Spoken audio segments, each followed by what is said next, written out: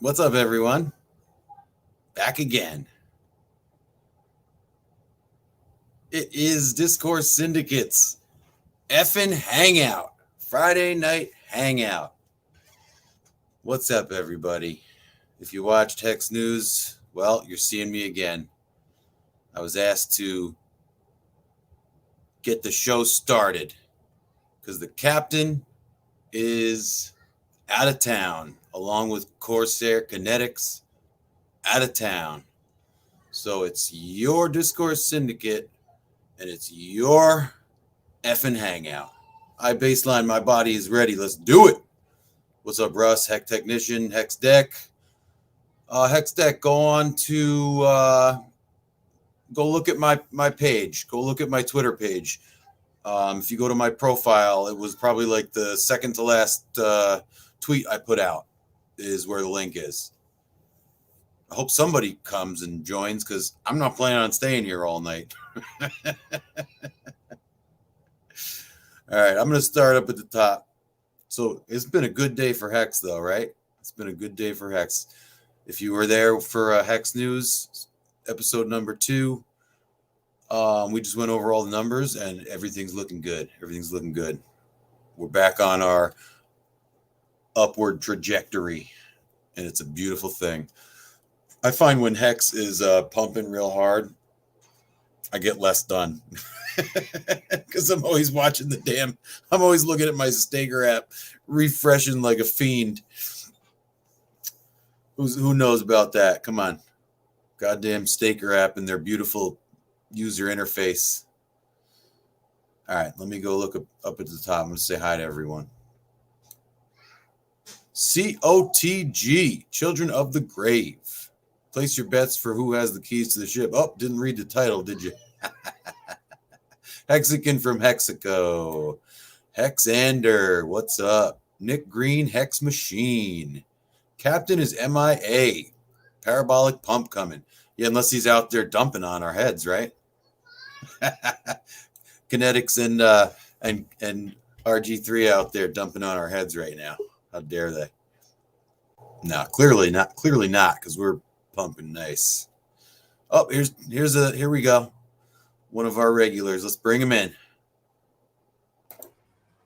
Hey. What's up, Timmy Benjamin? How you doing? I'm awesome, man. It's good to meet you, Mr. Hex Machina. You too, man. I watched you many a time on the streams.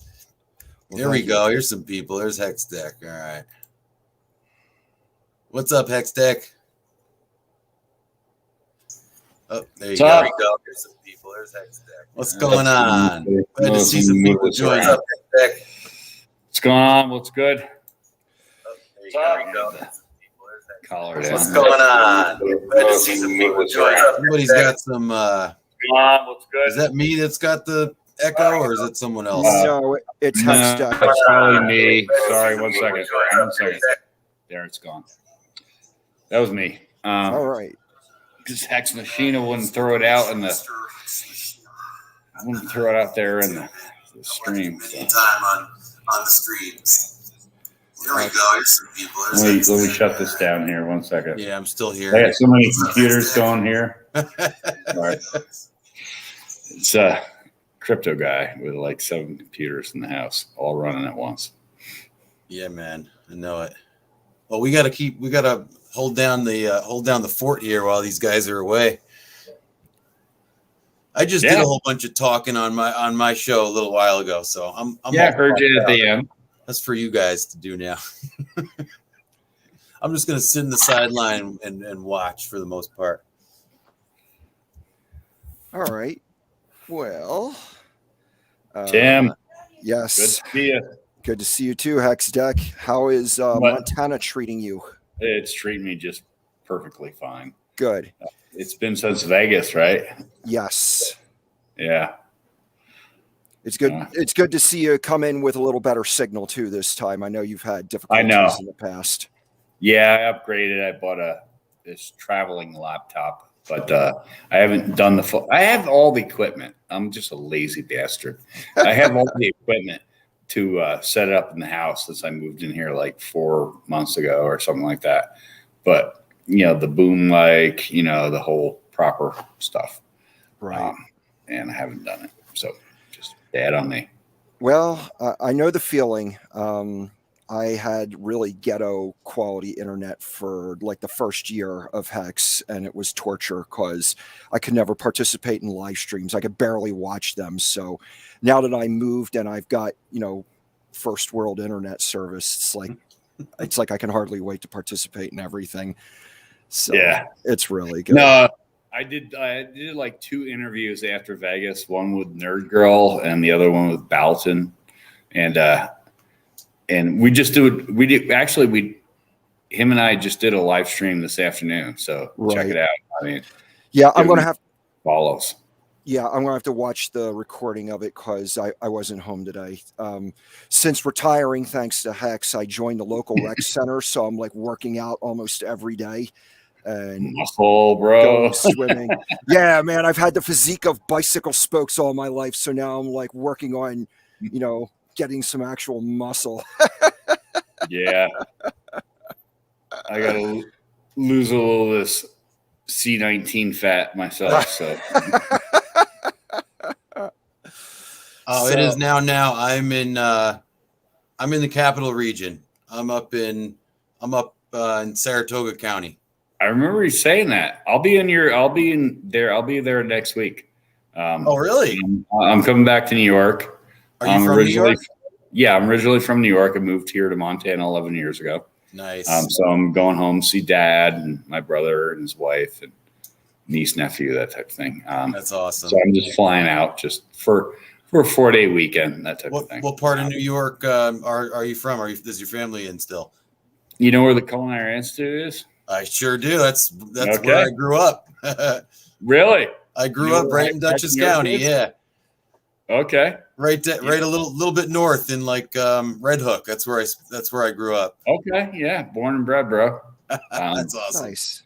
Yeah. I have family that lives in Rochester. I've been there several times. Yeah. Upstate. Yeah. I'm originally from Pennsylvania, so it's, New York is next door. Near Everett, Pennsylvania. You know that place? No, it sounds familiar, but I'm from southeast corner near Philadelphia. Gotcha.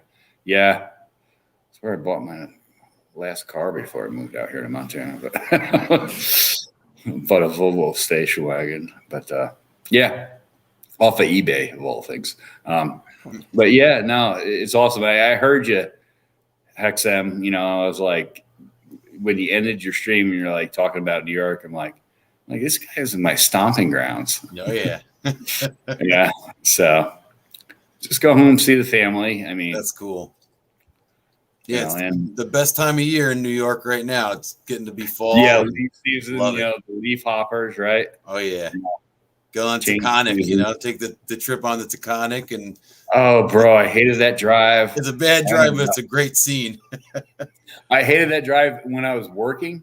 I won't mention the company I was working for, but when I was working, I had to drive down the Taconic down to Yonkers.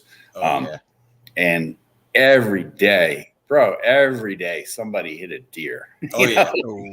It's crazy. They're like kids.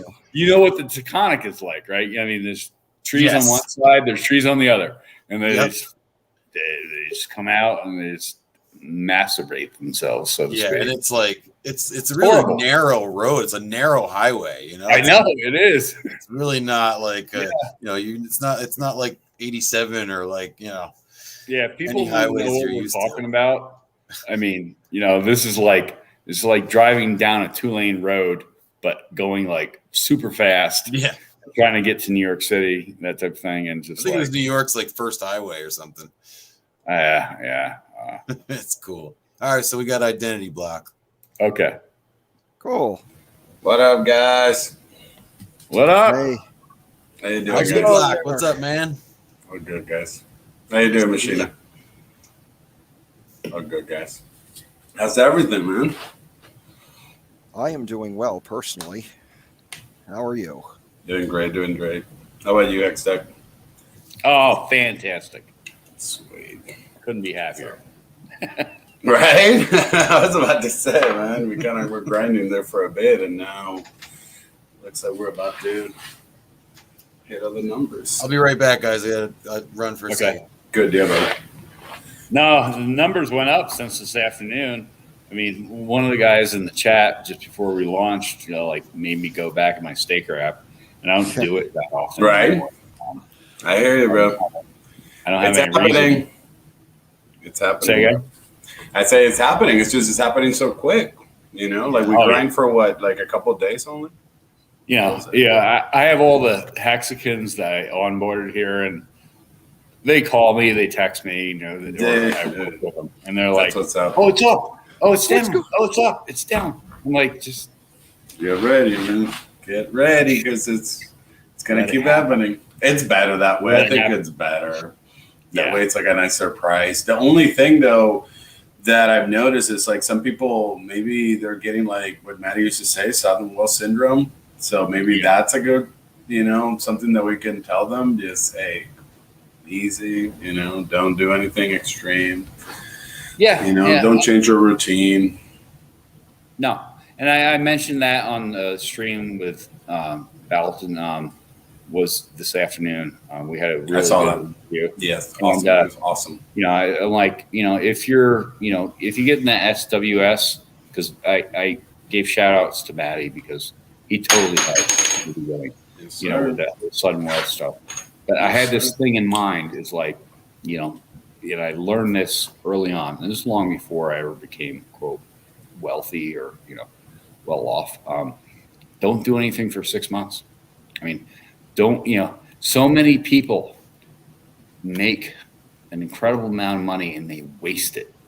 Yes. And I mentioned that on stream. I'm like, when people say I want to become a millionaire, what they want to say is like, I want to spend $1 million. Yeah, I want a lot of stuff.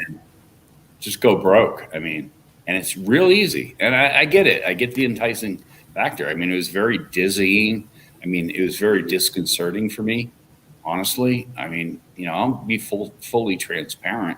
When I hit my first million, I was like, oh my God. It does, right? It's such a nice feeling, though. No, I went to work and I told my boss, and we had a private conversation like half an hour before work started. I'm like, I think I need to go home. I did. I'm feeling a different kind of sick today. I'm not calling in sick. I'm calling in well. I'm too well to come in. Sorry. No, Tim. I mean, this happened after Vegas. So when you and I met in Vegas, I mean, I was doing pretty well, right? Wow. And now it's just dumb. I mean, now it's just like it's just multiples. But I mean, right. With me, I guess it happened. It's been a minute now. I mean, I was lucky that I put the amount that I did, and I had to move it early, so it just kept growing. And I was lucky that it hit. It's been a minute since it hit. So I have like the blessing that like someone like Johnny Chaos was pretty much just putting stuff out there, even from when we were at like 1 penny. So it was almost like he was seeing all the stuff, with his diamond and marbles talk and all the other stuff that he would tell us. And yeah, man, especially when the one that it really hit was when he said, just look at your staker now at 1 penny and then just imagine how it's going to go on. And you know what I mean? Like it's now every time we flip pennies. It's ridiculous. Exactly. So now I'm trying to tell people, like, think about it when it's going to be now at dollars. Because then whatever amount you have at dollars, we're going to start flipping those. And some people will have a couple mil by the time we hit $1. So, and I thank you in advance to all the cash out people who like just emergency end stake and you just put those rewards back in. I want to thank you in advance. I want to say thank you. It happens. It's needed. It is. Keeps the cycle going. Yep. I've been amazed. Like that was the one thing that blew my mind. Like over the past 4 months, is like how many like wrecked emergency end stakes I've seen. Yes, and there's been a couple. How many of them are actual like people being hacked, and how many are people that don't have any idea what they're doing? No, they don't know what they're doing. Yeah, I'm gonna agree with Hextech on that one. Yeah. Or they're just, it gets to a point, and I'll say this, and I've done some mathematics about like how I've looked at these things because I want to study them. I want to know what they're about. Is like there are certain people that like, yeah, they totally wreck themselves in a sense, but with the price appreciation of Hex, like they walked out still net positive. Yeah, Sure. for sure. So they were like willing to grab the 300,000 and dump the 1.8 million that they could have potentially earned about carrying their stake. But they wanted the money now. Yeah. What's that old, like there was an old commercial, JG Wentworth. Yeah. It's my money and I want it now. Yes, sir. Yeah. The way I see it, on those that are early, that they take them early, those I understand that they do, maybe they need that early gratification. Emergency. But Maybe it's an actual emergency. That too, true. But I've seen some, like I want to say last week, where someone reached the date, but then didn't wait to 0 UTC and cut 50% of their freaking. Get it. Oof. I mean, at that Staker point, bro, app is it's great. Staker app is great like that because there's like no question about it. You know exactly when it's time to end. There's it's very clear. I love their interface. No, the only reason I can see is like someone that thought that midnight is the jump, the cycling on the day, not 0 UTC. Absolutely. So they probably did, because the way Staker said it, I remember it said, I think it was like 120 of 120 days or something like that, but it still had like a 50% penalty. And then that's when I figured, I was like, dude. No, I explained this to new guys I'm onboarding. In fact, I wasn't going to have another onboarding party because I had it last Saturday here at the house. So anyways, apparently there's another onboarding party here at the house because the one guy who couldn't come, he had to go to a wedding last Saturday. So we're throwing the party for him. So shout out to you, Tyler. This party is for you. I just have a get together. I'm a retired chef. What's that? Is he the one who got married? No, he wasn't. He just went to a wedding. He couldn't. He had to go to this wedding event, and so like he couldn't come because I onboarded like 3 or 4 people last Saturday, and so I'm like, and I didn't make a regular plan to do this stuff, but yeah. So anyways, I already got all the food, all the spices and stuff are behind the camera. Nice. But Hextech, did you go to the CIA? I didn't go there like for courses. I know a lot of the professors there. Oh, nice. I trained under a chef, a master chef, for over a year here in Montana. Oh, that's CIA. She was retired 22 years out of kitchens in Europe. Wow. And so I got to. She was a tough nut. I want to tell this story because this is fun. Okay, so FN Hangout, man, do it. Yeah, man. Hangout, let's do it.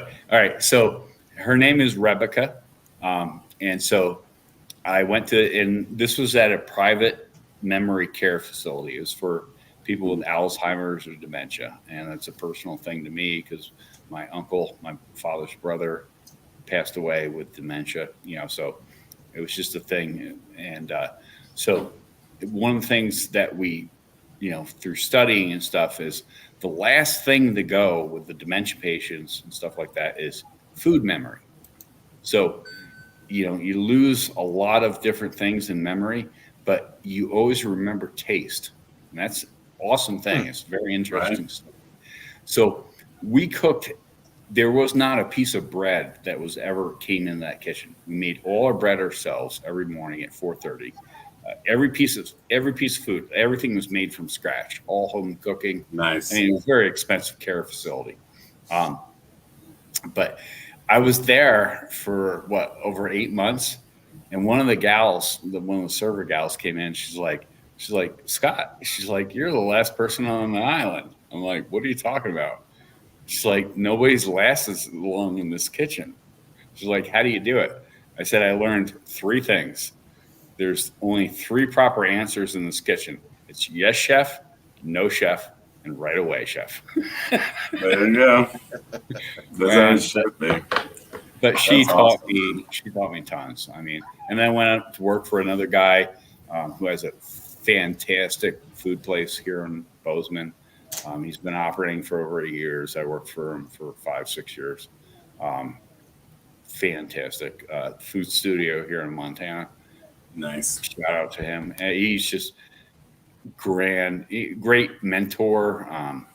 I look for those people, like great mentor, great friend. We're still friends, and he still has not onboarded into Hex. Bro, I've been bugging this guy for like 6 years getting the crypto. So Nice. Somebody put in a chat here that Hex was displayed as number 3 on CoinMarketCap. I just checked. It's not. was it? It was. Oh, it was. because Oh, probably it was. during the Yeah, it week. was. Richard just tweeted it. Oh, did Oh, he? that's the picture he just tweeted. Yeah, I Yes, just saw that. He got a screenshot and he tweeted it. Yeah. We were at Oh, number that's 3 right. at We the were at moment. Did they capitulate? No, they're No. You could tell it was a mistake. Like they had us at number 4 with the wrong market cap. They had us at like 76, 77 bills.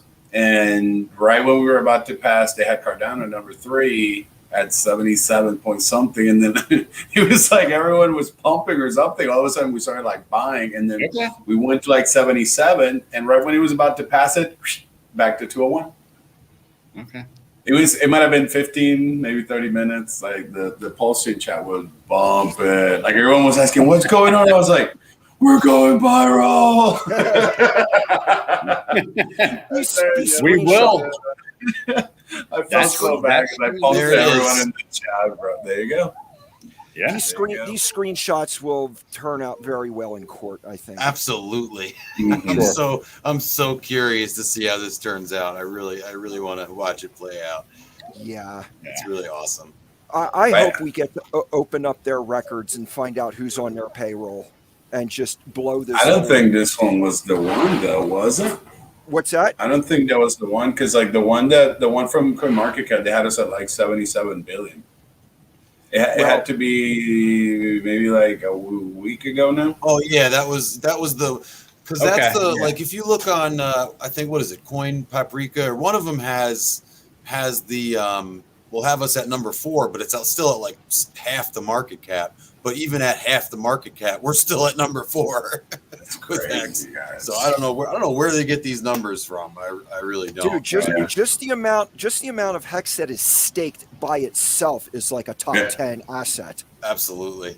Yeah. Yeah. It's like 63, 62 billion, something like that.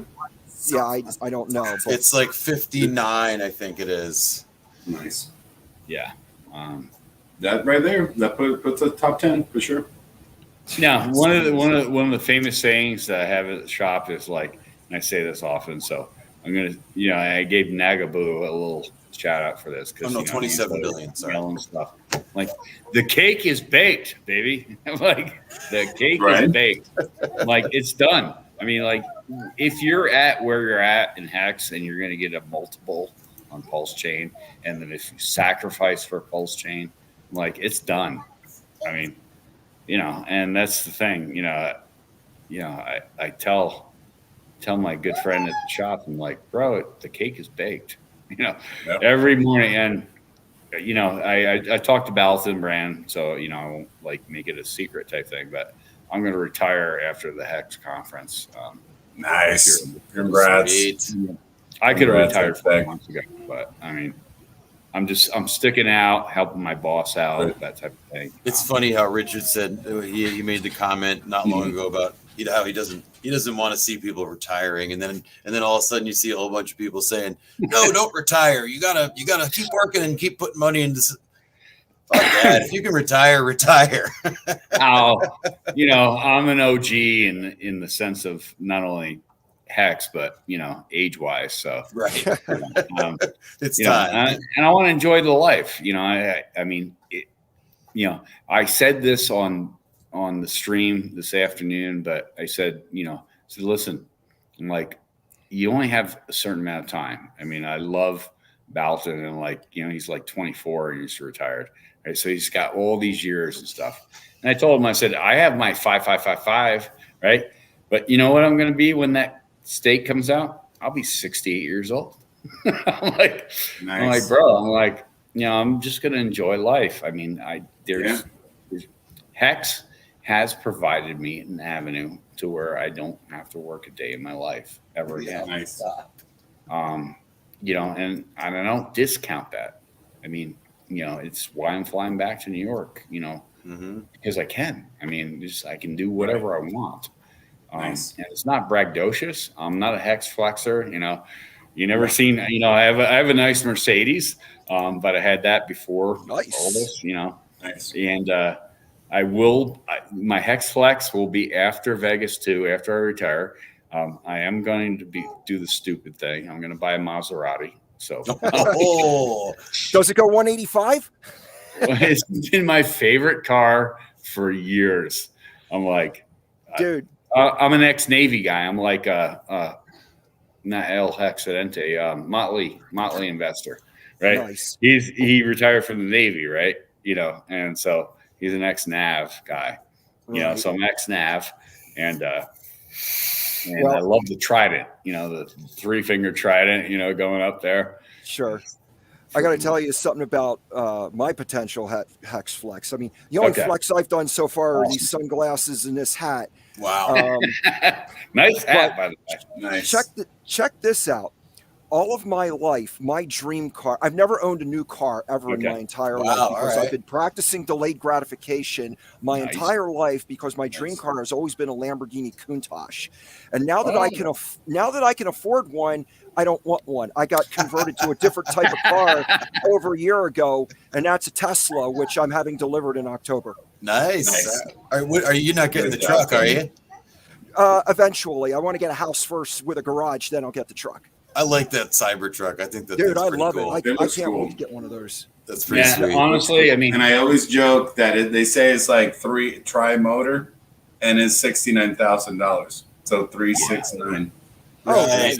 I mean, if you want to just throw it out there, I mean, it's like when I saw it, I was like, wait, it's like obviously the cheaper version, but I was just like, man, that's not bad for that. That's not really that bad. I mean, when you think, I looked into those things. Yeah, man. Honestly, I like the sedans, the high end sedans with the Tesla, but it's not practical in Montana because we get such cold winters that battery life drops. I mean, I got you. It's horrible. Yeah, here's pretty much the same. Like if I get like my car is go to the ground, and second it snows, it's horrible. Oh man, I don't miss those New Yorks. Yeah, they're pretty rough. That's a miss. Is the Hextech, you breaking up? Oh yeah, I think your connection. Oh, we might have lost him. Oh my God, we're pumping hard right now. Oh yeah. We're almost at 45 cents. I think we're gonna go to 5.0. We might go to 5.0 this pump. I think so. I think so. No expectations, but we're going really fast, bro. Way fast. It's like this morning I looked at it. It was like 39. I have a companion here who wants to hop in and say hi. He's nice. He's a mini Hexican. Is that your son that's been photobombing you? That's the one. All right, come on in, Brennan. Say hi. Hi. Hey. How you doing, buddy? One of our young Hexicans here. I got all 3 of my kids set up. Don't nice. Yeah, no. He'll learn later. He'll learn later. You know what? He's already flexing his steak wrap for everybody. Yo, check me out, man. Check me out. Love it.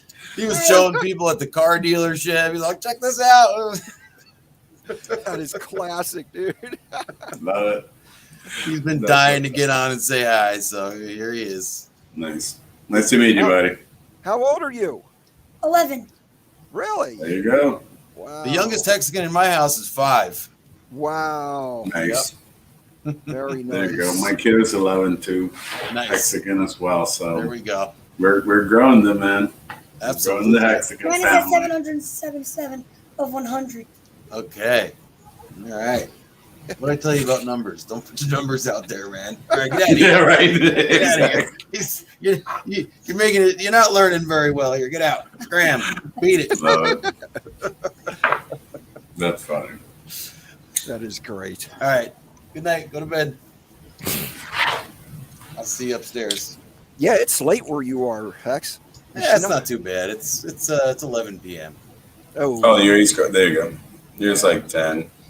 I've been like hanging out in the chat so much and so late that 11 seems early now. It's like if I'm going to bed like at 4 or 5 in the morning. I guess we lost Hex Tech. yeah, I think we. Yeah, sometimes he gets his internet gets crazy up there. Come on, people. Go get that link and come in. Come in and chat. If you dare. Yeah, I'll let me go post it. Maybe it'll help someone. So Identity, I see you're wearing a Kansas City hat. Are you in Kansas City area? Oh yeah, Nice. like really close to the stadiums. So it's like it's not Kansas City, but it's like borderline one of the cities. Yeah, surrounding KC, like 5 minutes away. Sure. I've been through Kansas City several times. I actually considered moving there at one time, but I moved to Arizona instead. Gotcha. Here, there's a lot of areas, like really nice areas. There's a lot of bad areas, but if you look it up, you'll find them. You'll find the spots. I mean, I was able to find a house here for like. Bro, until you've been to North Philly, you don't know anything about bad spots. There you go. I haven't been. Station, I want to bro. go. I used to love. Did you ever go to the original Philly steak place where you have to do the lean? Outside the Geno's. Are you talking about Geno's? Yeah. Oh, God, I can't wait to go. I have a buddy who always tells me about that place and another place. Cheese, bro. I mean, they use a ribeye cut or not a ribeye. No, they use God. What's the center? I personally don't know. I haven't been in Pennsylvania I've been there to visit, but I actually haven't been to Philadelphia for probably over 10 years or more. Okay, yeah. No, respect. I mean, I was back there in '98, so I mean, Yeah. it's been a few. So, but the Philly cheesesteak lean that you do, like so you don't drip it on your suit. I used to be a suit guy, by the way. I was like suit and tie guy for like a large portion of my life. Oh wait. I like suits and ties. I got me a hex tie that I wore to Vegas. I think you saw that. That was nice, man. That was nice, Timmy. That was a nice tie, bro. Yeah, I was telling Dalton, I was like, I still remember like the first day meetup, like when we were getting shirts and hats and signing in. And I met you, Tim. We sat down at the table, and then I met Dalton and Nagabu came over and stuff. Like, those are memories I'll never forget. I mean, that was just fun stuff. Nice. Well, I've been to several meetups now since being in Hex. I've traveled around quite a bit, and they are just, it's really special because when you get to know somebody online and then you get to meet them in person, right? It's just complements the whole experience. And then for like the Vegas meetup, getting to meet a whole bunch of people in one place. Some people, some people are new. It's just really awesome experience, man. That's why I can't wait to get my card. I'm just getting ready to just travel around and just see people all over the place. Nice. Sounds fun.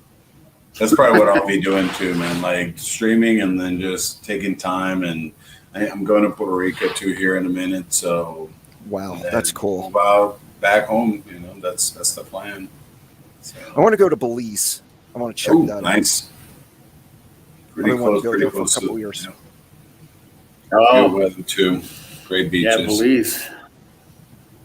I have not even left the country except for, I left the United States except for I went to Canada once. the Canadian side of Niagara Falls? Yeah. I went to Toronto. That was my first international exploit also. Yeah. Yeah.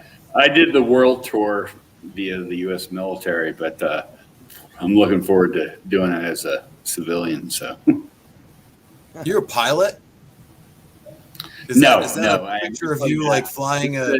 One of my favorite pictures. I'll give you guys background history, okay? Because we were joking about this. We were like on Twitter, I think, a while back with a couple of guys, like to the chopper, you know, to the chopper. This is actually me in the back of the helicopter. So I was out at this back when I was a chef, okay, when I was chefing still. And so we used to work with a group, American Prairie Organization, and it's 60 miles off the paved roads in the middle of like nowhere. And so this actually, I think if I remember correctly, I was cooking for Dan Rather and his wife, Nice. you know, the guy. The reporter. Mm-hmm. Yes. Yeah, it's a big tax shelter dodge. I mean, you know, the American Prairie thing, but whatever. I mean, so long story short, we had this weather storm that came through Montana for like 3 days and like just dumped rain, like rain. So this little creek, little tiny creek you could drive over when we drove in there, became this raging floodwater. And there's like all the paths out were washed out. So they flew in helicopters to bring these guest hosts, the, you know, very influential or, you know, people that obviously have wealth. You know, back then I didn't have anything. But so we're the last ones out. So this is me taking a picture with my buddy Dan. He's off to the side. And they flew us out from there to Lewistown. And yeah, it was beautiful. I mean, we saw herds of elk, the whole bit, you know. But it was called, the name of the creek was called Telegraph Creek. So this is the great flood of Telegraph Creek. But I love this photo. I took the little snapshot, you know, a little selfie. I don't take selfies a lot, but it was a perfect photo. And so, you know, it's kind of stuck with me. It's the same way with my brand, in a sense, is like Hextech 16. You know, we talked about it. If you want to learn about it, I won't repeat it again tonight, but go watch Balt's stream this afternoon. Yeah, I saw it. It was good. Yeah. So, I mean, you know, I'm real, you know, like I love what, like, you know, Wales Only always talks about is real recognizes real. You don't have to be fake.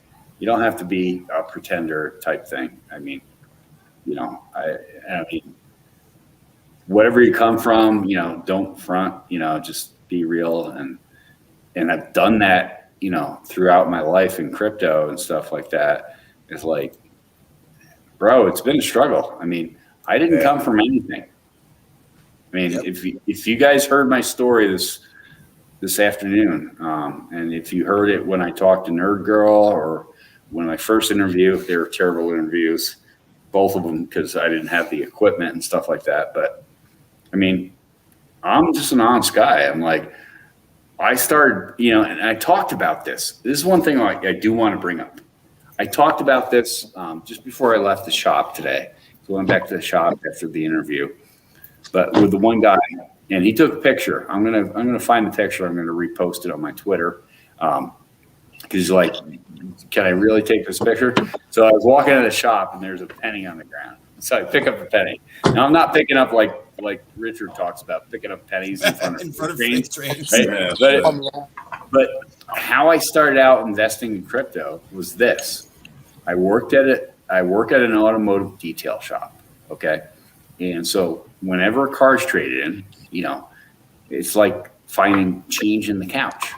So I started this project just for fun called the Loose Change Project.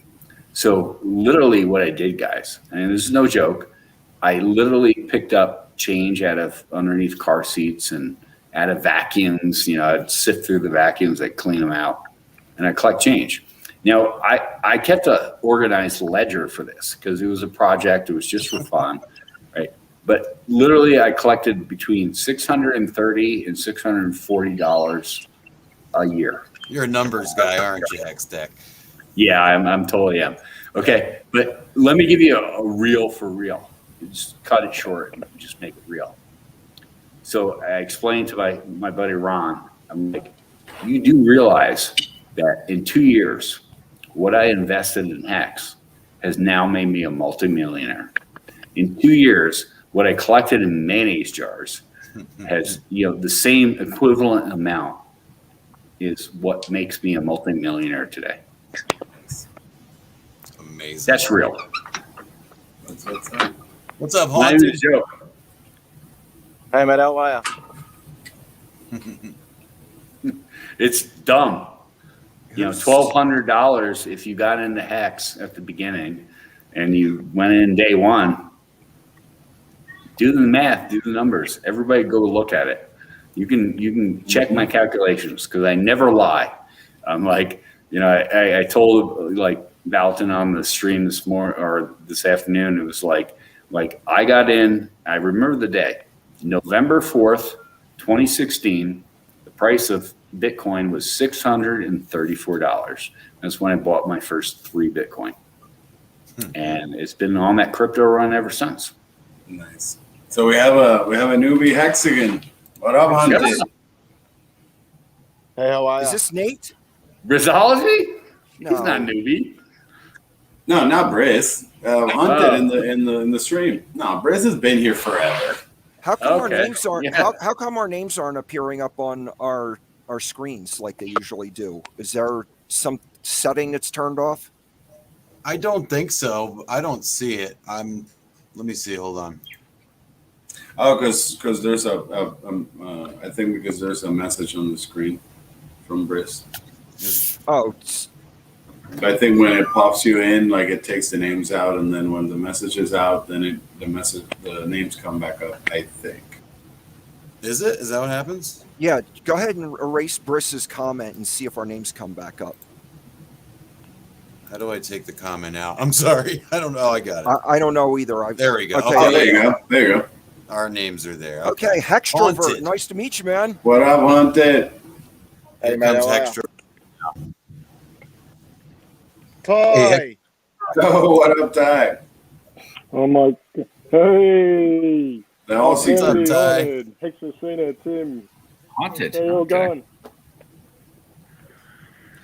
Good. What's going on, guys? Haunted. Welcome. I think you're muted or something. I can't hear you. All My right. mic's on, so Okay, Yeah. Sounds Yeah, a bit better? Australian. now I Yeah. hear you. another So Aussie. the Aussie squad. Aussie. Oi, oi, oi. Oi, oi, oi. That's awesome. Hexicans all over the world, man. Yeah, man. This is the crew that I'm hanging out with every day now till like 4 or 5 in the morning, bro. Like they'll be My hanging out in first the daytime, and I'll be like, Australia, Yeah, daylight over there where Haunted is. That's crazy. there you go. And here's like, oh, there you go. Oh, man. Nice. Beautiful, beautiful. So what's Yeah, going that- on that side of the planet with you? Oh, just the general work, eat, sleep. We're in lockdown, so and I still Oh, have really? to work every day, unfortunately. But yeah, so I hear the lockdowns are pretty bad in Australia, right? I don't feel it as much as others, but yeah, most people are just sitting at home doing nothing Wow. because I'm still allowed to work, so yeah, that helps me keep me sane a little bit. Gotcha. Okay. Where are you? Like in Melbourne area or Sydney. Sydney? Okay, I'm a Sydney sider. nice. I keep joking that I'm in Melbourne, and then I do this. Hey guys, I'm in Melbourne. Remember, meet us in Melbourne. Like South Melbourne. South Melbourne, right? South Melbourne. It's just I keep moving around here that I forget where I'm at. So Hextrovert, But you've got a house is in it every daylight where yes. you are? Second. Hextrovert, is it daylight where you are? Say again, sorry. Yeah, is it where are you at? Or is it daylight Yeah, where man, you're I'm at? in Melbourne. I'm in Oh, Melbourne. okay, and, you're in Melbourne. Aussie. Yeah, Two Melbourne. Aussies. Yeah. Yeah, Nice. yeah, bro. The Aussies, I'm telling you, the Aussies chat, are loaded the to Pulse get Chain chat, guys. It's Pulse. yeah, the Pulse Chain chat, bro. After like 12 or 1 a.m. on our side, bro, Right. it starts bumping all over the world. Like, the guys are we're getting people from Germany, Australia. I mean, all over the place. Japan, That's obviously, so like Papa B, and we're reaching all kinds of places. I mean, this thing is going to get serious real quick. Like right now, we've been grinding for the last year and 10, but I think we're going to get a little boost. Pulse chain. I have a feeling Pulse chain is going to be massive. Ooh, yeah. Like it's going to be crazy, like crazier than any of people us expect. It's going to be beyond massive. I mean, Yeah. just what it's going to do for us in Hex is monumental. And when people Yeah. realize that same advantage is for everybody that's got an Ethereum token, dude, it's just And the level of organization too. I mean, like what RH has mentioned a few times, that chat has grown so fast compared to the Hex chat. Because I remember, like, the Hex chat was a mess, guys. Like, between, like, the Bitcoin Hex mass at first, when we used to get, like, all the maxis just attacking everything, or then the logo fights, or I mean, it was almost like you would go to the chat just to be, what's the fighting, or what's the issue going on today? What's the FUD? Yeah, bro, it was like FUD all, like, FUD all the time. And, like, the Pulse Chain chat runs smooth. I mean, runs like customer service. Pretty much. I've done customer service for a minute, and I'm telling you, it almost looks like it. But one of the things Papa and I Richard spent- pointed out was it's up like 33 or 34% more in the Pulse Chain chat, you know, like, so, I mean, like you said, when it launches, I mean, it's game over, you know. Let me say it again. I love saying this. The cake is baked. Like, Yeah, there you go. yeah, that's the thing. Is the cake is baked, baby. I'm like, There you it's go. done. I mean, It's like you're gonna get double. You're gonna get a double, right? I mean, and you're gonna get pulse. And if you It still sacrifice, blows my mind. It's still like It I does. keep It really forgetting does. that Me I too, man. sacrificed. Does anybody else forget that I like literally forget? Oh yeah, I put in like oh yeah, a whole bunch of money toward this sacrifice. That's gonna happen Exactly. too. It's so I put great. We're 6 just here years. for the ride. we'll be going on 6 years, 7 years of crypto. I put the most in a sacrifice that I've ever invested in any crypto investment in my life. Oh, that's Nice. gonna pay off nicely. yeah. Nice. I'm like, Good move. I'm like, bro, the cake is baked. I'm like, it's done. I mean, I don't even care. I mean, right now, Dude, it's like the cake is baked, and then the pumpamentals are baked in the cake, dude. It's I want to hear Nagaboo say it one day. I want to have Nagaboo be like, the cake is baked, baby. Like, ISO Yeah, Serenity, yeah, come man. on in, man. I put the link right in the chat. If you scroll there up you a go. little bit. Come on There you in. go. Another Come one on of the in. Discord Syndicate. water's streamers. fine. Waters are warm. Mhm. Oh, I'm so glad. The place I go here at the Ridge is like they finally got done doing the deck on the pool, so I get to go Nice. swim tomorrow. So There Yeah. you go. that's Navy guy. You got to go swimming. So Yeah, try to get those days in, because I know here like they're counting the days to closing all the pools and stuff. You know. God, you know, I'm sorry. That's so terrible. I mean, like even here in Montana, I mean, everything's off, right? You know, no mask mandates, nothing, right? And Montana actually was the first to pass that law because, you know, I don't want to get political. Oh no, but because of the weather, though, not because of I'll not tell you because about of the that law. shit. Because here They don't announced, care in like, Missouri, bro. If you were an employer who employed over 100 people, then, you know, they had to you had to have the vaccine or you had to have like testing weekly type stuff. And I told my boss, I'm like, bro, I'm out. You know, I'm like, it doesn't even matter to me. But Montana was the first people to post a law that says like, hey, you know what? We're not doing this. Like, Yeah. That's how it was here. They tried with, you know, not to get into Yeah. a rabbit hole, but they I tried. don't want to get into that stuff. Missouri is I mean- just, we have too many guns. Yeah, I was at the store today. I'm having a dinner party. Apparently, these guys do it to me at the shop. It's like Ooh, one bunga, guy, bunga. bunga. Yeah. One The guy. monkeys One always guy. Dragging cultists. I know, right? It's almost like I see it and I react. It's like the monkey brain just like, Yeah. There was one That's guy. awesome. That one guy. Shout out to went Hexa. out missed out last Saturday to come over. So he's like, hey, when are you getting together next? Like, I can come over this Saturday, which is tomorrow. And he was one guy I wanted to on board, but he had to go to that wedding thing. So I'm like, oh, okay, well, great. I'm like, I'll cook dinner. Come over, we'll play a little poker, toast some marshmallows, and like just out of the blue, And then, my boss is like, I got nothing to do. Like, I'll come over. He's already on board into Hex, and then the next guy and next guy. And so I got 5 guys coming over tomorrow. I'm like, doing another dinner. I'm like the ultimate host. Man. Onboarding party. I like it. Yeah. Yeah. You know what? I'm gonna start doing that too, because I've been doing most of my stuff just online. Like contacting a lot of people back home in Puerto Rico and trying to tell them like, hey guys, 40 cents, come get it. We're about to hit a bunch of bucks here soon. So I had to run out this afternoon, sneak out of work and just run down to the Rose Hour store and grab a bunch of groceries. I'm like, okay, I got everything, so we're good. Salsa verde tacos, chicken tacos. Oh, there you go. That's what's up. Avocado, sour cream. Oh, you guys, I'll post a couple pictures. You guys will love it. So Ty, you had mentioned also that you were talking to someone, or how did that go? Or is going? I'm not sure. Man. Yeah.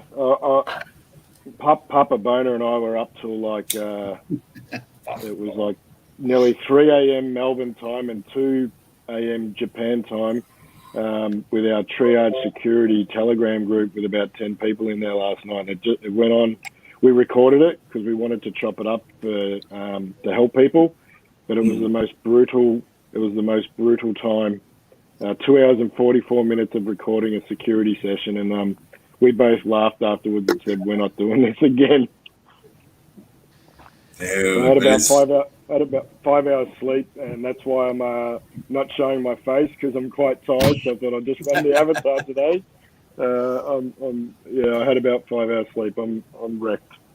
I get 5 hours of sleep on a regular basis. That's about what I live on a daily basis. So, guys, just to clarify for the guys in the chat, that's just Papa B, Ty, Haunted, some of the guys, Doc, Triplet. I try to get a little bit into the OPSEC and cybersecurity and all that stuff, just trying to help people, but that's not my forte. But they're putting their hours in that chat, hours and hours and hours. Papa created even a new group now on the for whenever it gets too technical, just to take someone on the side. That way they're not putting all their info out there, so they have a little bit of privacy. Are you talking about security? No, I mean just Pulse Chain. The Pulse Chain chat, it's just people asking very basic questions about just how to set up a wallet, how to set up their MetaMask, Because it's complicated. If you haven't done it, and I taught myself. I'm fairly, literate with all these things. But if you're just a regular person that's even good at doing anything on a computer, it's still going to be complicated to figure out how to do this stuff. It's important to have someone guide you.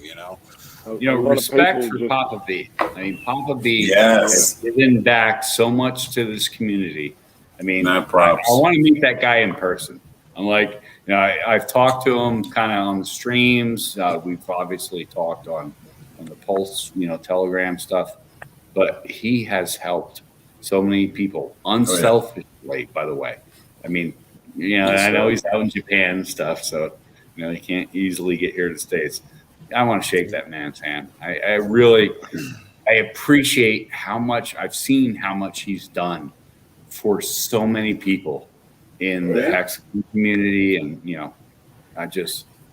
got it goes out. It really means a lot every day. Yeah. Hours and hours and hours, and the kind of questions that he has to sometimes answer, guys, just over and over and over, and just the patience that he does it, and it's perfect. Yeah. So thank you, Papa, for sure. Selfish guy. He's not selfish in any respect. And the fact is, like, he's probably older than me. So, Papa B, sorry. Get some blue pills. I'll throw that out. Actually, I think Papa's young. I think Papa's younger than we think. I think he's younger than me. He's actually younger than me. We're about the same age. Yeah, I think Papa. You think so, Tim? I think so, because he told me his age the other day, and he told me what year he was born, and it's relative to the year I was born. I think maybe a couple years later. We'll talk off. He's a couple months. He's a couple months. We'll do older. a fact check in the green room. What's that? He's a couple of months. I think that he plays that because he had that name originally on the chat, so he would troll with us, with Hexidente and Hex Monkey and everyone that Children of the Grave, and then he was supposed to like make it worked appropriate type of name. So, but I think he plays that character in his ways. But I don't think it's According to him, his career was in security, like internet security and computer security. So I can understand why he would be anonymous and try to be somewhat not so serious with the way he presents himself, because being in security is a pretty serious job. So it's it's he nice takes to it very break away serious. from So yeah. I just respect for the information he gives out. He's like Wales Only. Like Wales Only does with math and facts type thing. Papa Boner has like the security stuff on lockdown.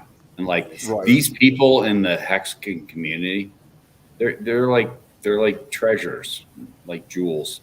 Let me use an RG pirate type thing. Like shout out to RG, but like the pirate has like gotten the treasures on board ship. So no, I'm really serious. RG has gotten the booty for us. Yeah, he got the booty, bro. No, it just really amazes me. This is the whole thing about with the Hex community and stuff. And this is honestly, I probably spent 2.5 years like not doing anything with YouTube or streaming stuff after getting kicked out of a group, or not, maybe I wasn't kicked out. I won't say they kicked me out, but I left after 2 months when Hex first came on. And I talked about this afternoon, was like, I just wanted to present an opportunity to people, and I found Hex, and I studied it for 1.5 years. It wasn't like I'm like just some guy like, oh, new coin, and I knew Richard's background, that type of thing, and so many people. It's like the coin market cap, lawsuit right now. It's like all these people got robbed of the opportunity of getting in early. Absolutely, yeah. Ty, right here, Ty in the stream.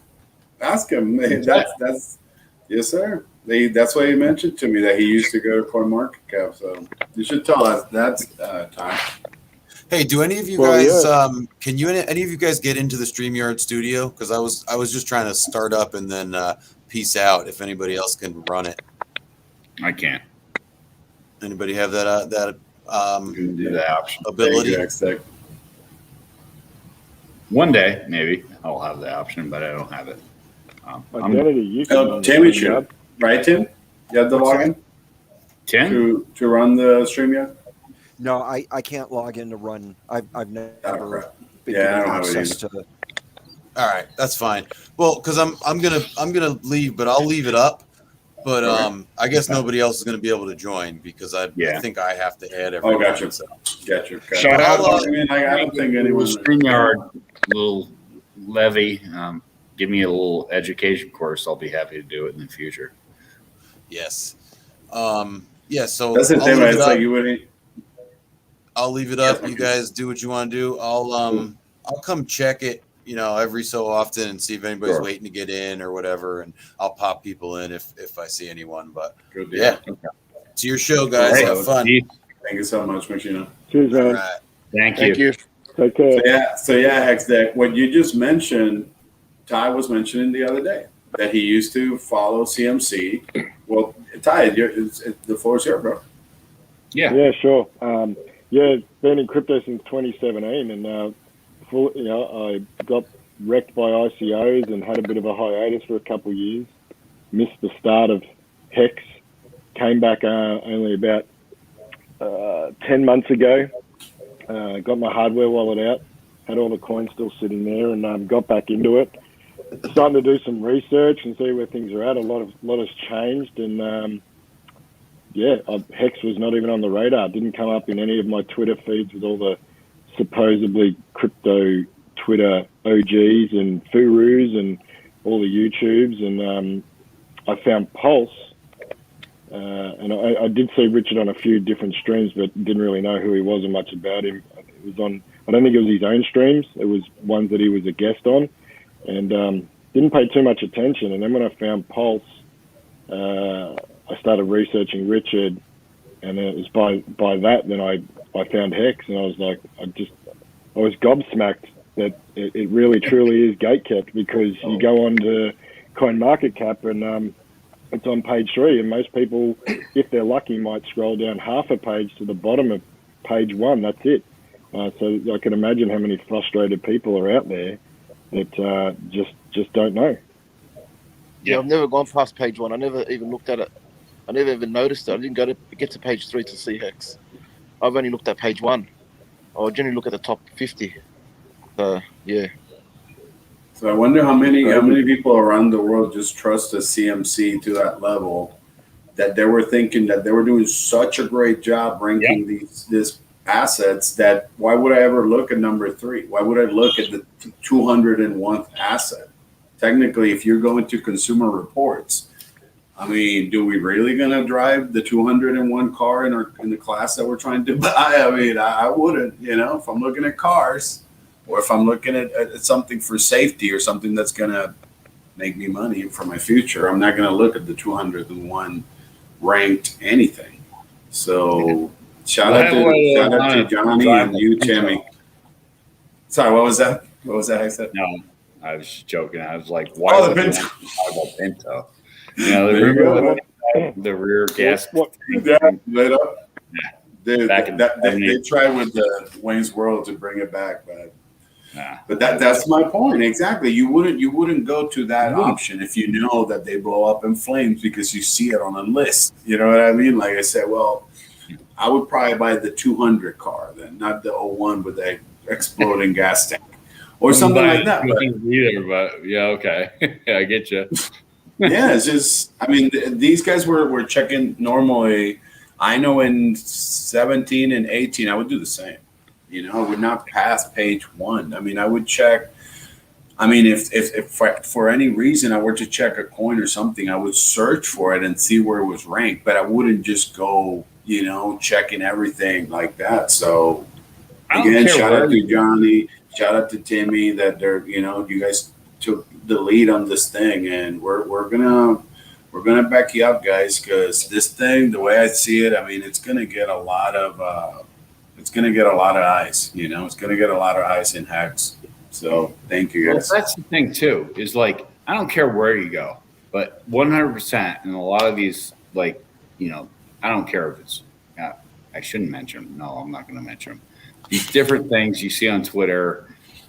These different things, I mean, you can use popular apps and they're like, oh, we got crypto now. And it's Bitcoin, it's Ethereum, the whole thing, right? You'd never see Hex on that, right? Number 3, right? But the other one was promoting Doge. It's been promoting Doge for like 4 months. And I'm like, bro, oh, we got this. Because it became viral, TikTok viral, went up, went just crashing down. Dude, they're putting meme coins on Coinbase. Remember when Coinbase garbage? Exactly. Remember when Coinbase being listed and Coinbase was like an actual thing, like a cool thing where it was like that was a thing, right? That was a pump, right? Coins. We got a list on Coinbase. Well, who cares? Exchanges make their money off volume. So if all the meme coins are trending and there's plenty of volume, that's where they make their money. So they don't care. They just want to make money. And that's why, I mean, not that we want Hex on exchanges. I think it's, it's not a coin for an exchange. But the reason it's not on there is because they can't make money off it. So that's a blessing in disguise for Hex, to be honest. Yeah. But I think it's just like a play to suck money from, from more noobs. How many people were investing on the meme coins, and then Coinbase is going to pump it again and then pull the rug? I think Coinbase is not doing good, guys. I mean, if they're listing this type of coin, I think their IPO might have not been that good. Rich is like, please, please, let it get listed so you can short it. Like, please. And that day is gonna come. I mean, it could come in 2 years. I mean, I hope it does. Maybe 2 years. Yeah. When it happens, awesome. No, left my without him. We don't even need him anymore. So no, but you don't understand. It's like there's going to be so many wrecked plebs going there. Like, I'm going to get the scam coin. I'm just going to like crush it. Like this thing has been a scam for 2 years now, and it's going to just go up and to the right. Yeah, right. It's just and a bunch of more will just buy and just will stay liquid. So won't even take advantage of the actual value of the product. So it'll be that. They'll just buy a bunch of liquid and just stay liquid. I mean, does anybody know the number right now? I haven't really checked it. What number? I should have checked it before I came on stream. But how much actual liquid availability there is? Oh, I can check. I was thinking earlier. I told Machina it was 62 billion, and it was 62 billion units staked. That's where I messed up. For some reason, it's just I think not staked. I'm not thinking fiat anymore, bro. I'm out of 47 million. 47 million liquid. Okay, yeah. So it's down. It's below 50 million now. Yeah, it's below 50 million. You know how easy that can get bought up? Godwell was in earlier, a couple hours ago, and Godwell has if I remember the numbers correctly, he has about 450 million Ethereum. So he's not a joke, but he's buying up Hex. I don't know if you saw that tweet and stuff through the pump, through everything. Yeah. No, he's buying it up. So this is a Godwell. And I always challenge people. I'm like, look at the numbers. He has 450 million Ethereum. And he's buying up Hex. Oh, it gives you confidence right there. Yeah, but Godwell, CFI has been buying. It's been buying through the last since I think all through Sacrifice getting announced and everything. Yeah, I mean, I'm not, I'm like the shrimp or that plankton at the bottom compared to that guy, Right. We're just here for the ride, man. We're just here for the ride. Just here for the ride, bro. Having a fun time and stake it till you make it. What's that? There you go. Stake it till you make it. That's it. That's been the strategy all along. Yep. Yeah. It looks like we've just tipped over 45 cents again. Nice. Are we up? Yeah. Bro, good. Woohoo! From memory, the next war is about I could be wrong, but I think it was 55 cents. That's the next big war. Well, I personally think 50 cents is going to be another capitulation point for a lot of people. Okay. It's a psychological barrier for sure. Yeah.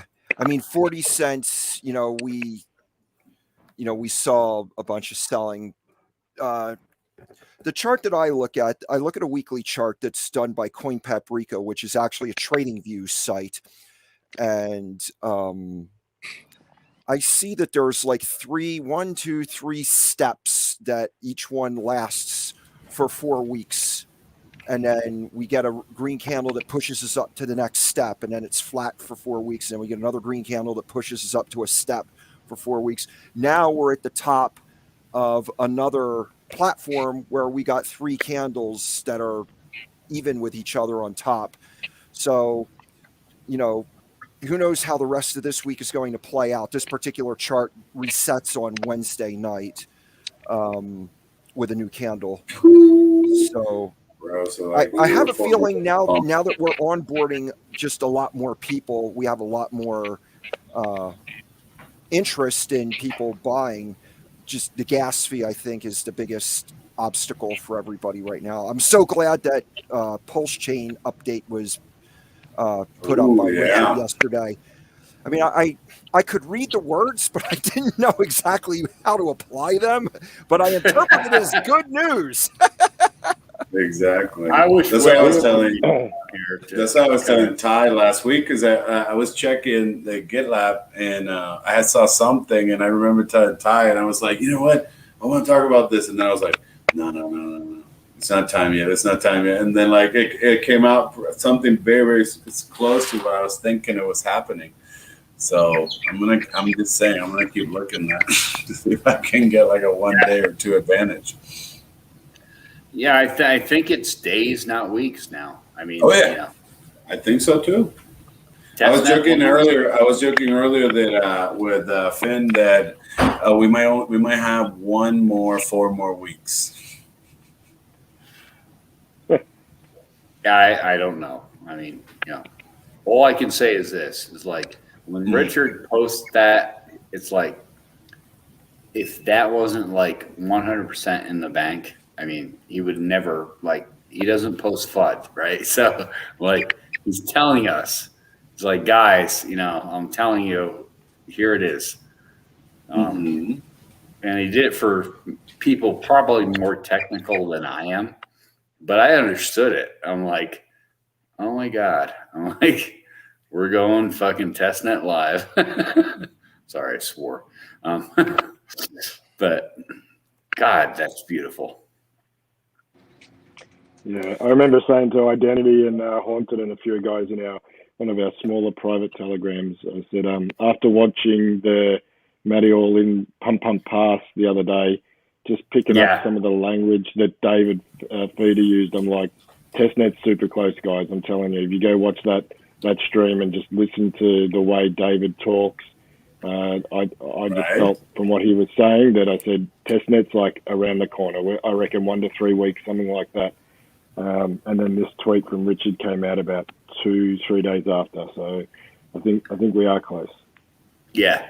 I'll say this, and Wales only, please forgive me, but Matty Allen, shout out to you. You are number one. Like, this guy like really helped me through the whole Hex process. And so I'll never forget this guy. When I met him in Vegas and stuff, when we were picking up, Tim, you remember, we're sitting down at the table, after picking up our shirts and hats and stuff.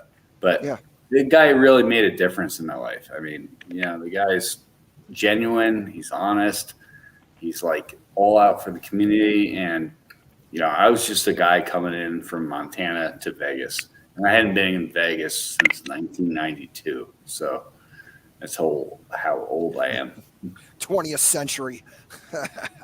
To be honest, the whole community is amazing. Like in the 4 years that I've been playing around in the space in different rooms, in Twitter and whatnot, there really is no other community like it.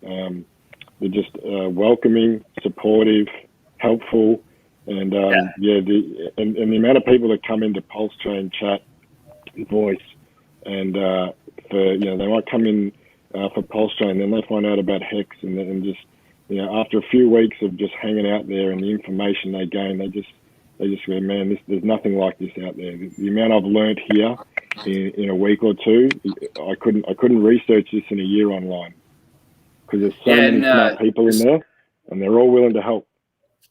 Yeah, this afternoon, just so you guys know, I'll throw it out here on stream, but Ballot Brandon, I talked to Matty before I did it, but I had bought a ticket for another Hexican here in Montana. Well, good for him. He's having a baby here in March, beginning of March, so he can't go to the conference because the baby's coming.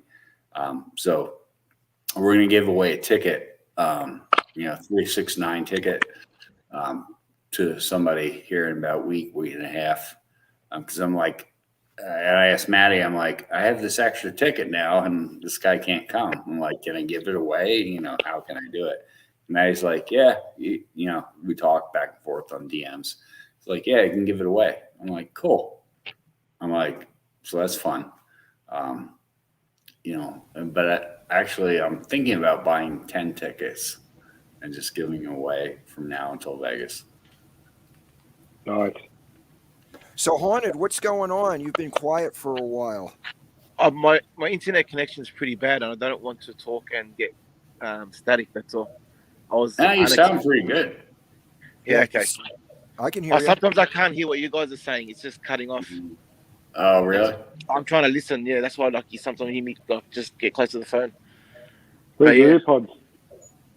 Yeah, they're at home. I'm not at home.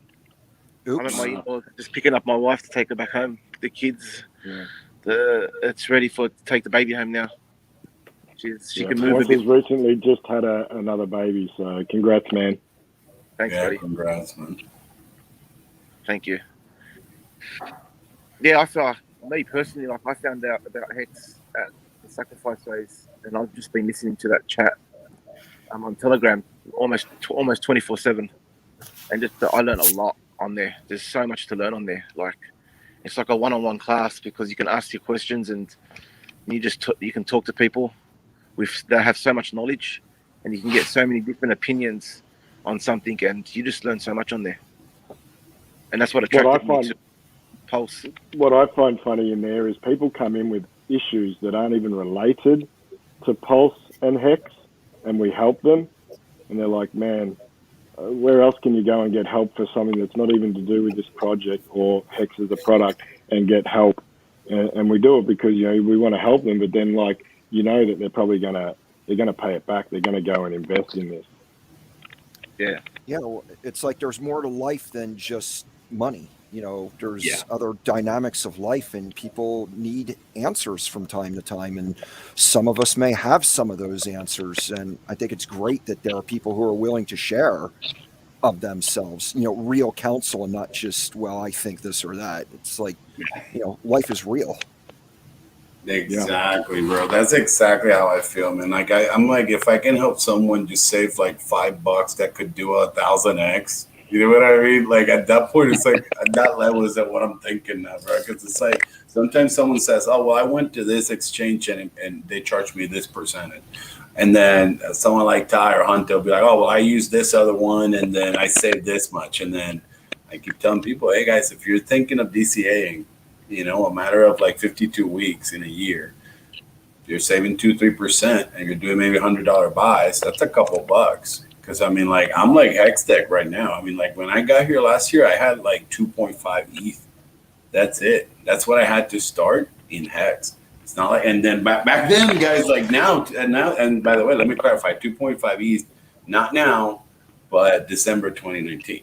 You know, like it was like $120. So I had like less than 250 to go into X. I mean, it blows my mind. It doesn't matter where you start, bro. It's like exactly. If you continue, you know, and that's the thing. It's like, you know, I mean, we're thinking X Deck. We're thinking. No, I appreciate you. You had $100 in a dream. There you go, bro. That's what I said in the chat with this. I came in with like $100 in a dream, man. Yeah, man, all through the year, bro. And like every other time, man, if I wanted to, like, I don't know, go out or this or that or whatever, I would just stay home, eat my little rice and beans. Like I joke with the guys in the chat, save as much money, man, and like just fucking DCA, bro. Like that's pretty much what I did. Yeah. So it's like, you know what? Whatever bucks I can, because it's just, I would go out to eat way too much. And I was going out to eat like twice a day, stuff like that, you know, maybe like get like fast food in the morning and then a nice meal. Stuff like that all the time, or maybe get a DoorDash, or maybe this, that, the other. And then I noticed, holy crap, like I might not be able to bring more money in, but if I can afford not to let money go out, I can turn it into Hex that can turn into X's. So, I mean, you're talking my language, bro. And I love to hear that talk. Oh, yeah. And I'll say this is like, I don't care where you're at now or what the price of Hex is right now. Like, if you just dollar cost average, if you cut out some of, like, I call them luxuries, I mean, and trust me, bro. I mean, I did the math last month, and I don't want to even tell you right now what I spent on DoorDash and Uber in the past month. Yeah, I'd be that's ashamed what bro. I'd be ashamed of myself. I'm like, but and I'm a retired chef. I'm like, I know how to cook. I mean, it's like not impossible, but I was being lazy after Vegas and stuff.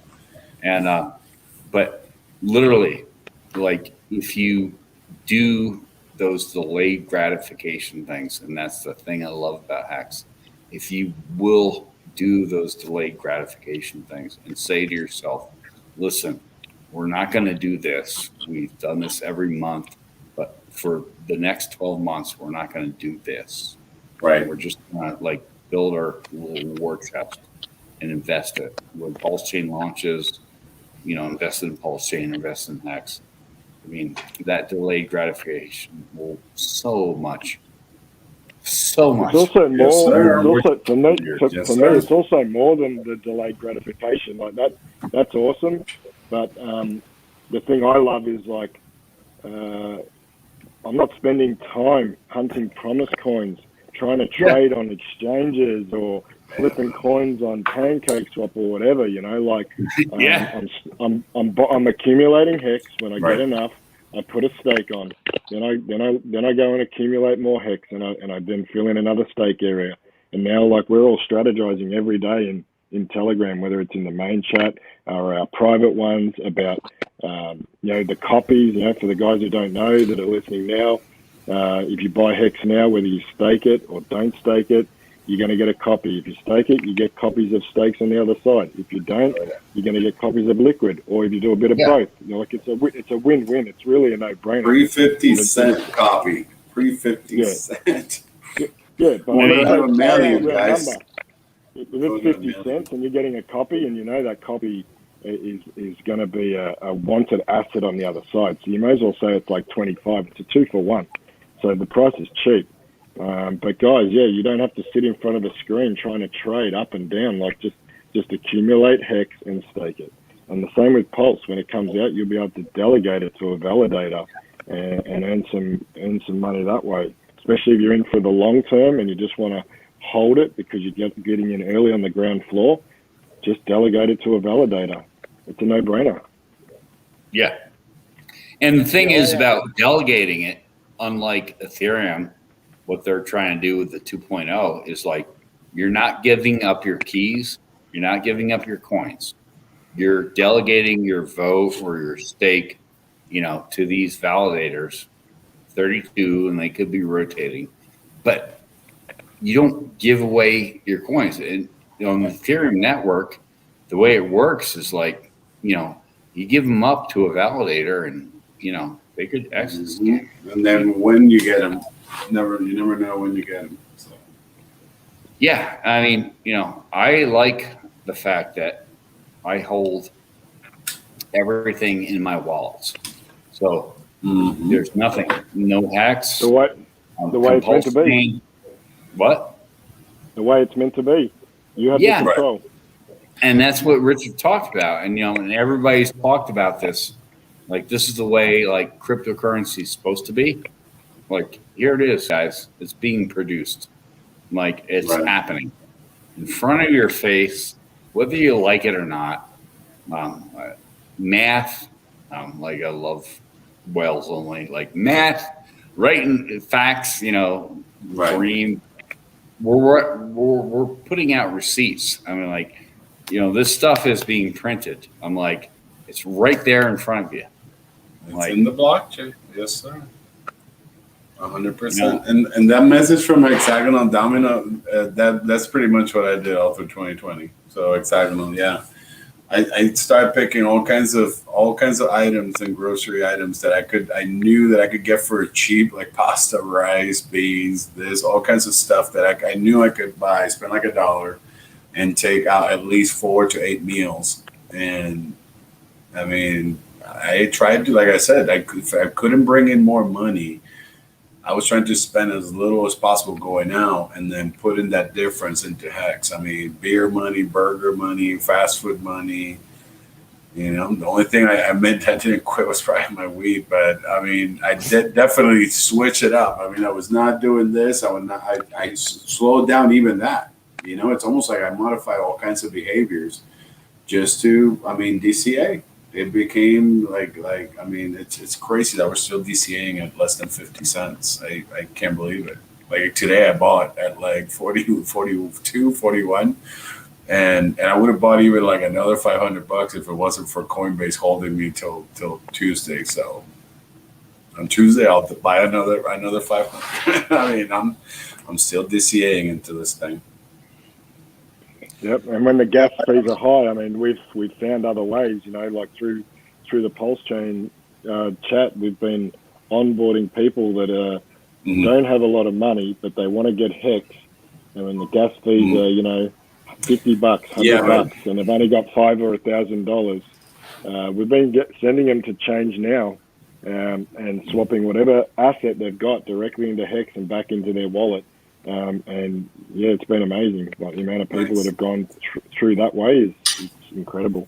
But at this point, I have to agree with what Hex Monkey saying in the chat that they don't want to pay $50 fee and the possibility of making thousands or millions, and that's what's going to happen.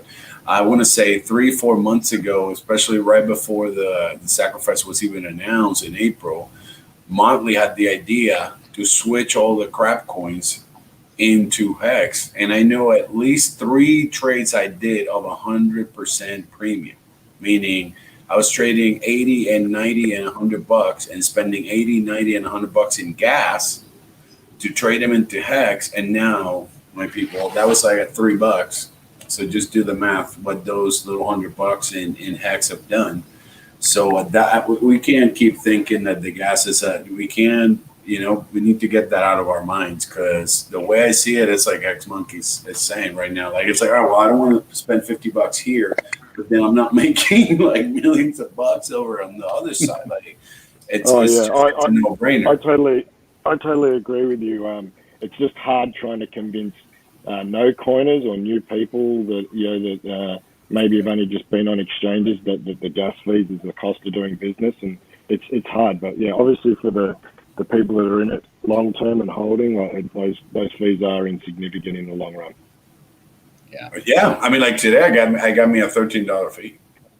Yeah. You know. Yeah. And I mean, at the end, after I did put the 500 and all that into Simplex and all that, so I only had like $450 to work with, because, you know, they take their cut. But I spent only $13, so I ended up getting like 1,000. Like 1,100 Hex, something like that. It wasn't that bad of a deal. So like 41 cents.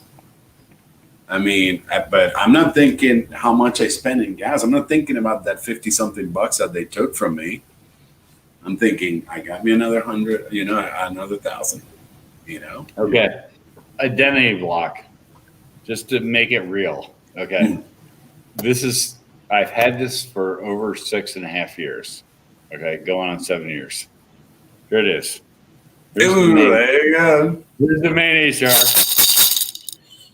Here's the jar. There you go, bro. Imagine you can turn that jar into a couple, because I mean that jar right there could buy you still a couple Hex. Wow. I had 2 jars I turned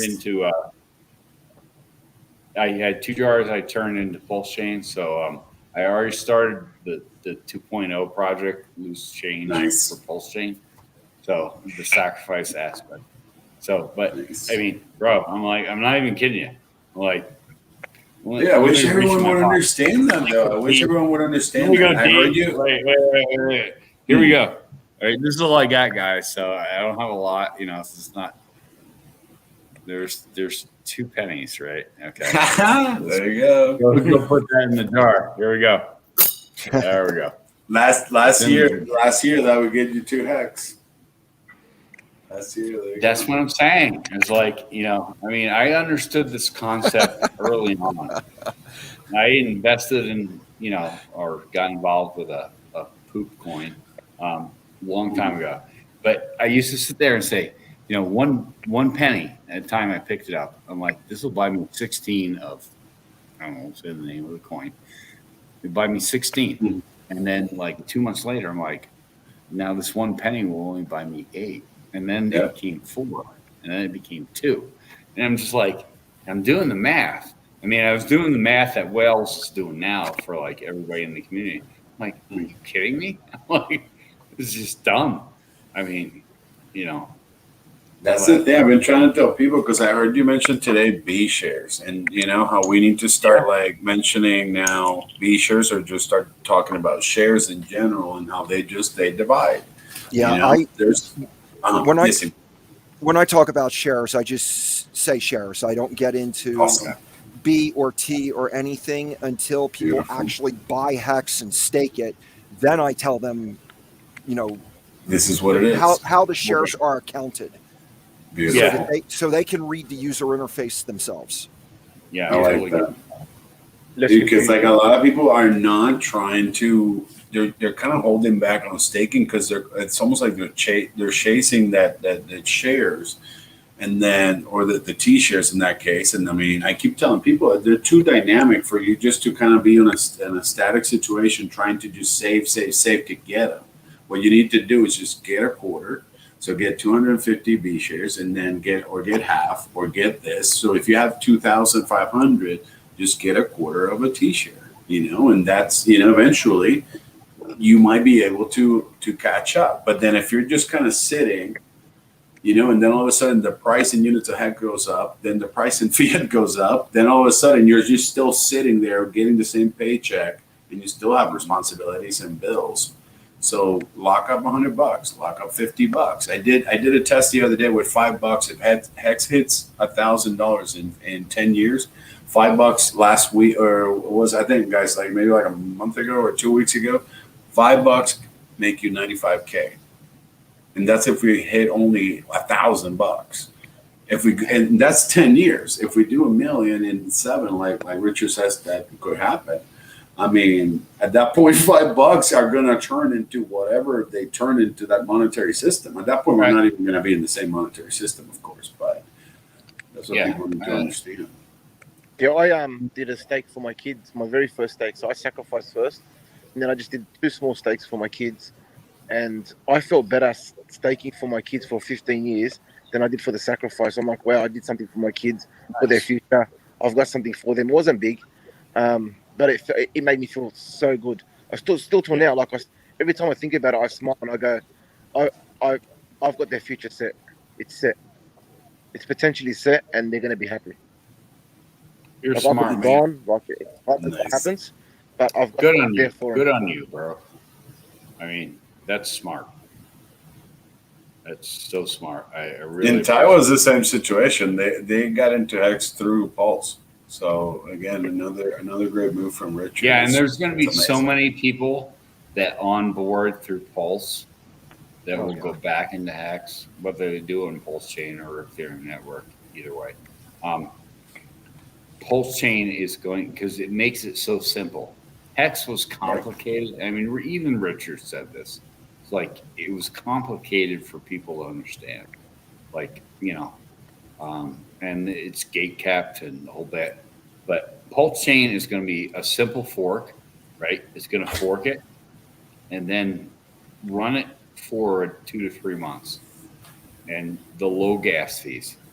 It's a no-brainer. I mean, thank you, Richard. You know, hats off. You know, I mean, like, it's dumb. Thank you. Exactly.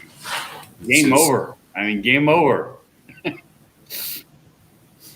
It really is going to be that simple. I mean, and people don't understand that. It's like, because if you can operate on a system network that just has consistently low gas fees, and you can take your project over, either going to develop on one side or going to develop on another. But I mean, you know, metrics, you know, smart money, just everything says, like, why wouldn't I do it here? You know, and if it's and finally popular, we'll be able to, right? And we'll be able to use Hex as it was designed to you know, to be used. Like I don't think we'll be able to use Hex as it was designed to use in more than a year now. Like after we passed like 2 pennies or something, and then we went back down. So, I mean, the gas fees just changed everyone's strategy. People that were staking either weekly or even daily or doing all kinds of different weird strategies then all of a sudden changed. So those were possibilities. You could have gotten paid daily in Hex, and the gas fees when we started were a penny or two. So it's like, who cares? Yeah. We didn't care about the gas. Right. But you're going to see that pressure also drop off of the Ethereum gas fee. Yes. And we're going to go into it. We're already heading, Richard predicts, right? Richard predicts. But, we're going to 10,000 Bitcoin, $10,000 Bitcoin. So, what do you think's going to happen with Ethereum? And the same, everything fluxes and flows because they run in correlation, whereas where Hex doesn't. Hex runs 5% off USDC, 15% off of Ethereum. I've done the numbers. I know the numbers.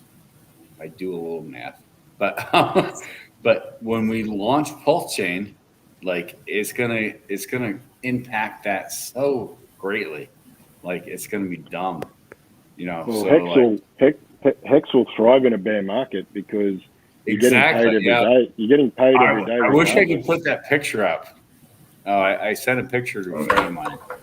God, I'll post it on my Twitter. How about that? Sorry to cut in, guys. I'm gonna have to go. Nice meeting you all. Thank you for letting me See you, on. Haunted. Later, Hunter. See you, buddy. Thank All you. right, take care. Thank you. Bye. So, yeah, I think in a bear market, when everything's going down and Hex doesn't appear to go down nearly as much when Bitcoin drags everything down with it, and people start to see that it's going to be one of those assets that's going to be good to hedge your bets because you can stick your money in there and you can stake it, and you're getting paid interest every day in Hex. And as long as you don't sell it in a bear market, or just keep staking it, when you come out the other side in a bull market, well, you got some choices to make. Whether you take a little bit off the top and keep restaking, the way I see it, it's really a no-brainer. Exactly.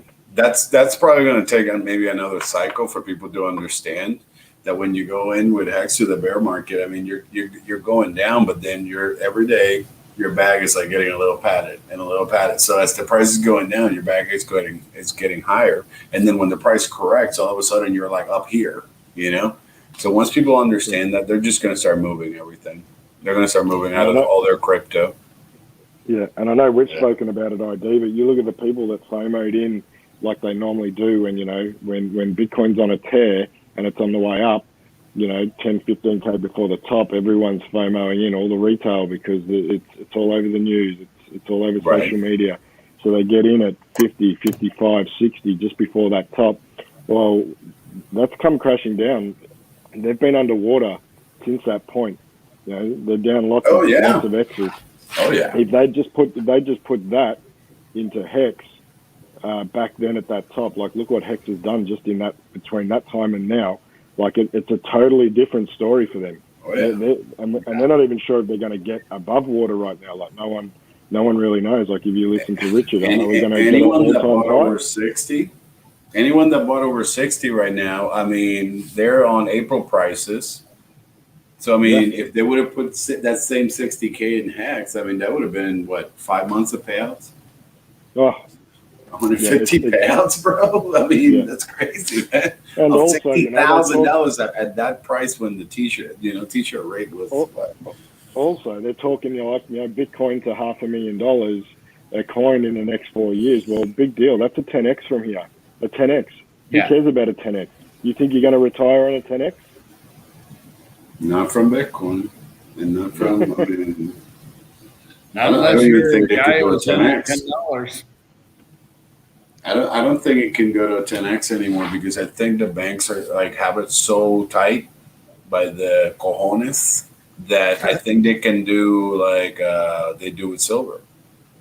Silver $20, silver $25, silver $20, silver $25, silver $20. I think that's already happening, and people don't even notice because you've noticed that Richard's saying that he sees something different in the chart. The something different in the chart is the banksters doing banksters things.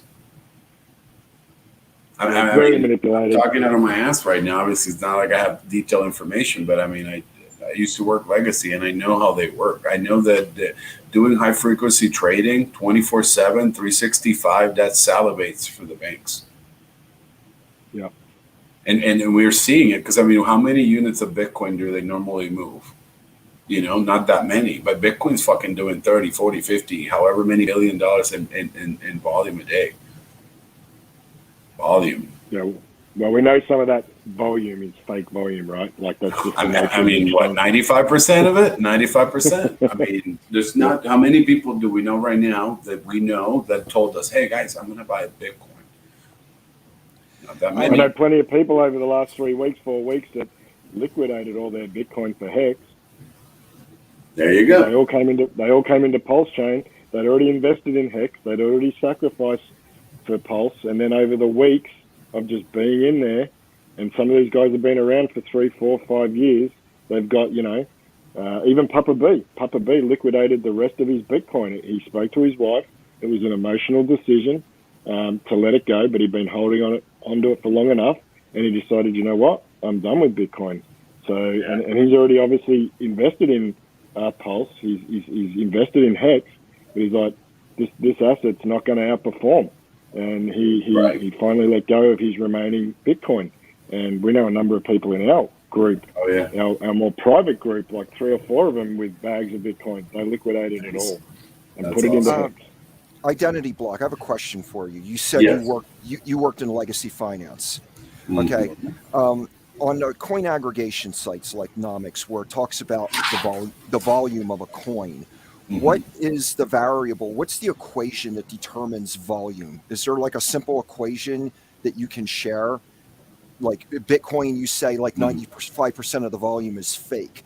Is there an equation that somebody can perform to determine what the actual volume of something is, or is there too many variables involved? The way I see it is how many times a coin gets bought or sold in a period of 24 hours. I mean, that's the only thing that I think they're going by. So the way I see it, if only a tiny percentage of Bitcoin it's actually being moved. Satoshi's coins are not getting traded in the market. Right. All these coins are not trading in the market. So if those tiny little coins, how the F are they making 40, 50 billion in volume? You know what I mean? It's the same coin getting traded to the guy on the side, I'm assuming, back and forth until they get to that volume, because there's not that many millions of Bitcoin being traded. Okay. Because I remember back when I was like really big into Bitcoin, I remember listening to some finance guy, and he was giving a warning about the upcoming dump that Richard predicted. And he was saying, all this Bitcoin is only being traded between exchanges. Nobody's actually using it. And he was saying that that's not a very good sign for the future, that the price is going to basically dump. And he was right. He called it. And I didn't know if volume played into that, but that's why I was just asking you. Yeah, it's fake volume. It's fake volume because it's not. Richard put out some articles. I'd have to go find them, but I remember seeing them a couple of weeks back. Richard put out some articles a while back with all the different exchanges and the different volumes, and he shows how it's all fake. I'm gonna have to try and find that, but it was quite interesting. Yeah, it's a lot of bots on the same. He probably had the link on Twitter. I remember going and watching it, and I was like, wow! And it just showed all the abnormalities between the exchanges. Maybe it's that ranking. Yeah. There's like a ranking site for ranking sites, maybe, or am I? Yeah, it was something like that. I'm gonna have to find it. Nomics got like really good grades, and then CoinMarketCap got like all kinds of really bad grades. Well, then it just showed. He showed like the different exchanges and the timing and the troughs and the highs in the sells and the volume, and he goes, you can clearly see that this is all manipulated. And the exchanges, they want people to come in and use their services. So the best way to get them there is to say, look how much volume we've got, look at all the liquidity we've got, and that's how they get people to their site. To get wrecked. I think that's where, of course. It's like here, touch. Get the link, this link, get the other link. 120 something percent, 20x. It's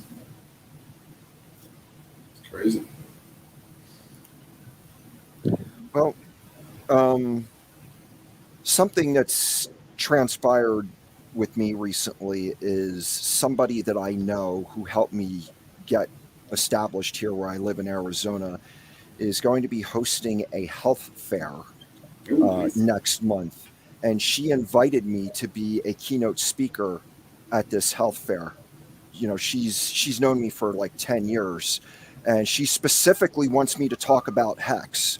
So I'm going to be talking about Hex publicly to whoever shows up at this health fair. You know, town's got several thousand people living in it, so they get some pretty good turnouts from time to time. And one of the things that came to me, I'm only going to have 10 minutes, so I can't say a whole lot. But one of the things I realized is that if you read the Bitcoin white paper, it says that Bitcoin was designed to be peer-to-peer cash. So in other words, Bitcoin was not designed to appreciate in value. It was designed to be a medium of exchange.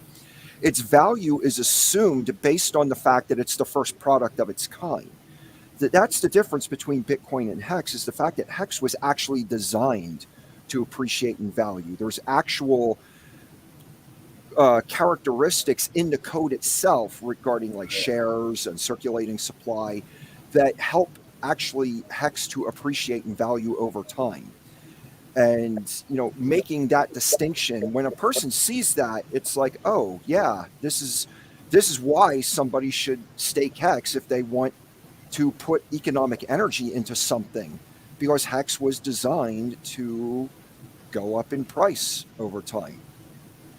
That's what the people don't get. Like the guys, like when I ask that question, like Alex Saunders and stuff like that, they don't get it that it is in the code. You know, it's baked in the cake, like Hextech was saying. You know, and then that's what they don't get. Baked, baby. It's in the cake, man.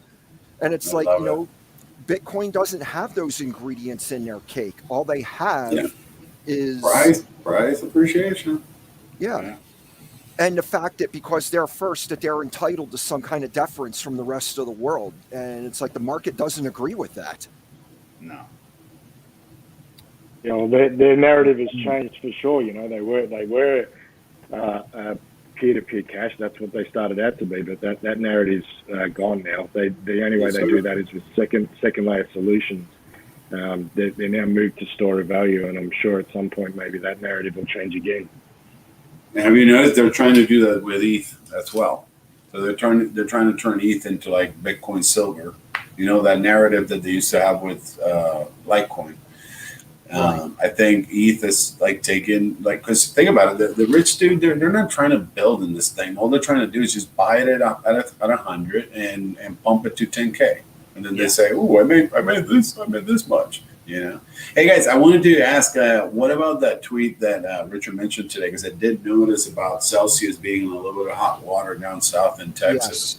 Yes. What do you guys think about that? Because I started laughing because like I was like, man, that's why I say like, fucking Richard, you're a fucking genius, man. Like, dude, hold your keys, do your work, mint your own coins.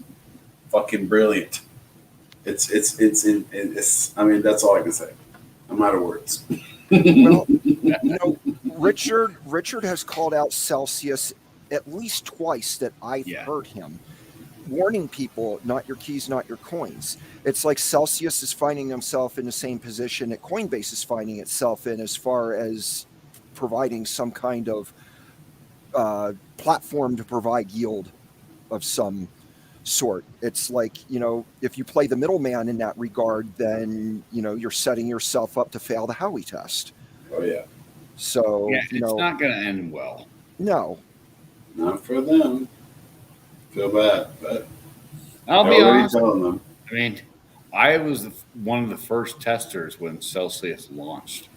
Oh, really? Yeah, I used scrub coins. I mean, things I got off faucets. Scrub coins, you know, a couple $100 into it just to see, because I'm always interested in new tech. You know, so I'm like, and this is going back probably over a year and a half ago. And then at some point, like I recognized, like, wait a minute. Like, there is absolutely no reason how these guys couldn't take like everything I have. So, I took a couple $100 off there.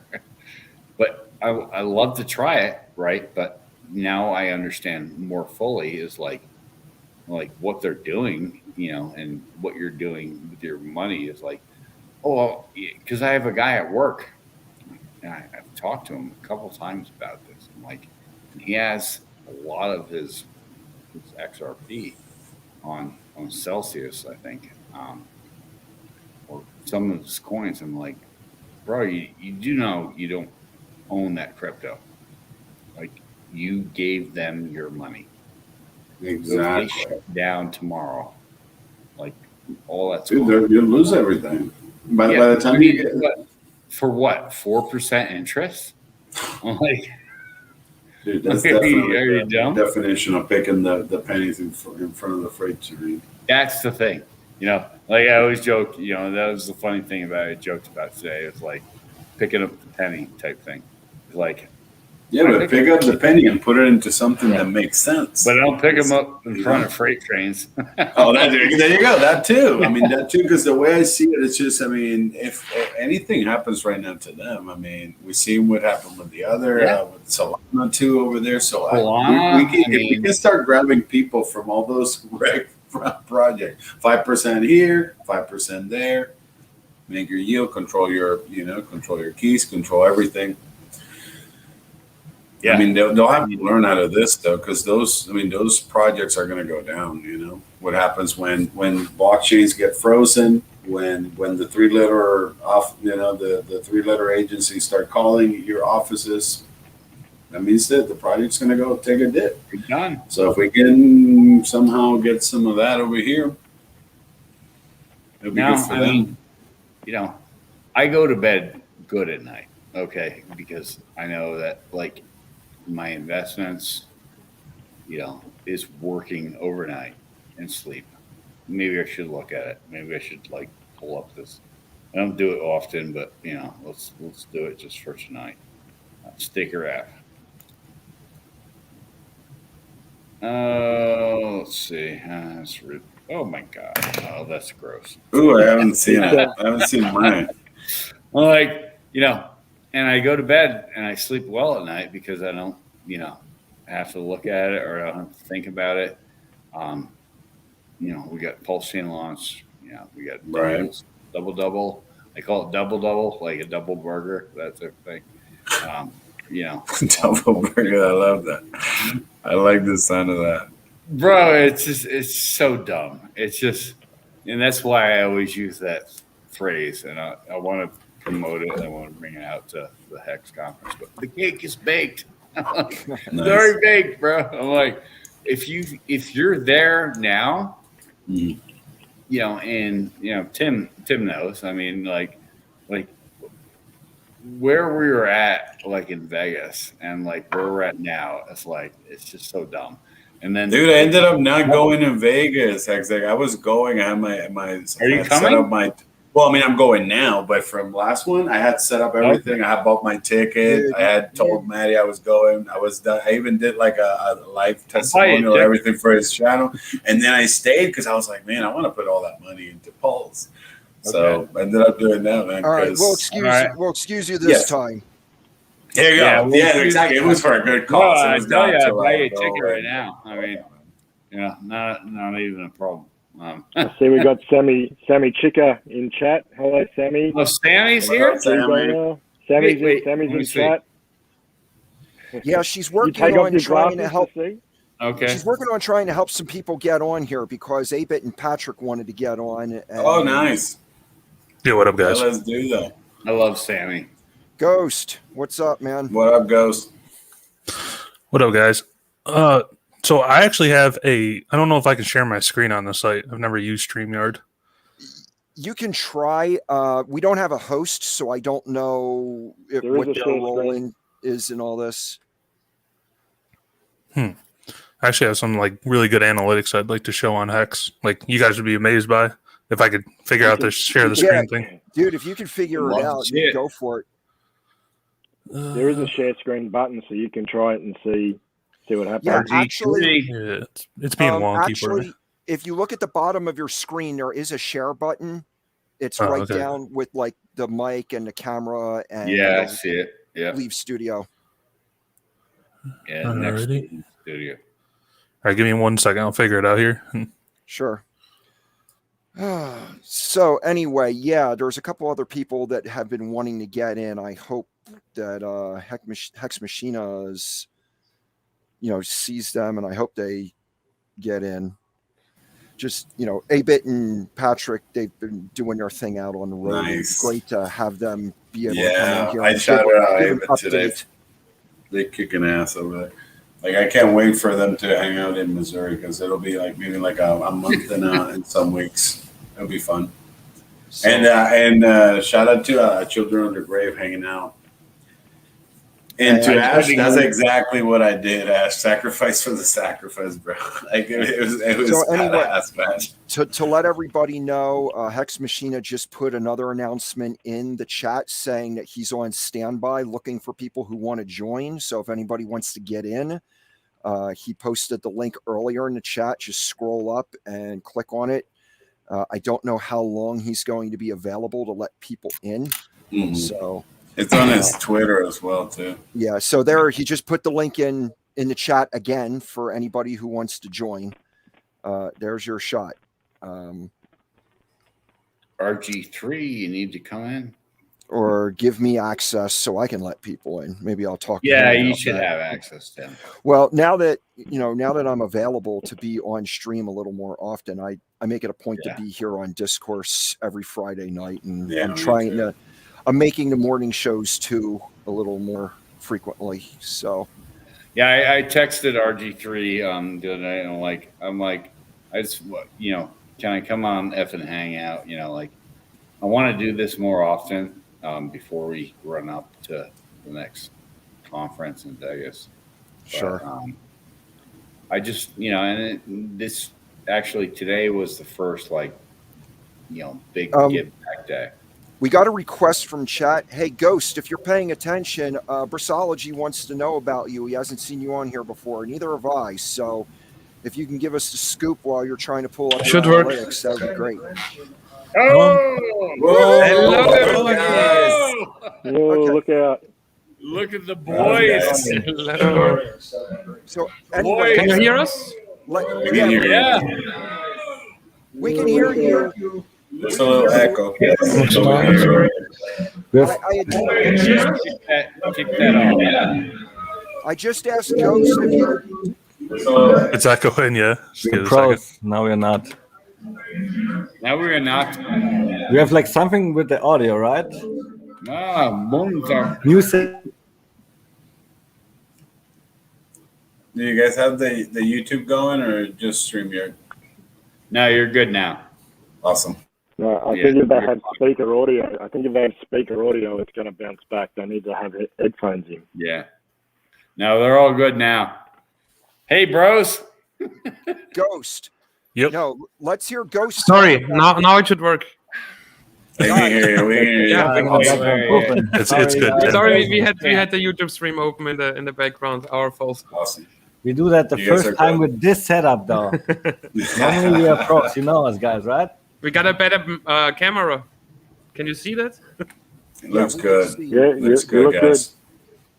Anyway, we had a request to ask Ghost to tell us something about himself because he's never been in here before. So I'd like to turn the floor over to him for a few minutes to give us the rundown on him.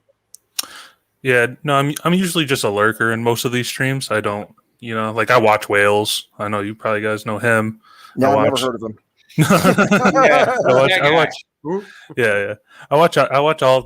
I watch your guys' stream a bunch, I just chill though. I mostly don't talk, but I'm pretty analytical and I think of things outside the box a lot of the times. And remember when Richard said that $1 million hex is possible? Yes. And I really do think it's possible. And So I want to show you guys actually why it's possible, really quick. Go for it. But for some reason it's saying having connection issues, trying to get it up. So I'm figuring out. So I'll let Lion talk while I'm still figuring out. You All may right, need guys, someone good with to see you. You may need someone with permissions when he does share it to make his screen bigger. Otherwise, it's going to be tiny. So I'm not sure if you can do that, Tim. I can't do anything. I don't have access to the account. I'm just in the upper. Sammy Chica, she would have. I'm pretty sure she can do it, right? You can ask her. I don't know. She's like Supergirl. So Sammy's got keys to everything. She made me laugh so many times when I first got into like the Hex Twitter thing. Sammy Chica like made me laugh with her Barbie doll stuff. It was so funny. So, A-Bit, Hex, how's life on the road? Yeah, how you guys doing? We are doing really, really good, actually. It's like each and every day the thing gets bigger and bigger and bigger. It's amazing because usually you take at least like 6 months to plan such a tour. And we only took like a few weeks, and now we're making a 6 months tour while planning a 6 months tour. And we are only a couple days ahead, and maybe a couple of weeks, maybe. That's it, though. And everything just comes every day. We do our work, and we love it, man. I love it so much. I love my life right now. It's crazy. And this is all because of Hex. You guys are having so much fun. Definitely. So it's a lot of fun to drive a Rep R8 in the Hex Rep, to drive that around. The cars are like, we have 3 cars now, and our crew member has brought his own car. And we just announced, we not have yet announced, right? That we have a new crew member as well. He just arrived as well. So, Tyler, you want to come up? Should we show you really quick? And then no, he doesn't want to. He wants to be anonymously, like so many Hexicans, because sometimes when your bags are big, you want to stay in the background, right? You know, Maddie's coming with the Back to the Future car, right? Yeah, I heard that. Will be cool as well. Maddie's getting a DeLorean? Yes. Yeah, Maddie bought a DeLorean. Oh, is this official already? The future self stuff and the Hex therapy thing. Yeah, he bought a DeLorean. Well, cool. I'll have to let him know there's a place in Texas where you can buy all the parts to build a DeLorean. Okay. So, A-Bit, I wanted to let you guys know that I'm waiting on the delivery of a Tesla, and when I get it, there's some places I want to drive to, and I have a feeling I'll be encountering you guys on a couple of your stops. Join the convoy. Join the caravan. Convoy. We need a Tesla, for sure. Dude, I can hardly wait. I'm supposed to take delivery on it as early as October 3rd, but I haven't gotten the VIN number yet, so until I get that, I can't say for sure. I think by then we will probably be 8 or 10 cars, I'm guessing. Just guessing here. Seriously. Well, I'm hoping to meet up with you guys in Spokane and or Boise. That's because I'm going to be going to Idaho. That's quite soon. Yeah, October. I'm going to be going to Idaho. I would prefer and. Yes. Not the or. Come both. Yeah. Well, if I get my car in time, I will make both of them. So where will you guys all the be all the Hexicans we met on our workshop, they're coming like 2 or 3 or even 4 times. Some of them even driving with us the road trip now. So I think once you're in, you're in. It's like a Grateful Dead concert, man. Hey, where are you guys going to be in October? In October? From Seattle to Chicago. It's crazy that I don't know, but I cannot open the calendar right now. But everybody should go to freedomtv.info, and there you find the calendar and the map and everything you need to know about the trip. Yeah, but October will be at first Seattle, and then what is after Seattle?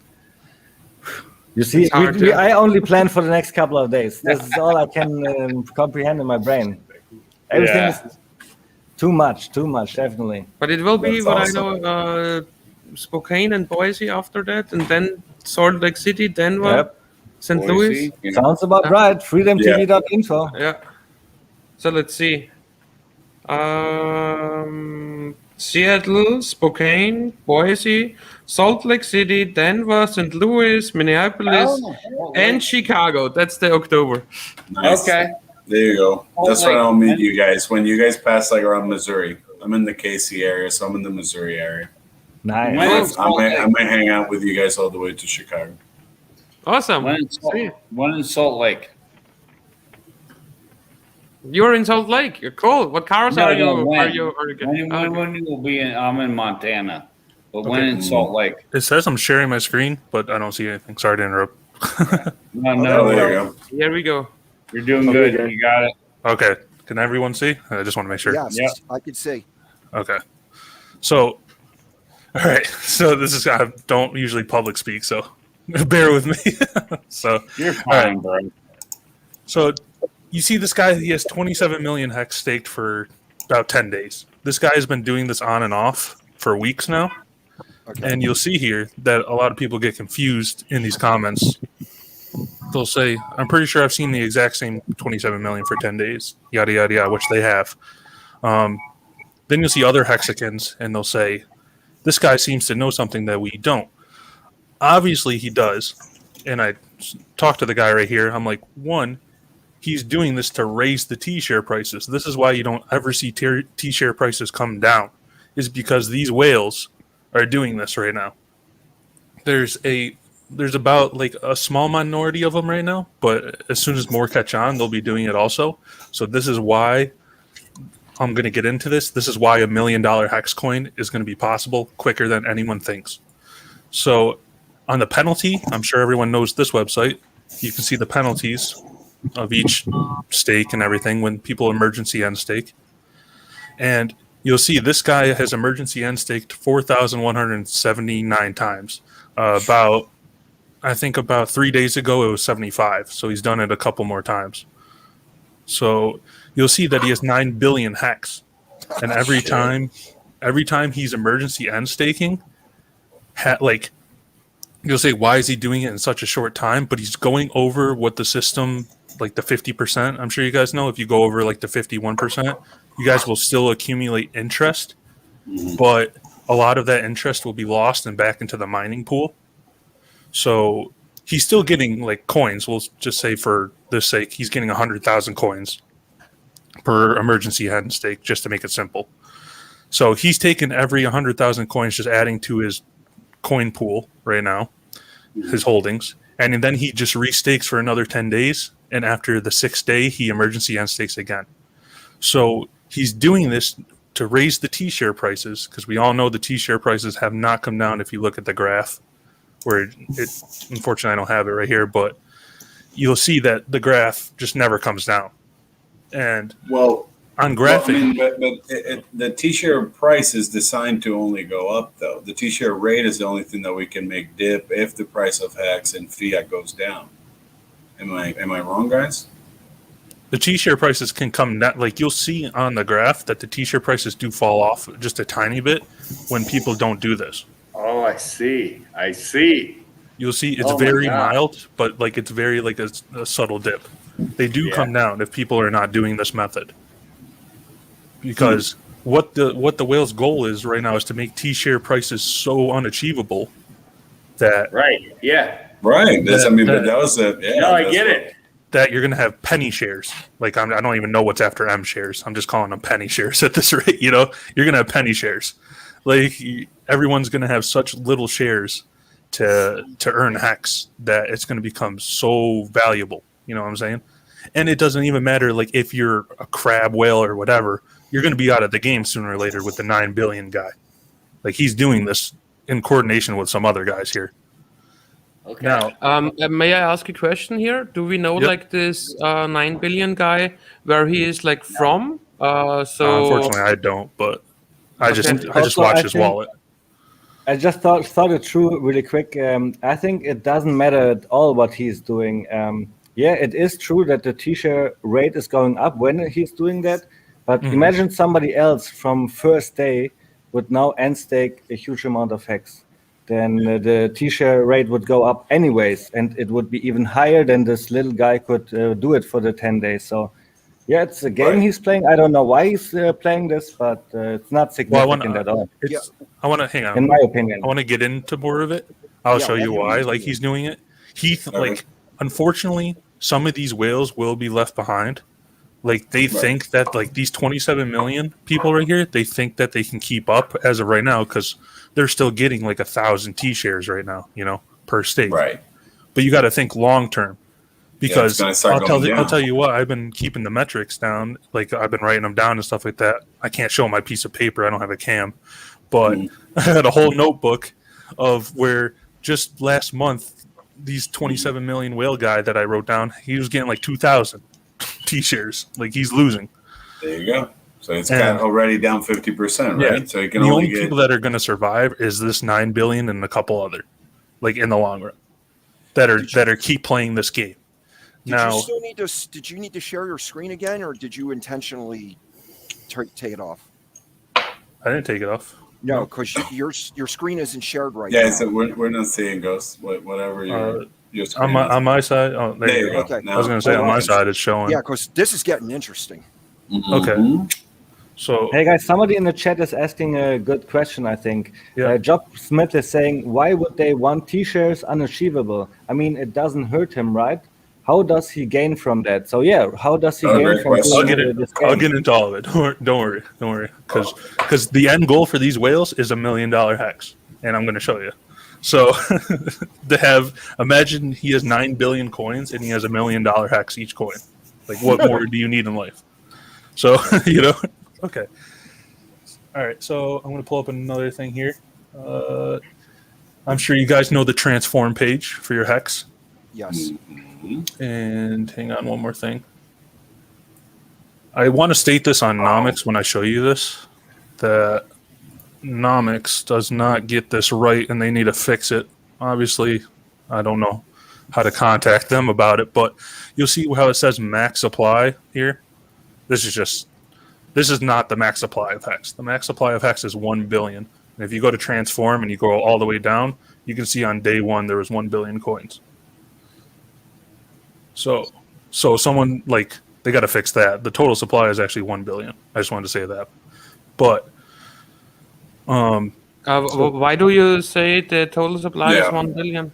If you go to day one, that was the 1 billion. Yeah, but that was day on one, purpose. and then on day 2, another 500. On day 3, another 500. Yeah, this is the mining pool.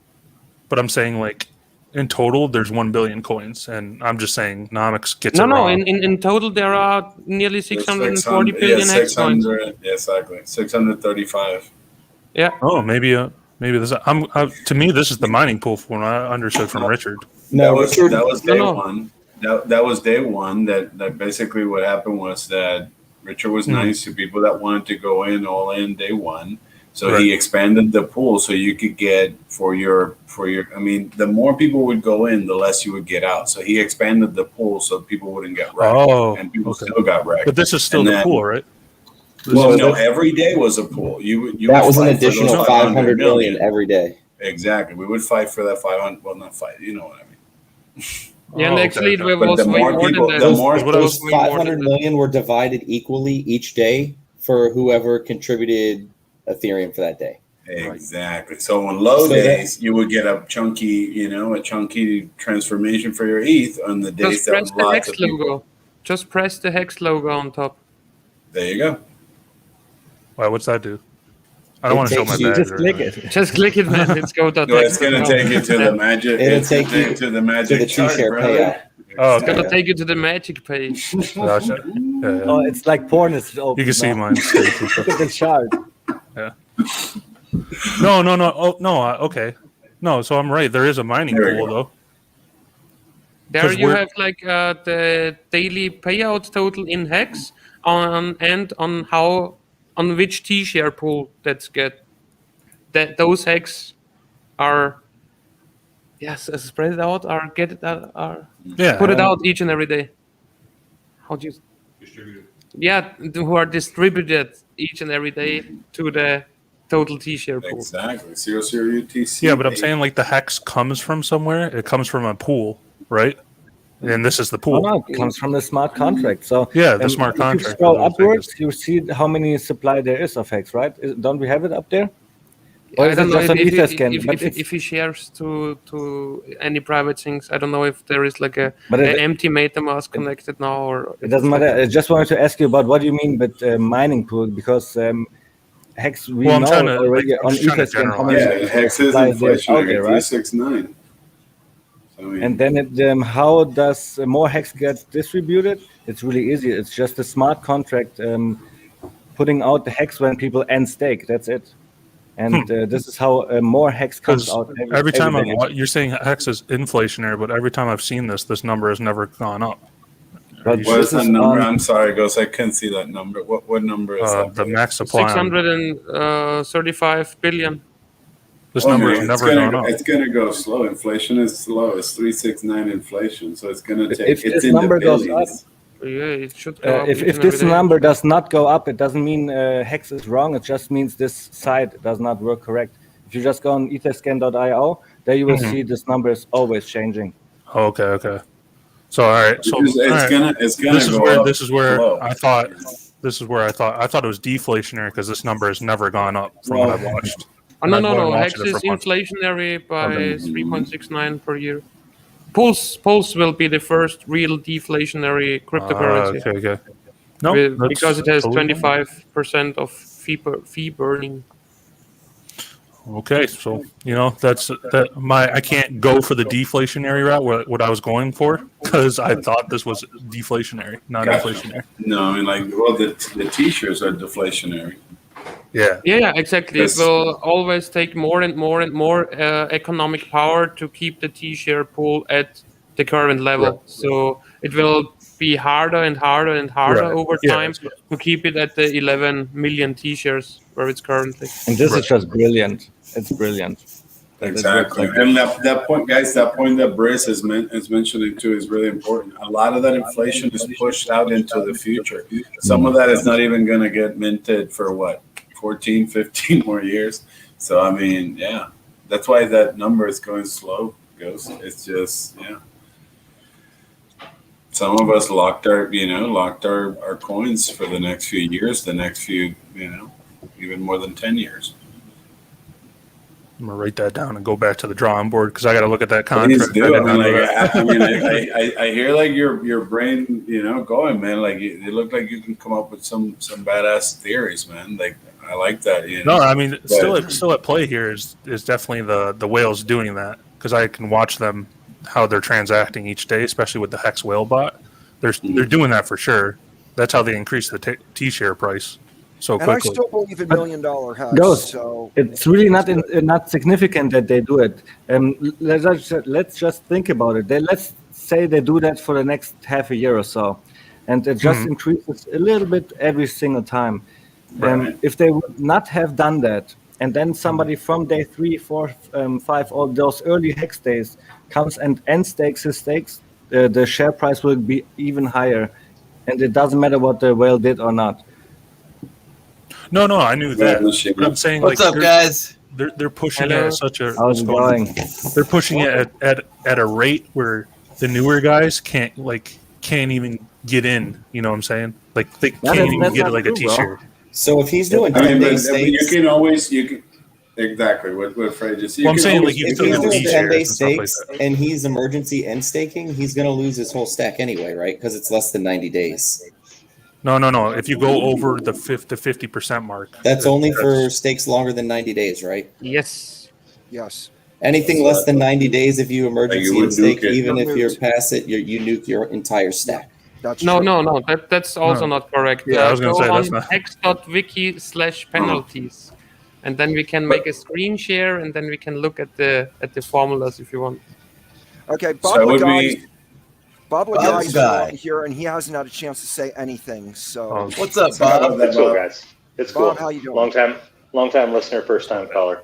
Hey, I'm not saying this was my idea or anything, but I did put this idea out in chat 1 or 2 days after launch. I said, if somebody wanted to get competitive, they could make they could make stakes that end every day, and you could thus ensure that the share price increases every day. Yeah. So, like I said, I'm not claiming credit. No. I'm just saying, I put it out in the Hex chat. I want to say it was either a few days before or a few days after. I'm trying to wrap my head around like what would be the difference. I mean, I thought that everyone was always end staking, no? Like, because everyone was always going to be staking either a 3-month stake or a 1-day stake or or a 90-day stake. Every time a stake ends, that ratchets the price up. It might not be noticeable on a particular day. It might not move it any particular amount of coins that we can notice, but it's going up. It's always going up. That's what I thought. I mean, I thought even the days that we do, it doesn't need any particular activity. It's a part of the code. It's a part of the code that share rate always ratchets up. It's always going to do that no matter what anybody does. That's just only if somebody runs a function, the code makes an update. If nobody in the whole system wouldn't run a function, everything would stay the same. Well, right, yeah, So then only if somebody end stakes, right? Only then the smart contract decides, should I put up the T-share rate or not? And if this guy could stake the same amount of hex with the interest he made for the same amount of time and have the same amount of T-shares, then the T-share price will go up. So he cannot do that because bigger, longer pays better, right? Yeah. So to speak, you cannot cheat the system. Exactly. That's what I thought. I thought that's what pretty much what like Kyle discovered, that the people that would try to do it shorter would just keep diluting their T-shirt stack. That's what I thought. Yeah, that's right. So I think Ghost, that you have like a good theory, but I mean, this person, you said it yourself. You said it that at one point you saw them at 2,000 T-shirts, and now they're doing it with 1,000. So they already cut their bag yourself over. Well, no, my whole thesis is they're pushing the just to generalize it. My whole thesis is they're pushing the T-share prices so high that getting just one hex out of the contract, we'll say, because you guys say it's the contract and not the mining pool. I'm just so used to mining, so I just call it a mining pool. But it's going to be so hard to get it out of the contract, like just one hex alone, that there's not going to be how there's only how much is liquid right now? 67 million or something like that. Very low. Yeah, very low.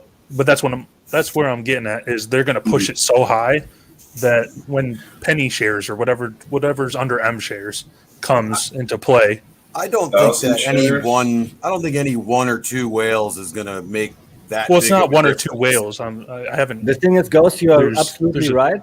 There's a ton, but the time scale is a little bit off here. What you said will happen, but it will happen in like 15, maybe 20, 30 years. Right. That it will reach that of a level. The thing is, nobody has in Hex so much volume to really make the share rate go up, that much.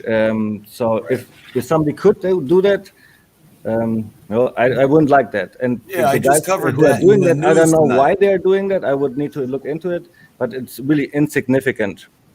Maybe they think they are. I would have a maybe different because they think they have theory. a 27 million bag. Maybe they think they're moving the other 635 billion. Maybe they're not that good with ratios. Because like I said, this guy has done it for just this guy alone. I can find others. He's done it 4,179 times alone. So he has an agenda. No one does that. I mean, I understand, but the number that you told me that it makes absolutely no sense to me to continue doing this is 2,000 T-shirts to now 1,000 T-shirts in a very short period. Before he makes an impact, he's going to end up diluting his entire bag out. I'm just trying to think, why would I burn 1,000 T-shirts? What would it the 1,000 T-shirts was the 27 million guy. Like he was only getting that because he was trying to keep up with the billion whale. Was my whole point. The billion whale is still getting the same amount because he's at the peak. He's at the apex. You said he's early end staked 4,000 stakes. No, 4,000 times on the site. Yeah. So yes, 4,000 stakes. But if he's like a short-term staker who is always emergency end staking on the 5th day and always does like 5-day stake, then there are Do we know it's always related? This is just like maybe designed or something like that, or is it what day are we? We're day 656. So that's literally what's the math on that? He would have to emergency end stake 4 or 5 stakes a day since the very beginning of the contract. It would be great if somebody can emulate this address into backuphex.com. Then we can have a look like what kind of stakes he has. Right. Yeah. No, I agree on that for sure. This was just me That would be poking. fun. Like the And numbers. we don't need to speculate so much. That Looking sounds on the fun. screen That sounds here. like a fun forensic That's like- experiment. 6 emergency in-stakes a day. Yep. But Maybe this is by I'm design, assuming though. that Hex.Vision's numbers are Something accurate sounds off. also. Something sounds off. Something's not That right. doesn't sound right. That's, I that's think a lot of gas fees. wouldn't that be Yeah. tripping the whale bot a whole lot? Wouldn't we be seeing that all the time, every day? Big, Yeah. giant And I stakes mean, I all have ending. another Yeah, theory that's to true. that, you know, because if he's doing that, then with the emergency end stake, it's actually, I don't think that he really ratchets up the share rate with his emergency end stake, but with his emergency end stake, each and every other staker gets a little part more. And when then other old stakes are ending with who have those emergency end stake penalties in them, so they have more return on investment, so the share rate would need to get higher. So it might not even be this whale who ratchets up the share rate. It might be like the other people who get more return of investment because he's always emergency end staking. So I what got a if really important question. When's Freddie going to give us a hint of his song? A Man? little teaser. Yes. Where's the teaser? Man, you guys have no idea Another what you're in spot. for. You have no idea what you're in for, man. It's going to be so fucking awesome. Teaser. Teaser. We are also looking forward for that, Freddy Quotes. Awesome. Hell yeah. Yeah, man. Thanks for this work, man. I can't wait to see you guys, man. So when you get here on the East Coast, I plan on hitting a couple cities with you guys if you'll let me. So that'll be pretty cool. Dude, you're like the top of my list. My family's in Pennsylvania. I'm going to make another trip out there after I get my car, and you're like one of the first people I want to get a hold of to hang out with. Hell yeah. So there's a bunch of us that live around here. Cabana, Motley. Right. Motley lives like really close to me. Like really I knew close. Motley. Where are you guys? The DC area. Oh, DC area. Nice. Yeah. Yeah, that's like Hey, 3 hours. I'm going away to see from you guys my in family. Albany. I can't wait to. You're coming up to Albany in November, I think, right? You know. I mean, we have an interesting comment, guys, from Matty. Go. Well, Maddie is saying maybe it's Trevon's contract with his pyramid scheme 2.3 cans, where a lot of people are using end stakes for some reason. The thing is, in Hex, I bought Hex for a long time now, and I see people doing stupid things all over, and every time I just look in the feed and people are doing crazy things, and I don't know why. And here I think it's the same thing. I don't know why, and I would love from Freddy's quote. I love it. Why does it take so long? I want the music out now. I think so too, Ghost. The only number that you said that like made me cringe was 2,000 to 1,000. It didn't make absolutely no sense to me. Not before we're about to copy. I mean, like No. But that was over a time frame. You know, that was like I was just giving generalized I times. know. But it's just they're doing it by design. So at one point you go from 2,000 to 1,000 without saying, "Holy shit, I'm losing half of my bag of t-shirts." You know. Like you probably would have noticed at like the 200, 100. Well, I'm saying The cost is going to outweigh the benefit at that point. Well, you got to think like you can hold 58 million coins, you know, but you want them to be worth significantly higher. They're not thinking that they're getting diluted right now. What we're trying to do right now is, as the price is going up, you're still trying to DCA into more and more T-shares because you still want to be grabbing as much as you can before T-shares go to 5 digits, bro. We're about to go to 5. You got to think that's your plan. That's not their plan. They're all. You got to think they're all in like a chat. Like pretty much a lot of these whales. I don't know if you know who GCR is on Twitter, or I don't know if you ever heard of him, but he's like a multi-millionaire, and he's in like most one of those, us are. Like that doesn't make sense, bro. What you're saying, I think you're misreading the information that's there, because if he wanted his bags to be stronger, he wouldn't be killing his bags. He's not. From what I could tell, he's not killing his bags. Yeah, but the thing is, what you're saying is eventually someone like me that came in with $300 a year and 10 months ago could flip him because I'm not moving my bag. So eventually, I'm getting a bigger chunk of what he's diluting. No. I agree on that for sure. It might take 100 years to do that. Yeah, I agree that like the people that are long staking out that don't have paper hands are reaping their rewards. But I see a lot of like Can you pull up traders. what you're looking at? Yeah. Go ahead, put it up, and I'll share it. That's why your screen was going away, because I have to approve it or whatever. Okay. Just put it up there. All right. Yeah, can we also put the address in the chat or? Yes, please. I don't know how to. On the left here and copy, There. and then you can just put it in the private StreamYard chat, and then somebody else can put it in the public one. Yeah.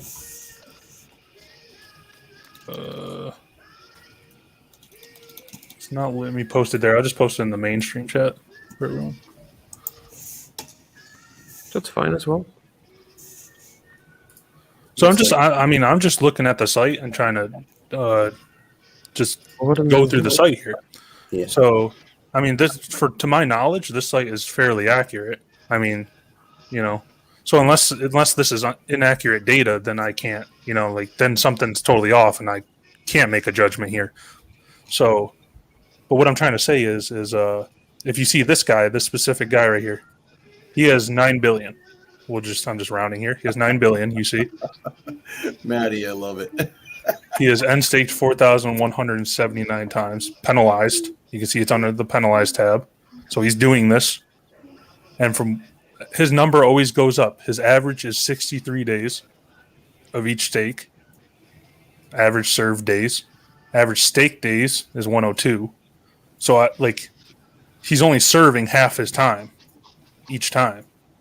Is what I'm trying to get for this guy. Did we get the address? Yeah, it's in the chat. In the other chat, Freddie, on the main It's in the main chat, not the private. Chat. So he's committing. We'll just say each time he's committing to 102 days, and then at the 63rd day, he's emergency end staking. And my whole theory to that is he was raising the T-share prices and just taking just for, I don't know what the exact amount would be. I'm just going to throw it out. We'll say he's taking the 100,000 coins. This is just a random number. And he's adding to his bag. Even though he loses a lot of the stake, he's just restaking again, automatically for the 102 days to do it all over. And he's accumulating just a little bit more each time, each time he's raising that price. If your theory is correct, this person doesn't understand what's going on. It's like what Freddie says. Just, the name of the game is just sit down and stay quiet. And if you have a bag of 2,000, not turn it into a bag of 1,000. These guys in the chat are saying it's the Hexicans guys. You see the chat? They're saying it's the Hexicans contract. I think Maddie was right. Look at the scan. I can't copy and paste from that chat, so if someone else can look at it, wait, what? Exactly. If you just put the address on etherscan.io, you already see tracker is Hexicans. Yep, there you go. He's not getting Maddie was right. Either way, good job, Maddie. Bottom line here is we get paid from this dude, right? Yeah. Yeah, exactly. Every time there's an end stake, good talk. Good talk. What in the hell is Hexicans? It's you don't even want to know. Let's not even. You don't even want to know. Yeah, it's forget you ever heard about it. Knowing. Sorry for asking. Yeah, everyone was like, "Shut up, Fred." Yeah, let's Timmy, let's delete that address from the main. We don't want it for posterity. Why? So sorry, Ghost. I guess your theory. Yeah, I know. No, it was a good theory. It's just you had a really good theory here, and definitely it was that fun project talking design about on top of Hex. Yeah, this is right, not everything. Ghost, you're good. I'm going to take your screen off. All right. Yeah, I'm good. All right. No, yeah, that was fun. I was just looking That at was, the that numbers, was a guys. nice You know, rabbit that's hole what I'm there saying. for I a don't know second. everything. But I mean, it was like No, man, Freddie that's- was saying. It just that's how we doesn't make learn. sense to just. I can't believe that contract has that much hex. That's crazy. That many people freaking dipped into that game. That's ridiculous. Is it, brother? It was just so cheap, though. You have to remember how we were That's moving true, our yeah. hex back then, bro. It was like, oh, donation, this, the other, like, oh, 10,000. You know, that's what I mean.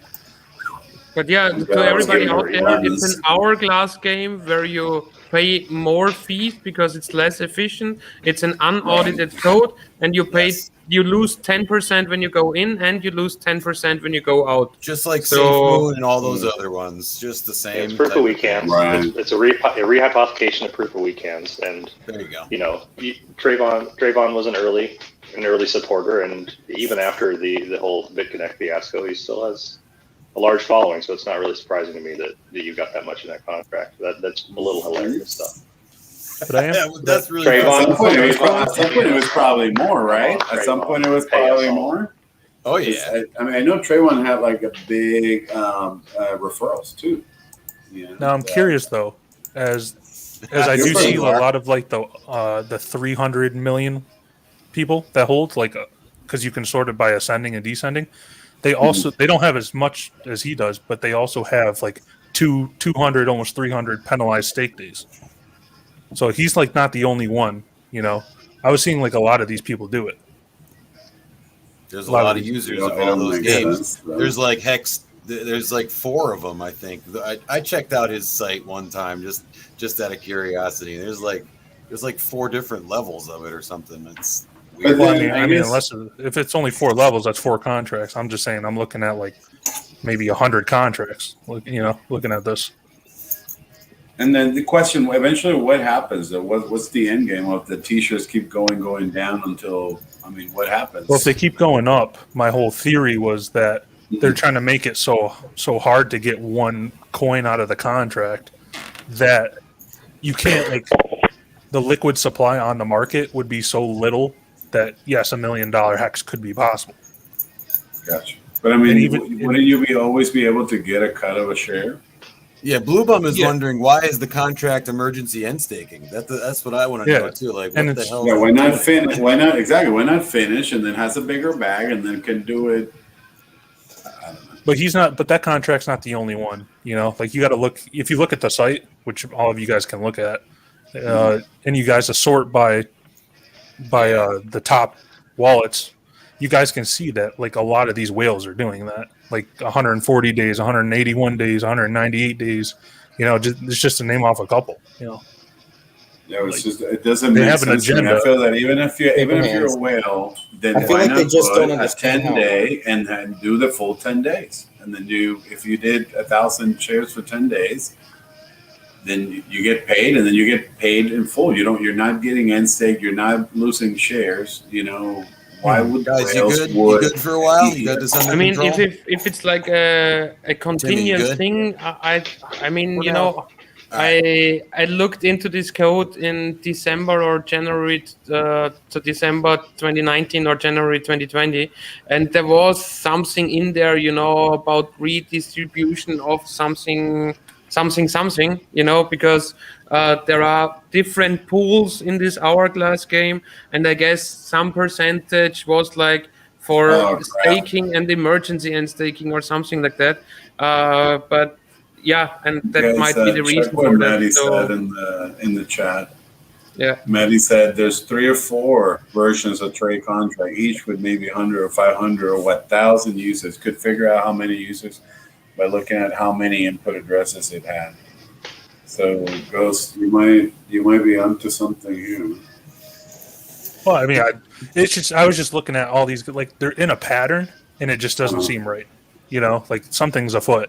It doesn't matter if I don't have all the information. It doesn't make sense to any of us right now. Yeah. But it definitely has nothing to do with the T-share rate. It definitely has nothing to do with the T-share rate, because as this contract is emergency and staking, he could never ever get more shares by restaking everything for the same amount of time. So each and every end stake or emergency end stake, the code asks the question, can this stake, the whole thing, including all accrued interest, by restaking for the same amount of time, get more shares? And it would be a no to this question if it is a emergency end stake after 50% of the time. It's definitely a no, because the address is already like putting away this penalty, so not receiving so much return on investment at all. So all the hex he gets in return can never buy him back as much T-shares as he had before. Well, that's what I was saying. I don't think their purpose is to get like thousands and thousands of T-shares. I think the end game is to have maybe 100 T-shares just for them because they're at the apex. No, they're hurting themselves more than they're hurting the community. Yes, that's true. 100%. And it's not a daily. It's a contract. We already figured out it's a contract. Yeah. And what I remember is that there is like, I don't know, 1 or 2% of the whole fees this contract is collecting by people getting out, by people getting in. As I said, it's an hourglass game. You lose by getting in and getting out of this contract. And those part of those 10% of in and out, I guess they go to a common pool, and this pool stakes and emergency end stakes or something like that, in order that each and every staker in this pool gets some other reward as well. You know, it's just a numbers game, playing around with the numbers, and the longer you stay in such an hourglass game, the better you can do compared to other people. But it's definitely not a better thing compared to just stake your hex, because it's unaudited and it's way less efficient. So you pay way more in fees when you use this contract. Patrick, wouldn't you lose by getting less? If I could chime in, a more efficient way, if their objective was to raise the T-share price, a more efficient way would be to do what I said from the beginning. Somebody that had like 10 billion coins or coins in the billions is to make 50 billion stakes day one that increment as far out in the future. You could have gone on day one, staking day one, made incremental stakes all the way out to 550, your 5,555 days. That would be a large amount of stakes. But if someone did that, they would set the T-share price if they were capturing all possible bonuses. So a 50 million. Yeah, we know nobody. Instead of doing a ton of stakes, wouldn't it be best just to do one big stake and then claim that portion of your T-shares? If someone it would be possible with one big stake as well, actually. Yeah, as long as that one big stake is over 150 million hex, because then you would get that 10%. Yeah, you would get the 10% on bigger pays better. So let's you only raise the T-share price when you end, though. You only raise the T-share price when you end. Maybe this, maybe that, maybe this, maybe that. I don't know. I'm not trying to be rude, but we're talking hypotheticals here. Let's talk about fucking moon math. Did anybody see Wasabi on fucking earlier on, what was it, Happy Hour? I didn't see him on Happy Hour. I saw him on with Motley and basically Motley's stream. I think it was yesterday. Oh my god, dude. So obviously we're pumping now, or we're coming up out of our sideways shit. And this was like right before that. This is probably like 7 o'clock this evening, 6:30, 7 o'clock, before all the shit started going up. And he was like, man, I see nothing but bullish. I see everything very strong. He said, we could dip down. But the numbers that he was talking about, and I'm going to tie this into Whale's prediction of $7 to $10 by the end of the year. He's still on pace. Like, his map is still on track. And we needed to come out of that sideways without going down to maintain Whale's 7 to 10 prediction by the end of the year. Right. So we are on track. As of right now, as of 6:30, 7 o'clock this evening, we are on track to hit that $7 to $10 by the end of this fucking year. So what should we do? What should we do if we hit our goal before the Hex conference in March? Make a new fucking goal. Make it bigger. What's the don't sell? goal?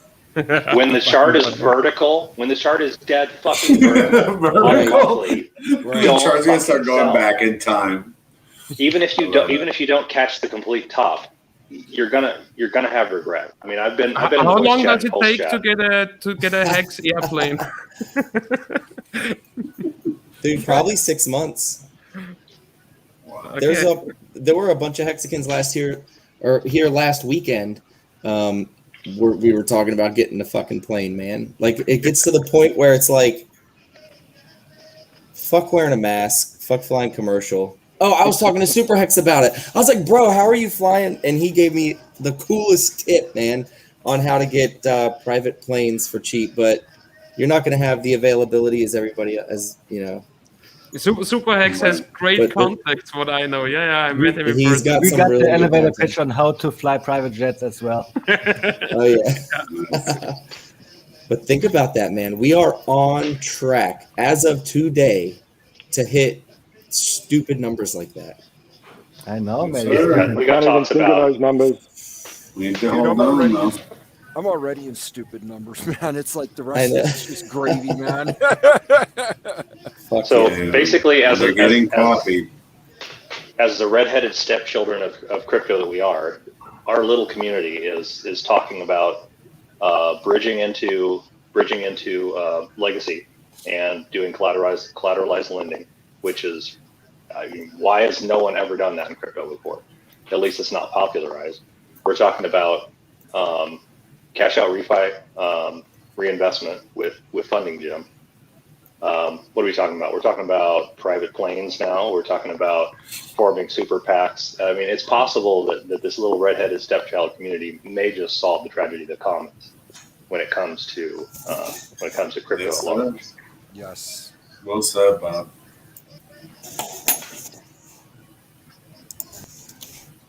Has anybody tried the calculator hexcalc.net lately?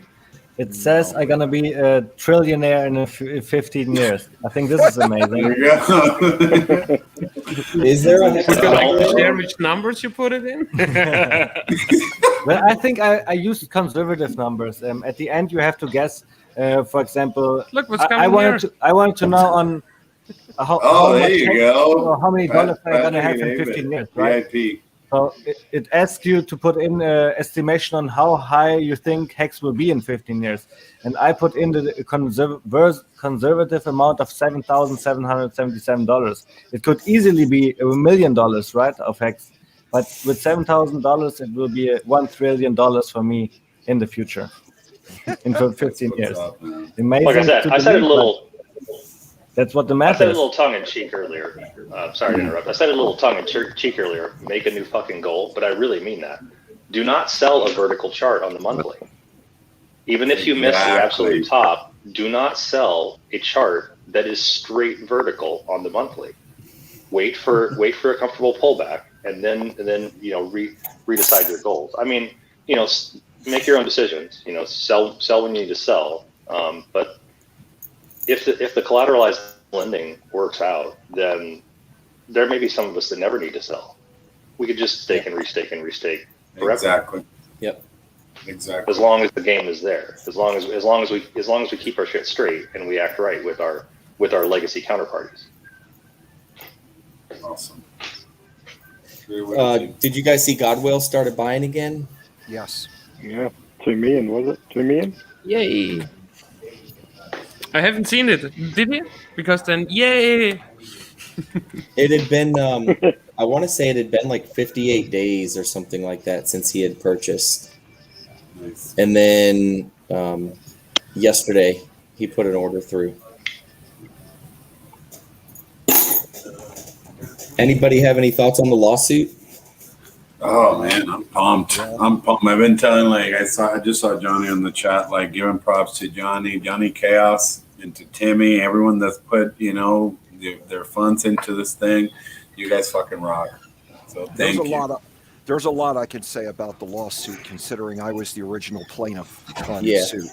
So I've been in contact with both of the lawyers that are involved. I've talked to Johnny.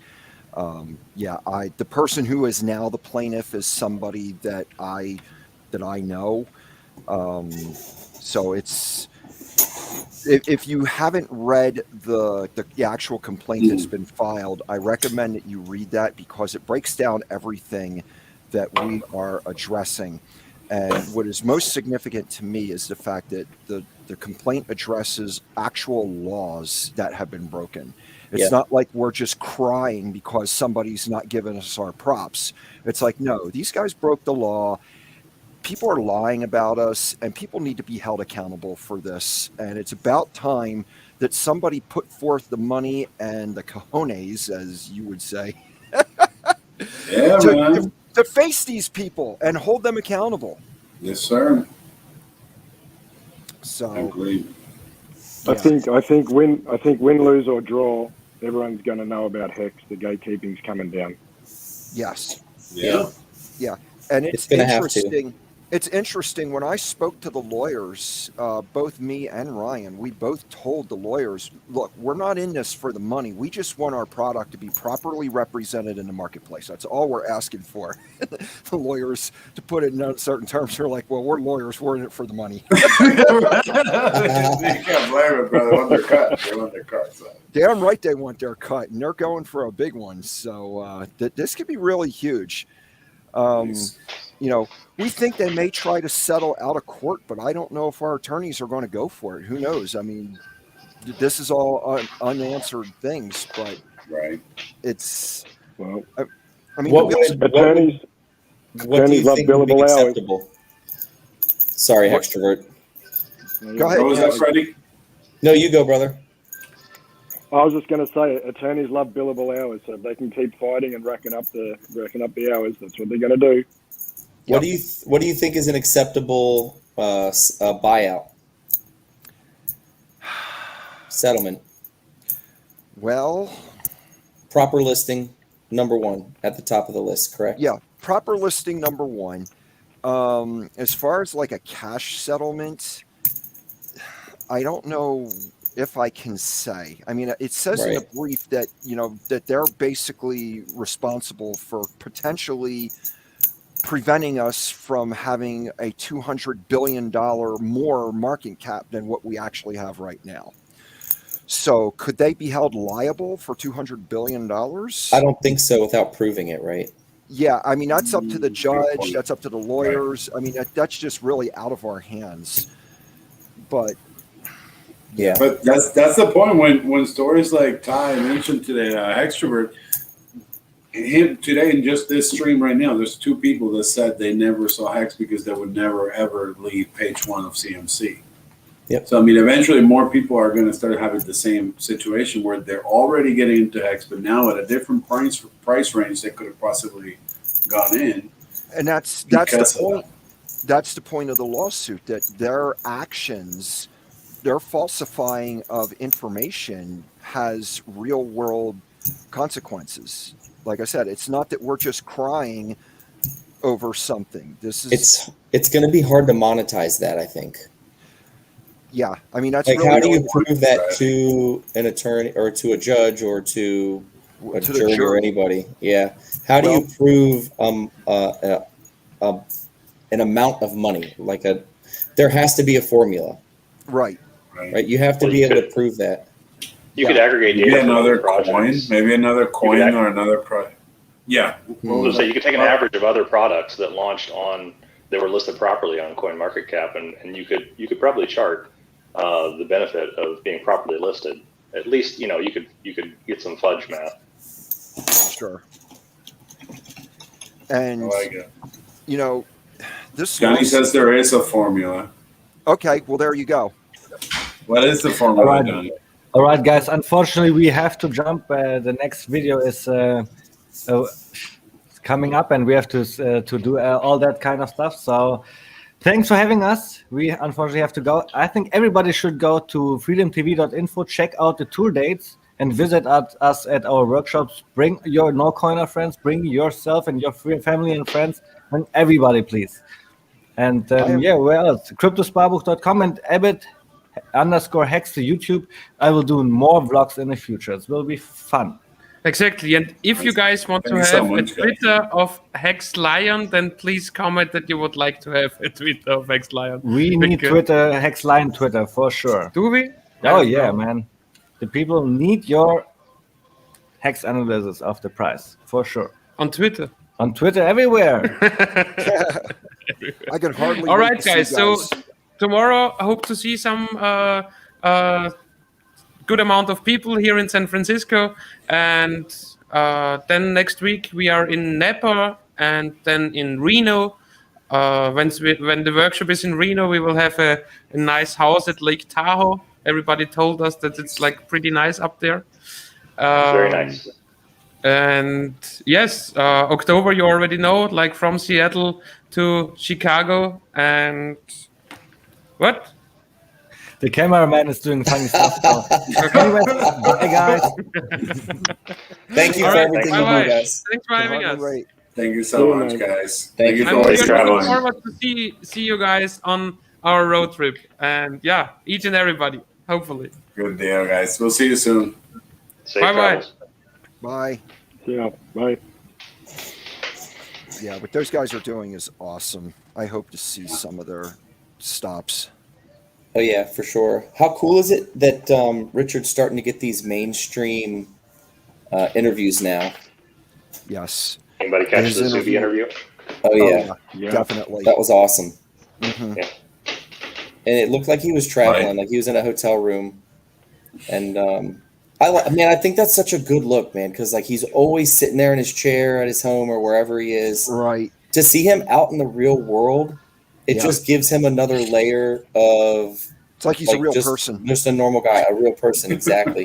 When he might be out driving F1s and, fucking shooting guns and driving cars, but it's just cool to see him out and about in the world. Dude, did you see the picture of all of his Louis Vuitton luggage in his hotel room? Yeah, the coolest part of that picture was the money ball. Did you see the basketball? Yes, the basketball. It was all the money ball. That thing was awesome. And the smiling face with the smiling face. Hell yeah. That was pretty legit. It's like he's got enough luggage. The square footage of his luggage is probably more than the square footage of everything I own. Someone said yesterday, or was it on Twitter or I can't remember if it was during the stream or whatever. Someone was like, "You're supposed to travel with clothes, Richard, not luggage." He just travels with his luggage. That is so good. Oh man. Yeah, that's it for me, guys. Oh, sorry. I got the interview is out. Mm-hmm. Someone leaving? I gotta go. I was just saying. See you guys later. I gotta. There goes, bro. Good to If see you you, find brother. something, let us know, man. No. I didn't know some of them data points. I wrote them down. I'm gonna go look back and look at it. Brian, try to check if the other ones that you say that act similar, if they are the other contracts like Matty was saying. Yeah, I would definitely will. That kind of weirds me out. Like, could that somehow affect the rest of the community, guys, or not? Anything's possible. I just, it's still a new asset. We can catch it. Ghost, have you? Are you familiar with Silver the Antidote? Silver the Antidote. No, I'm not. What is that? He is a who is streamer. He doesn't stream much anymore. He hasn't been on in a little bit, anyways. But he does deep chain analysis, and if you go back, you can see a bunch of his streams on YouTube. And he goes into these big, huge wallets and addresses, and he tracks them all down and links them, and then just has hours and hours of streams where he's doing the deep chain analysis on these guys, and it shows their habits. So if you're looking for patterns and stuff like that, that might be an awesome resource, brother, because he did some really, really, really good work with these big wallet addresses, just tracing them down. And, they take money out and they dip them into other addresses, and he has them all linked. And you can go into his videos and he has spreadsheets of all of these addresses, and he's done all this analysis. So check out Silver the Antidote. On that one, Freddie, it's what Children says. I went and checked his channel. I think he's made his channel private for now. Like, I think he's doing I think he was doing the patron thing while he was traveling. Yeah. Okay. So I did. Well, I'll keep an eye out for him for sure if he comes back. Yeah, you'll see him in Maddie's channel too. Like he and even on Discourse, he was on Discourse a ton of times. Gotcha. Another one Also- you want to look into if you're into the deep accounting, the forensic accounting. Find Gunther the accountant. He goes There you by go. I was going to say, go to Hex, Hex.trading. Are you on Ghost? Are you on He's got his own Hex.trading? feed.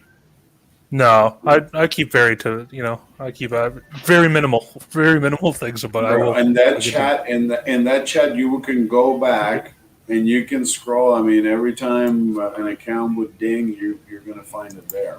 Gotcha. Give me a second. I'll drop the link. Hey, Thank you Ghost. so much, Bob. Oh, hey, Ghost, to let you know, there's a guy in chat named David Kirkham who is asking that you DM him on Telegram, supposing you have an account. I don't Try know. not to do that. Just saying. I don't know if you know him or what he wants to talk about, but it's just a request that he had. Gotcha. David, I mean, Gotta if you be post careful, Telegram, Ghost. Don't open stuff. I'll shoot him a message if he posts his Telegram. But I gotta go, guys. So good deal, man. Cool. Have a good one, Thanks, bro. Yep.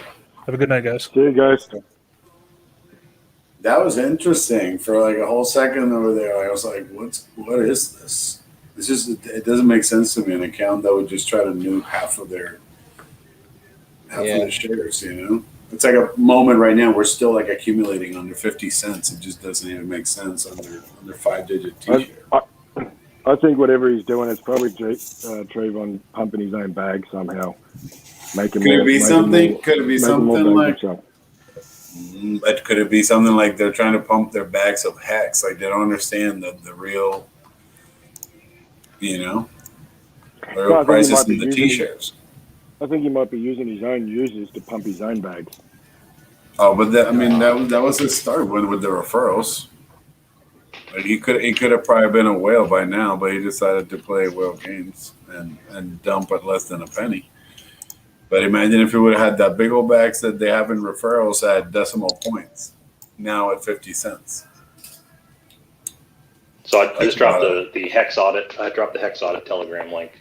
That's Gunther's feed. It's not a chat. He may have. I don't know if he has. I think he just hangs. I think he's in that other group. He hangs out on that Hex trading. Yeah, it's like his post only feed. It's like his read only feed that he has. Where his info is. I got it in here and in the on the actual live chat. I'll post it in the comments once we're off the air. Is it just me, or does anybody else's Staker app default to the 1-day chart now when you open it up? Yeah, I've noticed that. Does anyone else do that? I think mine defaults to the 4-hour chart. Check it out. I thought it defaults to whatever you used last, but I'm not sure. So I prefer the 4-hour, and that's what it's always been at when I open it up. But starting this week, I don't know. It just keeps defaulting to the 1 day. Yeah, I agree. I never had it on the 1-day chart, and now every time I open it, it's on 1 day. I wonder, were you part of the test group when they first launched it? No, I wasn't. Nope. I wasn't. And yeah, I just opened it and it's on the 4-hour chart. I haven't checked mine in a minute. Maybe I'll just uninstall and reinstall. Yeah, mine is at a day. Yeah, put it. So I guess every time we go back, it goes back to a day. Because I don't normally put it. Yeah, me neither. I usually keep it on the 4-hour, but They've got some exciting things coming out with V2. Hell yeah. They do. Yeah. Daily's fine for me, but Freddie, I know you talked in your intro stream about how you grew up with some, I guess, attention. Your mind goes fast. You said. Bro, it's so terrible. My ADD is so bad, man. My wife is like, "Why do you have piles all over the place?" And I'm like, "Because eventually I'm going to get to that and go through it." And she's like, "Oh my god!" It used to drive her crazy. And then the owner of the company I worked for was like, he called me into his office one day. He was like, "Fred, have you ever been tested for ADD?" And I was like, "No." He was like, "I want you to read this book." And sure shit, man. I bought the book. I read like the first 3 pages, and then it sat on my nightstand for like a month.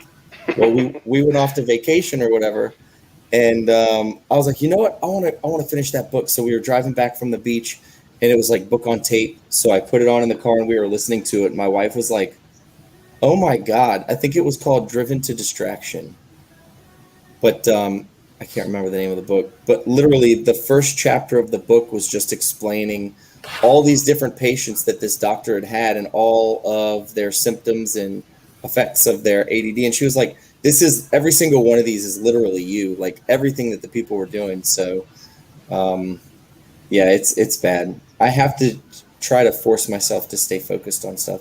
And I could take, I took Vyvanse for a little bit, but I don't know, man. Like, I'm just not a big pill person. So let it fly. I mean, as long as it doesn't interrupt your life. I mean, yeah. I was going to say that the obvious diagnosis was I read 3 pages and set it down for a month, but that was just me. Oh yeah. Have you tried meditation? Like yoga, meditation? Mm-hmm. Yeah, I mean, I definitely pray, and I know that's not the same as meditation, right. But I mean, dude, meditation. It's hard for me to even sit down to focus to meditate. You know what I'm saying? Just that was mine. I couldn't. Just constantly have to be doing my brain would something. Be flying. Yeah. So little by little, it's like I started almost like programming my brain to kind of like do 2 minutes, and then 4 or 5. You know, because most of the stuff they would say, yeah, sit down for 30 minutes and don't think about nothing, and I'll be like, yeah, I can do that for like a minute and 10 seconds or something, you know? And then little by little, I might only do like maybe 10, 15 minutes in the morning, but I get my little bit of sunlight, you know, I go outside, breathe, get grounded. And man, it kind of, you know. You've developed the habit. That's awesome. Yes, sir. Yeah, it's just, I don't like, I'm like you said, I don't like the pills, so I do smoke a little bit of weed, and then that's already bad enough for, you know, for ADD. So it's like I try to kind of do the meditation to do the balance, you know. So I do this. I also try to create habits. Like if I'm in a routine, then that's easier for me. So routine is huge. Like making sure I get up in the morning and I'm going to the gym, and it's a pretty normal routine with you know, my son and all that stuff. And my wife and I are both 100% from home as far as work goes and stuff like that. So I've got my son in the morning, she has him in the evenings, and that helps. Routine definitely helps. It definitely helps. But yeah, man, it's my whole life it's been that way. It's just been it's a gift and a curse, honestly. Right. Where did that go? Okay, here it is. But yeah, man, dude, I'm so amped up. Like, it's just super exciting to see where Hex is and where we're going. So many things are happening right now, like KNTX and RG3, and I think Wales and Hexo are down in Georgia. Yep. Talking to these people this weekend, man. Like, that is huge. That is huge. So they were kind of explaining that to me, and I don't know how much they put out there or whatever, but my understanding of it is that like you have these wealthy people, right? Say, take, for example, the Clintons, and what they do is they'll open up a foundation. When you open up a foundation, the short of it is basically that once you have a foundation like that, as long as you're donating, I believe it's like 5% to a charity, the rest of the funds that come through that are non-taxable. So, I mean, that is huge. And I could be missing something, right? I got a very brief explanation of what it is and how it works, but this is something that's probably, at least they're hoping to have out immediately. Nice. So that's awesome. That's going to be huge for Hex. That's what we all need to start doing. Those CRTs, the charitable remainder trust. Yep. Sure. Well, I think it's even a little bit different than that, but it's very similar. Nice. Makes sense, man. But the backs are getting big, so you need to start. We definitely need to start thinking in other directions. I keep telling people, think about the tax situation, think about, you know, some places to go or something, because I mean, I know a lot of Hexicans are talking about Puerto Rico, and that's awesome. It's definitely an option. I have a buddy who's from Puerto Rico, and he was telling me, he was like, the unemployment rate is 43% in Puerto Rico right now. And with unemployment comes violent crime. And I mean, you can have as many armed guards as you want outside of your gated community, man. Like, yeah, but Puerto if Rico you got crime doesn't 20,000 get people. that way. Like, I lived in Puerto Rico. I was Yeah. born and raised. I moved in 07. I mean, basically, as long as you're not messing with people, the situation in Puerto Rico is like crime is like in little pockets. So it's like in the projects. There's going to be some other poor communities, but it's almost Okay. like it doesn't go out of there. Like, you're not going to see like carjacking. You're not going to see like people getting shot in the street. You're going to see a lot of people getting shot in those places, though, because it's people that either owe money or they have a bad drug deal or something. Drug game, yep. Yeah, but it's like always like some type of fight over drugs. But if the way I see it, if we're not going to be hanging out in those areas, and then I mean, I know my folks. I mean, they've been there. They've never seen that part of the island. I did for a while. But are they still there? Tell you guys not to. Yeah, I mean, there's areas. Okay. There's areas that for sure. Yeah, no, my family they've never leave, bro. I'm in the Midwest, and they've come here like one time to visit on like Thanksgiving. And it's pretty legit there. Oh yeah. Yeah. I mean, like the way even through the hurricane, they did really good. I mean, they were prepared though. They had a lot of, they had stored a lot of food. They had like generators with propane. So instead of, they didn't have to go get gas all the time. You have a big tank of propane. But it's just a matter of being prepared. You put solar panels. You prepare for, if you get a 1 every 10-year hurricane. And then everything else, I mean, it's just like the States. I mean, every single place that it's here, it's in Puerto Rico. Like it's maybe Target and Lowe's. But Home Depot, Walmart, this, that, the other, McDonald's, everyone speaks Spanish, but then I call it like Spanglish. Like everyone has at least like a very like understanding of English, even if it's, rough. Yeah. But there's a lot of really good areas. Like the area that RG has mentioned that he would go, I know he's gonna love, because it's a nice area that it's gonna remind him of Cali. So the problem that I always say is that we always go to like the same 2 areas. We go to like Dorado or Condado. So it's like it's very nice, fancy areas. But if we're outbidding ourselves for like the same 3 or 4 houses, then it might not be a good idea. So I've been trying to tell people that, I mean, there's a lot of really good areas inside of the island. Just they're smaller communities, so you might be a little farther away from the airport. But I think it'll be worth it, because then all of a sudden you spend maybe $200K, but then you can get this much square footage, for the price. And then maybe you can get a little bit of acreage, which is what I want. Like my family has some acreage in the middle of the island. It's called San Lorenzo. And I freaking love it. I'm going to have like a nice little farm, and I'm going to have my little cows and my chicken and whatever happens outside. That's legit, bro. It won't affect me, because you can't count on the government to do anything for you. Not in Puerto Rico, not here. So just trying to be self-sufficient.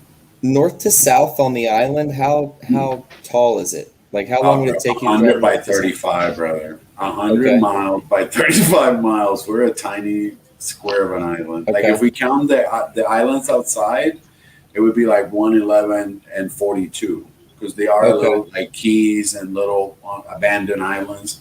But there's 2 island municipalities, which some people like to visit. They have really nice beaches. That's where like the Navy used to bombard and stuff to practice back in the day.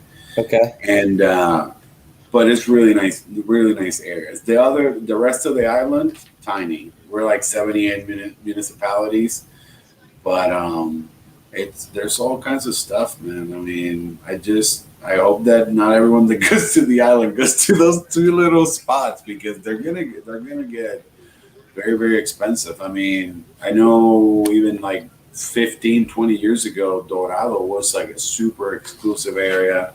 That's where there was the Hyatt Regency Severmont, the Hyatt Resort. That was like some really nice, because they have really nice beaches. So the area gets really expensive. So I mean, I'm gonna go in the middle of the island and just have my little farm. And there's enough opportunity to get acreage like that, you said? Yeah. Yeah, I mean, like right now in Puerto Rico, most of the acres, bro, it's like rented to like Monsanto, and now I'm assuming by Bayer. So like, but like not many people farm. So like the chemical company.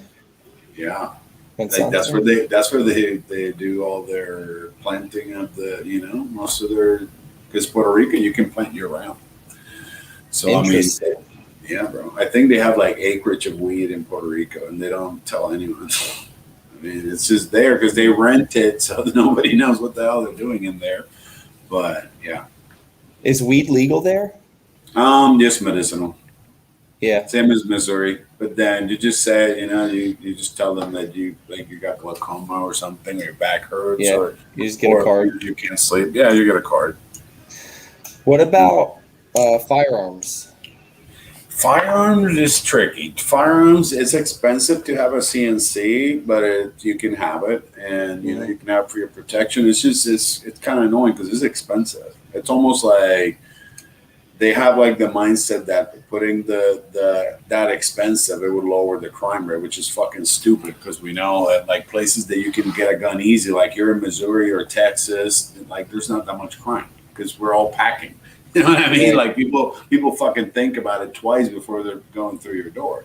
But in Puerto Rico, most of the crime is with illegal guns. Yeah. So it doesn't matter if you put the CNC super expensive, it's not going to lower the crime because the guy that's doing the fucking crime, he's not fucking registering his gap, That's pretty much everywhere. Exactly. But I don't know. It's the government's effing logic about. Yeah.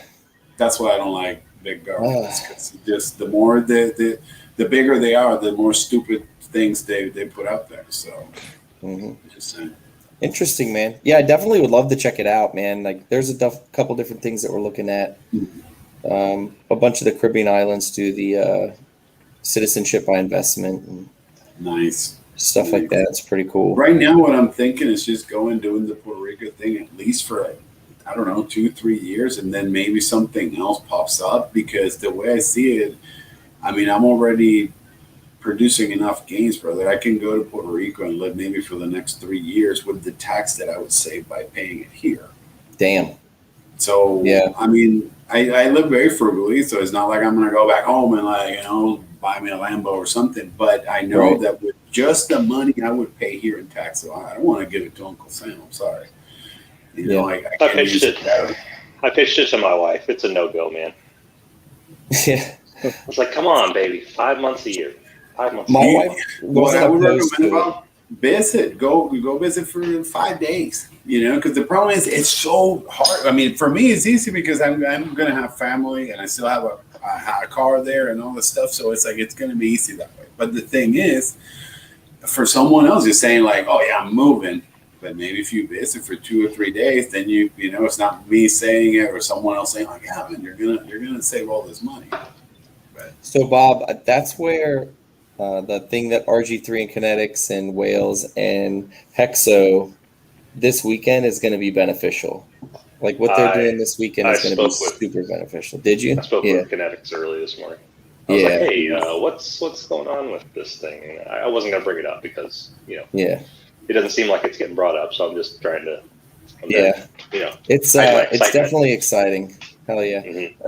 Has that one video has been floating around about that attorney on YouTube, and they're charging like $5,000 to get the CRTs or whatever they are set up those trusts, and then you do donations to them, and then you get paid out of them. Have you guys seen that video? So in the video with KNTX, where KNTX was laying out the collateralized lending, like what we're talking about, he mentioned a NIMCRUT, and that's what that is. So a CRUT or a CRT, that's the I don't remember what the acronym stands for, but it's basically what you're talking about, where you have, it's basically a contract where you are donating a percentage annually, and then sometimes I think the popular ones are set up where you make the foundation pays you for the rest of your life, and then whenever you die, the remaining balance goes to the charity. And that's how it's kept tax free. But this seems different, and I'm not exactly sure the leap to get from that structure where I only get paid for my lifetime and all the rest of it goes to charity. You know, what happens with my kids then? I guess I have to segregate out other portions. Gotcha. It'll be interesting to see how it plays out. But yeah, for Puerto Rico, it's like I got a chronically ill spouse. She's been sick for like 2 years now, and I got redheaded kids. So, you know, being in the sun, smearing sunscreen every day, I'll stay in the happy Midwest. I'm a farm boy. Nice. Out in the country, so. Yeah, there are definitely my neighbors have no idea. So this would be here, man. Like I did not tell anyone over here. I'm more interested in Belize than Puerto Rico, personally. Yeah. What do you like about Belize? First of all, it's an English-speaking country, even though that it's in Central America. The dollar is their preferred currency, even though they do have their own, and there's no capital gains tax there. Hmm. Hey guys, Graphene in the chat is mentioning that they said that the way they transfer the funds, I guess it says Nimcrud often use life insurance policy inside the trust to pass capital to the heirs. So I guess it would be after you passed and they received that. The life insurance policy. That's where I wasn't sure video. about how the CRT structure, and yet, you know, you always hear about these wealthy families talking about generation, you know, passing down their gains generationally. So it's like, I don't know how those two work together. If you have the foundation set up where it makes the donation upon death. So I suppose a life insurance policy would be one way to do that. But then again, what life insurance company is going to take that bet? With Belize, Tim, would you do a second citizenship? It depends. I want to go there and visit first. And if I have like a ring as far as like I'm supposed to live there, then I would work that out to see how that is. The fact is, my mom's getting older, and it would break her heart if I left America. So as long as she's alive, I'm going to have American citizenship. I don't know how that would, you know, work with what I want to do. So when I get to that point, I know it'll all just work out. It's just a matter of doing whatever needs to be done. That's awesome. I think I'm about to hop off, guys. It's getting late. I am too. I was going to cut out of here by 11, which is 8 minutes away from me. I think I'm going to cut out too.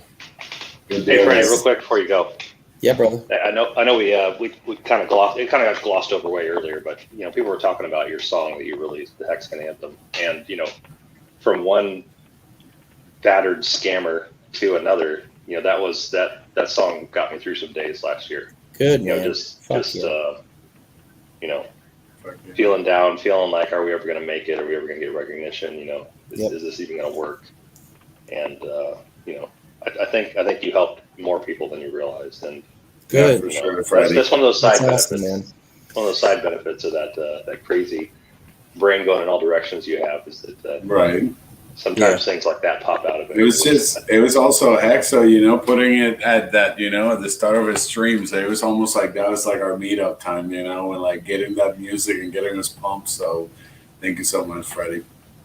Man, like getting into crypto years ago and then not going in as much as I should look back and like, damn, I should have gone in harder. And then getting scammed in pretty much everything that I went into in 17. Lost a lot of money back then to find Hex. And I found Richard back in, I want to say 2016, 2017 back then. But to really get into Hex before the launch and to be watching all of his videos and the updates and everything, and then to see it launch and to be there and go in day one and then have there's this like political group chat on Facebook that me and some friends were in, and I was telling everyone in there about it, and I was like, oh man, this is it. I've done, you know, I've been following it for this long. This is how it works. This is what it does. And then everyone in there calling it a scam and eventually getting kicked out of that group for promoting Hex and talking about Hex and everything leading up to it. And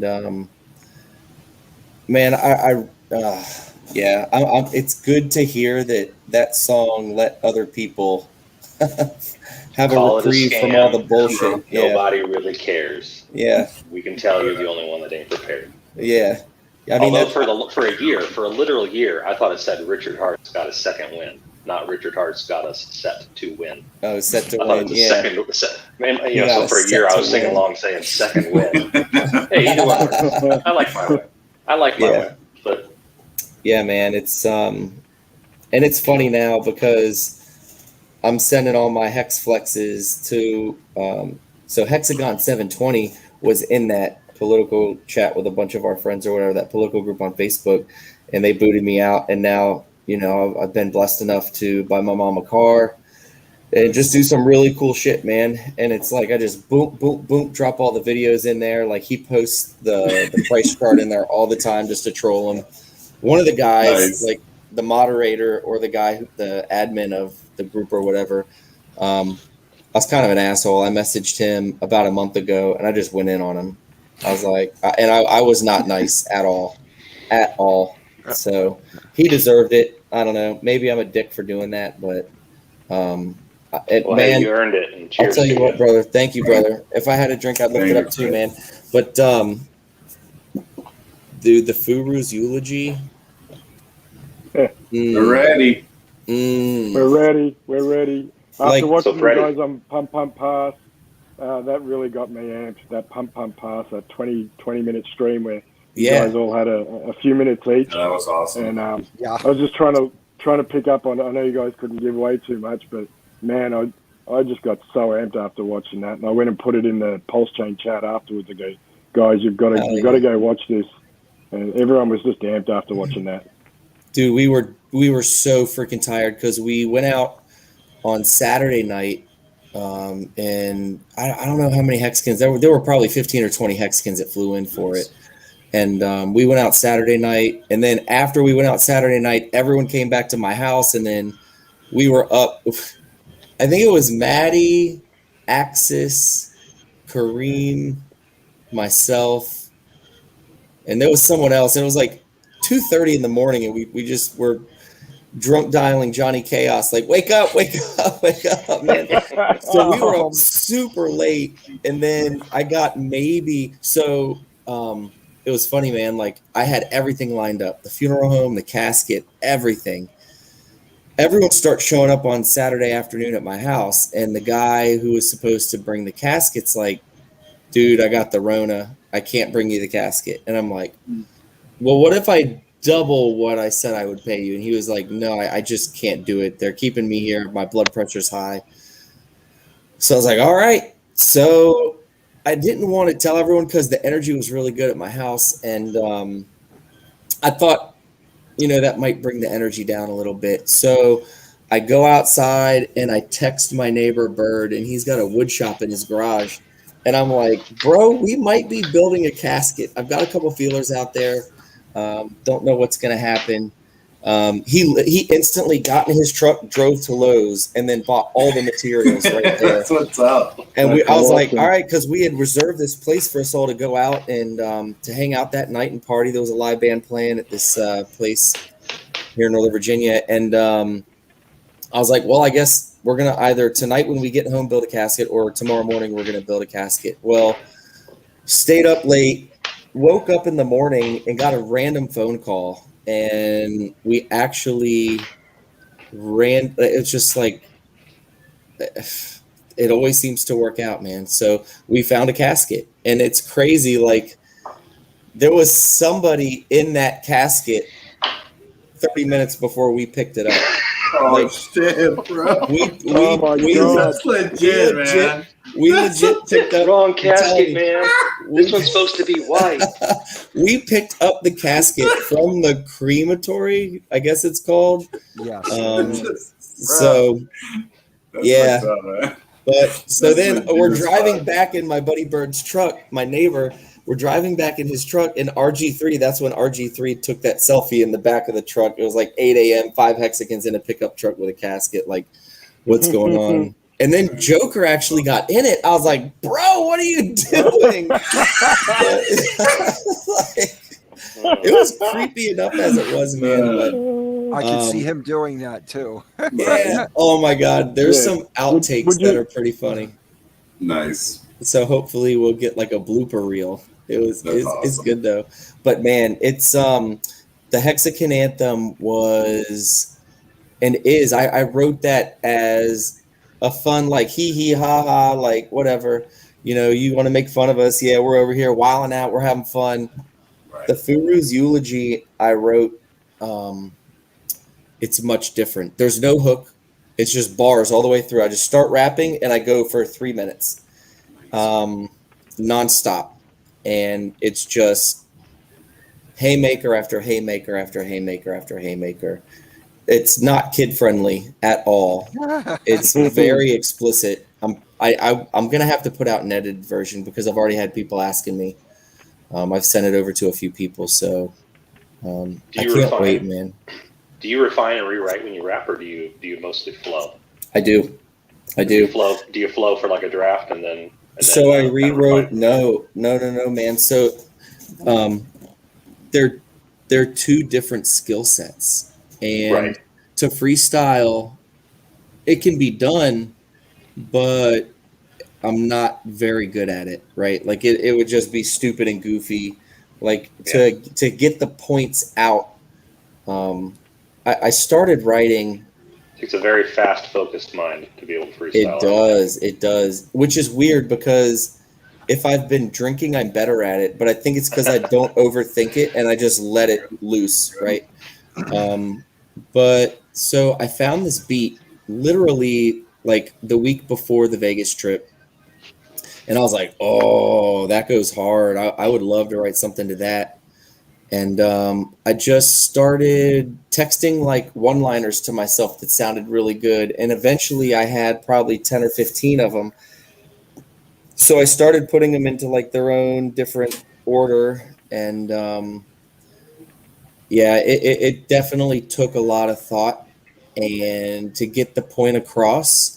And at first, like I was reaching out to Hexican influencers, streamers and people who do videos and post them up, and Johnny Chaos, and I was like, if I was writing a diss track to someone to these Furus, who would you want? And I had a list so long. At first, I'm telling you, man. At first, it was going to be like I was just going to be boom, boom, boom, boom, boom, boom, boom, boom, boom, like naming all these people.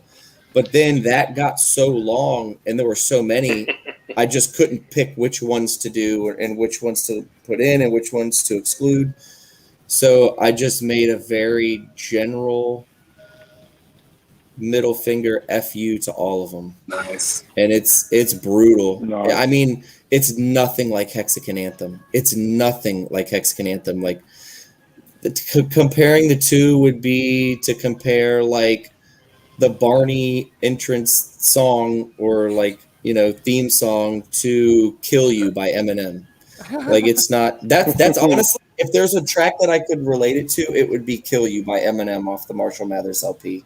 Just because it's so raw and it's just, I'm tired of talking about it. Like I want everyone to hear it, but I want everyone to see it with the video. I think the video effect is going to be cool. And I mean, that's cool in and of itself because I wrote the song and my sound engineer, Chris, and I were like, spitballing back and forth like, okay, we need to come up with a name for this. What are we going to name it? And it was like, first I came up with the idea like fight music, or because when I turn this song on, I literally just want to punch someone in the face. So it's like, whoa, all right, I'm telling you, man, one of those days. It's super aggressive. It's very aggressive. So, and then I was like, oh, what about Freight Train? That would be good. And then he was like, no, it's not catchy enough. It's got to have the Hex name in it. So I'm sitting at my desk and like, we're texting back and forth. And I was like, oh shit, what about the Furu eulogy? And then like it dawned on me like, oh my God, I could do it at a funeral home. And I like the whole concept came to me like instantly. And I was like, this is fucking brilliant. And that's where that ADD mind comes to benefit you. Right. Dude, it's just all the concepts like, all over the in place. Right. Yeah. Dude, that's literally how it went, man. Awesome. That's literally how it fucking went. Like, just like thinking, and then being like, oh my God. So yeah, the name of the song came after it had been completely written, and it was finished for like weeks at that point. And I just couldn't think of a good name. And then once I thought about it, I was like, oh my God, this is brilliant. And then I just came up with the concept for the video, and then I just started ordering props off Amazon. And then it went, then I started ordering the big pictures that you guys probably saw. Everyone was posting Twitter pictures and stuff like that.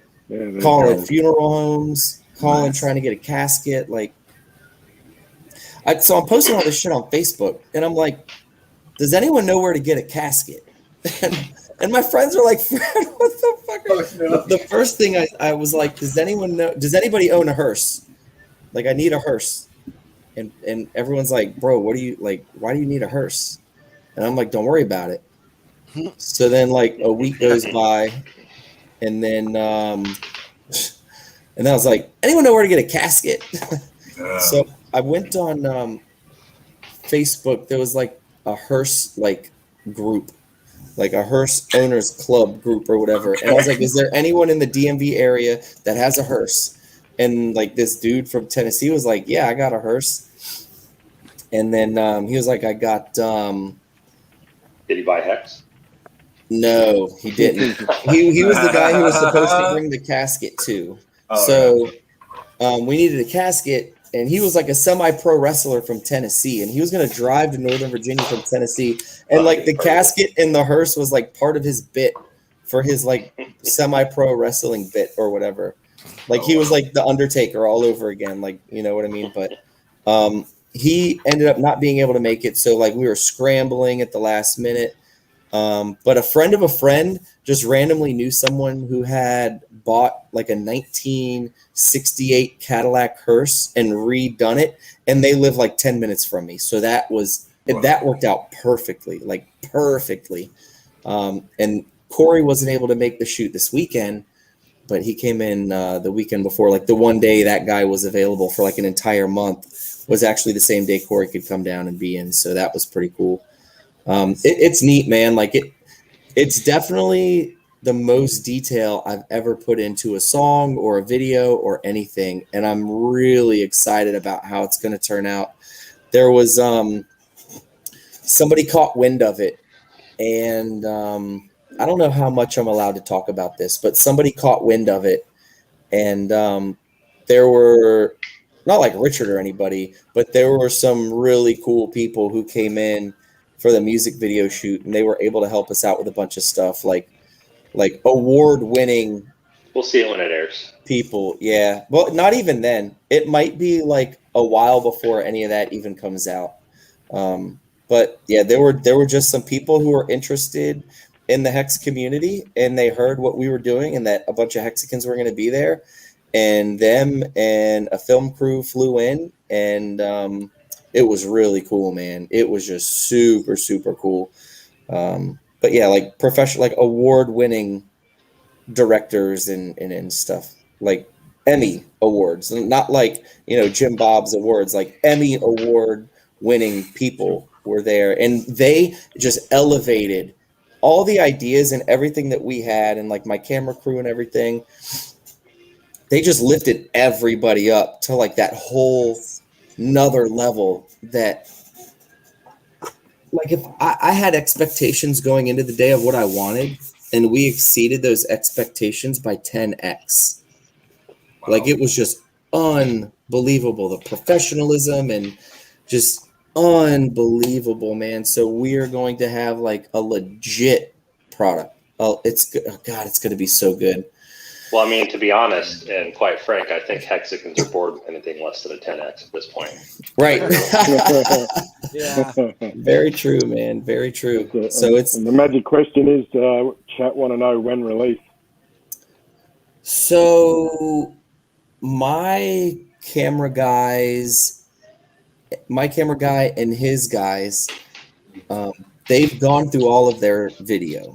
And they were waiting on these other people who came in to get some video to them, and they were going to have it to them here. They've been a little bit busy with some other stuff, but we hope to have that by Sunday. if they can get it on Sunday, if my guys can get all of the film, I guess by Sunday, I'm hoping we'll do the pre-release happy hour on Friday. Cabana already said, he was like, bro, we got to do the pre-release party for happy hour, and then we'll release on FN Hangout. I'm hoping Friday, if not this Friday. And again, this is not something that we want to rush, right? This is going to go viral. It's going to go to more than just Hexicans. The Hexican Anthem was awesome because it went viral throughout our community, which is cool. That's what it was for. I think a lot of people see the name Hex and they just shut it down instantly and they don't look at it. And they're like, okay, F this, it's Hex. They're stupid. So I think that works for us with the Furu eulogy. People are going to be like, what's a Furu? You know what I'm saying? Like, it's going to draw them in. They aren't going to instantly have a wall up because we say Hexican Anthem or something like that. Just look what Pulse has done. Yeah. Look what Pulse has done. Oh, yeah. Yep. Just literally just a different name. And there's so many more people. What's the Pulse Telegram up to these days? Like 40 grand. It's over 40,000. Yeah. It's going. It slows on the days that on the days that we're going sideways. There's like 60 people live talking. Yeah. The days that we pump. Yeah, the days that we pump, there'll be like 130, 140 people there. Like that's I've actually talked with you before, Identity. I've been in voice chat. It's been about nice. See you, Tim. Later, Timmy. See you, Tim. I'll talk to you soon. See ya.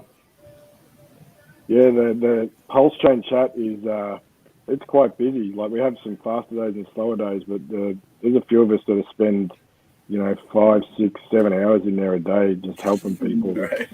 It's just a grind. I mean, I was hopping in almost every day for a couple of weeks. This was about a month ago. I actually quit my job a month ago, by the way. For anyone nice. Congratulations. Congrats, man. Congrats. Thank you. But yeah, for a few days there, looking for something to do, I was hopping in the chat and just trying to help people. And it's just feeling like you're on the front lines. It's every day. Like, how do I this and how do I that? And, it gets repetitive a bit, like sometimes, and then some people don't like the answer that you give. Today, I had someone in the chat say that I can kind of shut that down some. So I've been doing tech support for like 10 years. So it's like, it's kind of, I kind of have the skill set for it to kind of, guide people in the right direction, kind of listen for what their problem actually is, and then try to feed them their question back to them with the solution. And then if they don't believe me, it's like, you're welcome to fuck yourself, Right. Yeah.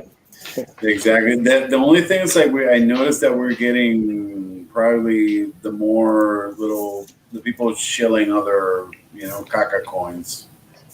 So that's what I've been trying to just stay very, very on, because the second that I kind of catch it, I try to tell people hey, maybe not here, We definitely get waves of flooders. It seems like it's orchestrated. Like, they come in, but they pretend that they don't know each other. But they team up. It's quite evident, isn't it, ID? Yeah, it's very it's definitely one or two people, maybe three will start now. Whenever launch happens, I'm thinking it'll probably be 300, maybe 400 people talking in that chat. So it'll probably be Papa or Walrus or some of the other admins just you got to do mute and hand raise. There's right. That's what I was thinking too. That's what I was thinking. Probably muting and then everyone one question at a time, because it'll get crazy. Yeah. Well, Freddie, I know I hooked you in for another hour here by talking about the Hexican. It's all good, brother. That's awesome. I love it, man. I should probably throw out a no homo before I keep talking it up. But it really, honestly, literally. So this stuff, it was all of crypto. I didn't talk to my wife about it. I started late, maybe early 2018, late 2017. So around the top. Right. So I didn't do so well with that whole value retention at first. And, I stumbled on Richard Hart later that year, and I was following him since he was talking about CFD coin. So, I mean, I was waiting for a year and a half for Hex to launch. Damn. I was actually an admin I was an admin in the Hex chat for a short time, but, life got in the way and I had to drop off. But did you get long story short, ICO bubble? You No. get caught up in the I ICO didn't. bubble? No. Nice. No. I was just beyond. I was just after that. So I probably got lucky there, or I probably would have lost my ass there too. But basically, you know, it's like Yeah. I couldn't bring myself to break the news to my wife on any of this until I felt like I saw significant gains. So honestly, literally, I didn't tell my wife about anything. Like, she had an idea that I was like dabbling in crypto and stuff, but she had no idea. No clue until about May of this year. And I was like, hey, just so you know, this is what's going on. And literally part of my indoctrination into the culture was playing a few clips of the Hexologist and playing her the Hexican anthem to kind of like, Very cool. just so you know, this is what we've been working on the past couple of years. This whole That's group of awesome. people, and we're gonna be fine. And she was open to it? Oh yeah. Well, I mean, it's just she has the personality where she would have been too anxious. You know, if she would have known all along, and I knew that. I knew I kind of had to shield her from that. And that's also kind of, it ties into her chronic fatigue that she's been dealing with the last couple of years. Yeah. Anxiety and adrenaline and all that. It's just, it was no good. So I kind of shielded her from that. But, you know, once I was ready to show her the let her know what gains. was going on. Yeah. Show that steak wrap. Well, Not think only makes it a little easier. about your staker app in May, and think about your staker app now. Right. Dude, every time I think what Johnny said when we were about to hit that 1 penny, and he told us just look at that steak wrap now, and every time we go a penny up, it'll be that amount every time. That amount. I think we're about to. I mean, 5 cents. Whew, I think we were at 5 cents when I told her. I was like, hey, just here's some numbers. Take a look at these numbers. Right. This is what I've been doing. Nice. But yeah, part of that indoctrination. Magic carpet ride. Yeah. Well, remember Malta when he was talking with fucking Eric Wall, Mm-hmm. and he says, what if there's a pump and no dump? Right. What if? That's why you couldn't get it. Like, you drives could me tell crazy. Eric was sitting there, and he was like, This is the stupidest He was fucking like "Yeah, this is trying to stupid. wrap- This is the stupidest thing I've ever heard." Exactly. He was You're trying like, to wrap his head around it. I can't. But I mean, stand at that You just don't get it. point, You don't get it. if we were following since CFT, we were definitely at least had a clearer picture of what Hex was going to be. So it was almost like, why don't you get it, dude? Like, why don't you get it? You know, Richard explained it so nicely. Like, so it was, yeah. Well, I think Eric Wall's oversimplifying. He's saying like, well, it's a utility token. You stake it and you get more of the utility token. What's the big deal? And it's like, well, look at the chart, bro. So, you know, Right. That's the big deal. I mean, it's just, you know, he's a CTO that's protecting the value of his firm, that's looking for something that's new, something that's innovative, and he missed the innovation of Hex. I mean, Yeah. that's all there is to it. And, you know, we have a man behind the curtain. Let's not pretend like this is all. You know, we have a benevolent set of big brothers, you might say. They seem to be acting on our behalf. As long as that doesn't change. That's what I think. It's almost like we're sitting, relaxing, and then all of a sudden all this other stuff is happening. Plus, we're going to have now Paul's come in, plus the copies. It's mind blowing. Cookie Couture, we do that. Like, we layer 2 to 3 times. We do ins and outs. We make it thicker. We definitely 100% do that on all our tracks. Somebody's hitting up on DM and saying that they kind of kept things from their wife as well. Yeah, Right. so I mean, sometimes you have to. I mean, you know, it's a relationship by relationship call. But for me personally, I knew that I had to take that upon myself. You know, and even me. I mean, there was days before Hex came along that I was, you know, I tried margin trading. I did things that like would scare the shit out of me now. You know, just watching thousands of dollars vaporize in a few minutes when the price moved against you. And that was when I learned that I do not have the heart or the adrenaline system or the nerves nor the balls of steel to trade. Sometimes it's Especially easier to ask especially not on for leverage. sometimes it's easier to ask for forgiveness than permission. Yep. Yeah, really. Yeah. Man, I'm really anxious to see what the reaction is from the rest of crypto with this song. Ooh. I think it'll be different for everyone because for someone that's building, they're gonna love Pulse. You know, for someone that's trading in Ethereum and they just want the price to go up and up over there, they might not like Pulse that much. But if you're building right now, or if you've been priced out on your little game that you play, or Virtual Land, or all this stuff, I think they're gonna love Pulse. Plus, they're gonna love their copies of their ERC. So it's gonna be good. Yep, that's exactly. So Vanity Zen said Furu Eulogy might even be discussed by those Furu's communities, helping more with virality payback time. So that's one of the guerrilla marketing things that we were discussing here. When Maddie was here last weekend, we were all talking about different things that we could do to try to help make this thing go viral. And instead of like going to the Furus, and I mean, we'll definitely tag Furus in it, but they're just going to block. So maybe what we do is we ask the community to go out and go to one of the Furus pages and see who's liking their posts, and then tag all the people who like their posts in the video. So it's like more of like a guerrilla marketing type thing. But yeah, I like that. Yep. I like that. So get it in there and have everyone else send it out, and we'll reach way more people that way too. Yeah. Love it. Yep. Somehow I have a feeling that the clip is not going to get gate kept. What, the music video? Yeah, exactly. It's going to be hard to.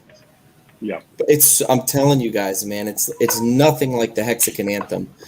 It's F-bomb this, you're a little this, you got a little tiny this, like it's but it's like, and it's all in crypto talk, right? So anyone who's in crypto will get it. Kind of like Hexican anthem, there's a lot of crypto talk. Right.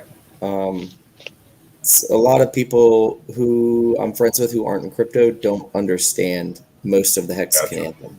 You know, they're like, oh, this is catchy, but what the fuck does this mean? What does that mean? Right. But it's just you mentioned a lot of specific reference, for the Hexicans. It's just stuff that if we were not here for the last year and 10 months, or for the last 2 years, or we didn't see Richard launch Hex at this time 2 years ago, they might not understand. Right. It was definitely the morale boost. It was the morale boost the community needed. I mean, exactly. It felt like we were getting shelled every day on the trenches, just trying to hold the line. And it's hard to put a dollar amount to that, man. Like, I mean, even still, I get that kind of excitement inside every time. Hell yeah, me too, man. That's funny. So do I, and I've listened to it a million times. And that's what I was going for. An anthem, something we could blast to be proud of, to shut everybody up. I'm telling you, man, the Furu Eulogy is so different. It's so different. It's a kill shot, is what it is. It's a shot. It'll be the shot heard around the world in crypto. You're gonna have a launch party? Yes, on FN Hangout. So we're gonna do the pre-party on happy hour, and then whenever we're ready to launch it, we'll do it on a Friday, and we'll do the pre-party for happy hour. We'll have, I think they were talking about, we're going to have DJ Cryptomatic on, and then like have some of the other Hex artists on, hopefully Corey, hopefully Morgan, some of the other guys who are doing tracks out there too. I'd like to have Naga on. He's got like one of the punchlines in the song is one of Naga's like awesome punchlines, and everyone gets super hyped up about it. And at least at the video shoot, like, because you're going through this and you're shooting this video, so everything you do, you have to do a minimum twice, right? Just to make sure they have enough film, right? So every single wardrobe, every single outfit, we're going through. I think I had like 6 wardrobe changes. 1, 2, 3, 4, 5 wardrobe changes. So each one, you're sitting there and you're doing the song. They're filming 2 or 3 different times each. So you go through 2 or 3 times. Yep. Roll tape. Yeah. So KNTX was the sound guy. So I have this big, huge speaker, and we brought it in, and I just gave him my phone, and he unlocked it, whatever, went through. And they'd be like, all right, music. And he'd start it over, and he'd go again. Like, I swear, I was like, everyone's going to get sick and tired of hearing this all day, every damn day. But it's nothing like the Hexican. It's old news to you, and it's going to be the fresh thing for all of us. And I'll do my best to stop by, whether it happens this Friday or not. I mean, I know I'm like a background incognito Hexican. I mean, I've been around for a while. I wish I could have done more for the community over the last couple of years, but life gets in the way, man. Life gets in the way. Like you got family, and like you were saying with your wife and stuff, it's best that you spend time with that. You know what I'm saying? Like family first. Yeah. That's but this seemed like a good awesome. night. This seemed like a good night to come on. I mean, it seemed like we're awesome, we're like the backup. We're the backup string. Hell yeah! Hell yeah! The B squad. The A squad is hooking and jabbing on our behalf. So it seemed like some small way I could contribute. But I know it'll be a crowded stream on the So if you see me, I'll just kind of point and try to not take up too much of your time. 100%, man. Nope, 100%. Try to come on. And FN Hangout will be fun, man. And I'm sure we'll be going late into the evening whenever it is. I hope it's next Friday. But I'm not that video editor. So. Well, we've spent 2 years practicing, that whole no expectation thing. So. Right. So I put a tweet out a couple weeks ago, and I was like, all right, guys, I know that like we're all Hexicans and none of us have expectations of the work from others, but go ahead and have expectations because the Furu eulogy is that good. And I put that tweet out and I got a few likes on it, but it's true, man. It's that fucking good. And everyone who hears it is like, whoa. And then the video is just going to take it even further, like to the next level. So there's a lot of people who are here who think that it may be one of the catalysts that sent us into virality here over the next month or two. So, man, that filled my heart with so much joy when they said that to me too. And it wasn't just anyone. Like this was someone who's very prominent, and that just made me, man, it was just so fucking cool, so fucking cool. Let's let time fly, man. The time deposit, delayed gratification. It's going to be worth it when it comes out, and it's gonna fucking piss off a lot of people. There's going to be a lot of negative blowback from it, I'm sure. I'm already getting it from people within the Hex community. James Jetson, JJ Wentworth, what the fuck his name is. He was like, oh, you're calling people. My money and I want it now. Right. I don't know. Like, fucking this dude, man. Yeah, I saw one of the replies to one of your tweets.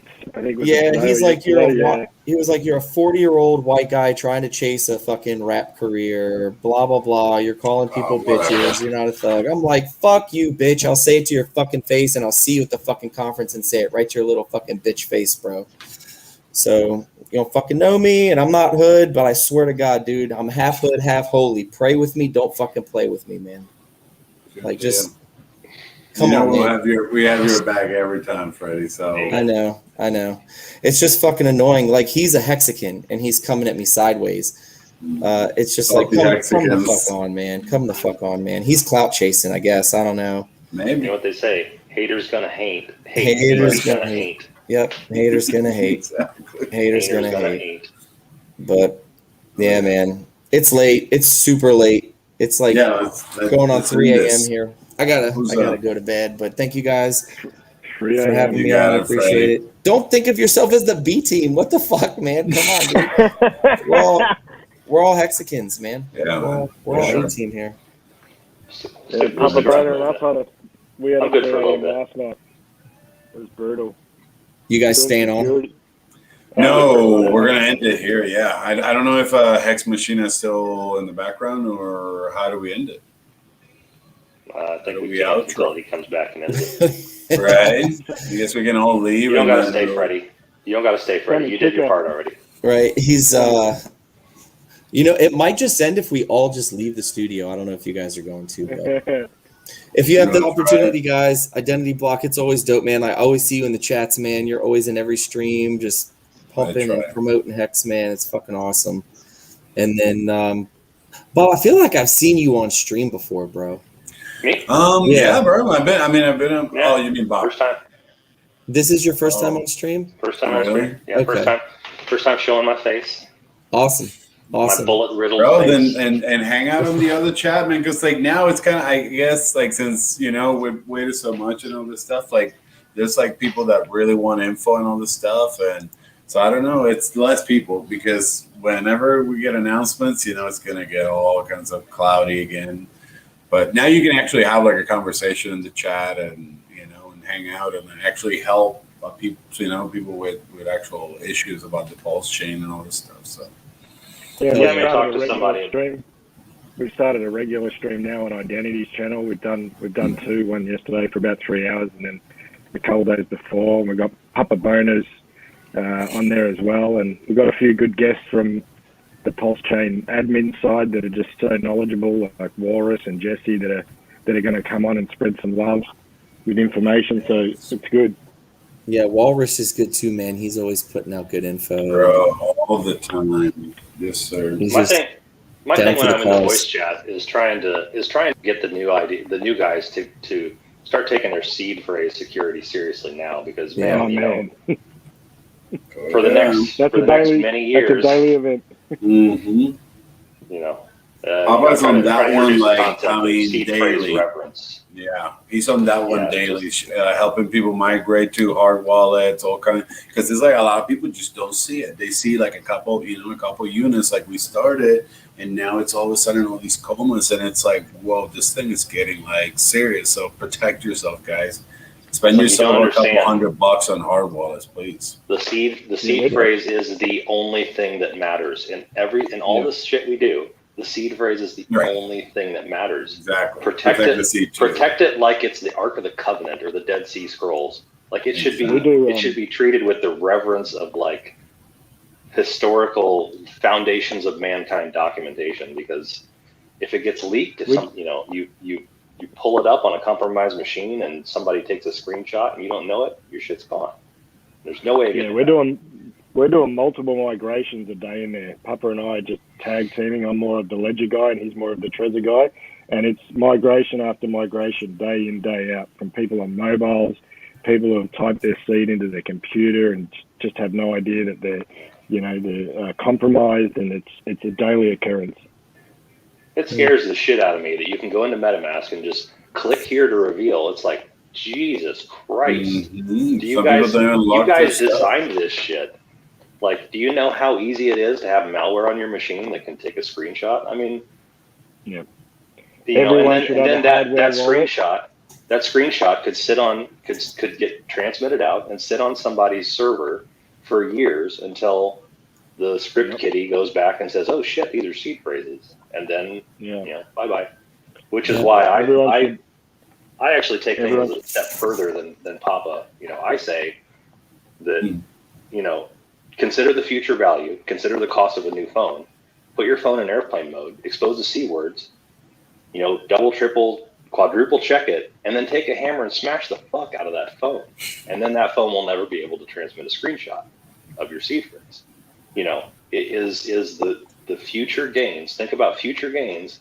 Think about, is it worth it to give up this phone right now, or this laptop, or this whatever it was that you installed MetaMask or whatever on? And strongly consider actually destroying that device before you ever connect it to a network again. You could walk that back a step and replace the hard drive, wipe the hard drive.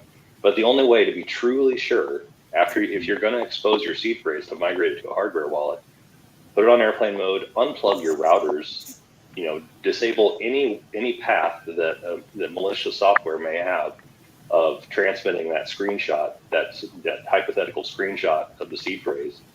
Never connect that device again. Quadruple check, make sure that the seed phrase works to migrate. Back it up, store it securely, and then just don't use that device again. Destroy the device. Yeah. Luckily, exactly. Don't try to save. A lot of people try. Bob, that was awesome, because a lot of people try to save on the new device. And because they get like $100 FN discount or something, and people, you're giving away your life for the last 2-3 years that you use that machine. So, well, one of the guys I helped out, literally, he bought a machine off eBay and started logging into Coinbase and started using MetaMask. It showed up at his house with Windows installed on it, and he just started using it. And it was obviously compromised once we started walking him through it. It's like, bro, you just you bought a machine off eBay, and the jackass that sold it to you loaded it full of malware before he sent it to you, and he got lucky that you bought it. You know, his plan worked. Right. You started doing some high value shit on a machine that you had no idea whether it was clean or not. His Coinbase was hacked. His Google Authenticator was stolen. His email was compromised. It's like, oh my God. Right, and those are starting to happen more and more often because apparently the cell phone people, you know, like they're working for the cell phone companies. They found a price, you know, to do all these SIM swap bullshit. So be careful. Yeah. All right, guys, I'm out of here. Have a good one. Yes, thank you so much, Freddie. Have a great one, buddy. 100%. Take it easy, y'all. See ya. Yep, take it easy, guys. Yeah, I remember that poor guy. That poor guy. I mean, you know, that poor guy was, you know. Sorry, you go. Go ahead. Sorry, lucky most of our migrations, people have had the seeds written down, so they haven't had to expose them to compromise themselves further. But yeah, we pretty much preach in there all day, every day. Get a hardware wallet, migrate it. For the new people that are like, I just want to buy today, we're like, no, man, just wait a day or two, get your hardware wallet, and then we'll get you sorted. Because if you start off that way to begin with, generating seeds from the hardware wallet that have never been online, that is the best security posture you can have. So we'll just keep turn back time. Right. Yeah, exactly. So everyone listening, get yourself a hardware wallet. Don't use a mobile phone with MetaMask. And if you are, get the wallet, get it migrated, delete it. Yeah, if you can only afford a Ledger Nano S, buy a Ledger Nano S. I wouldn't recommend the Nano X because I don't know about that whole wireless connection. It's convenient, but it's not secure. Anytime something slides towards convenient, it slides away from secure. Right, so I don't know about the Nano X, but I can. Yeah. I personally use Nano S. I've personally used the Model T, the Trezor Model T. I personally prefer the Model T. I think it's a better desigin.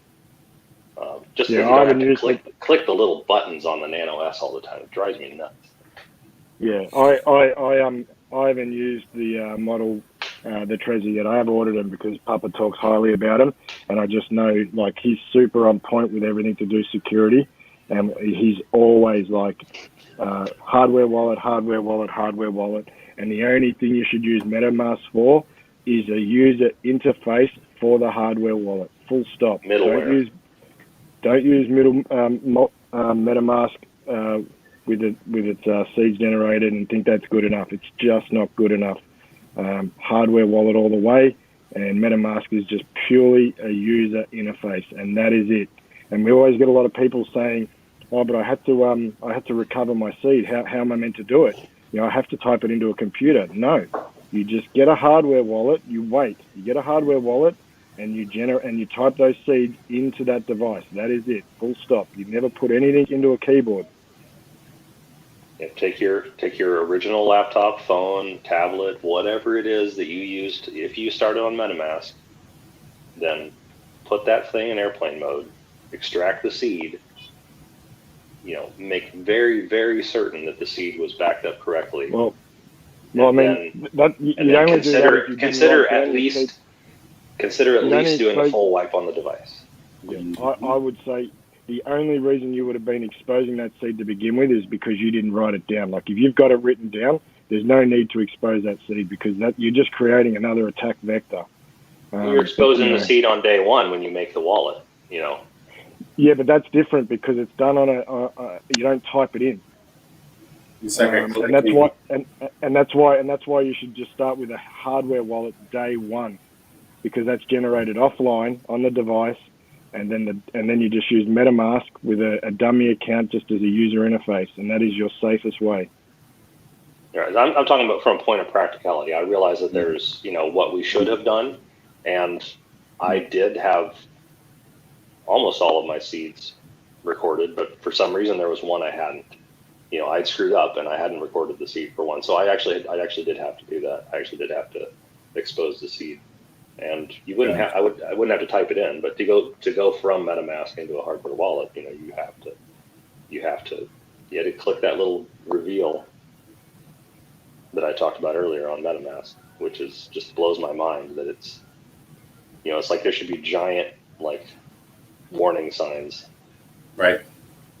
Yeah, exactly. I wish that more people would take it serious because it happens so fast, you know. A lot of us, you know, came in with a bunch of coins, but they weren't worth that much a year and a half ago. Yeah, but now same seed that secured it at 0.000056 of a penny is the same seed that secures it at 50 cents. Exactly, and it will be at $50, and it will be at 50K. So get ready. Right. Take it seriously. Mm-hmm. And like Hextrovert said, the way to take it seriously is just, you know, even if you got to wait a couple days, even if you can barely afford it, get a hardware wallet. Your physical security is the best way to set yourself up to succeed. You know, so the first step of physical security is to have a purpose-built device, just purpose-built for storing those private keys, and only able, you know, with manual input to sign the transactions that you wish to sign on it. And then start on day one from a hardware wallet. Don't screw around with MetaMask. We have no idea. The attack surface on MetaMask is miles and miles wider than the attack surface on a Trezor or a Ledger device, or I don't know anything about the other devices, but I know that those two devices work well. And if you don't leave them lying around, that's pretty much the best the average Joe could do.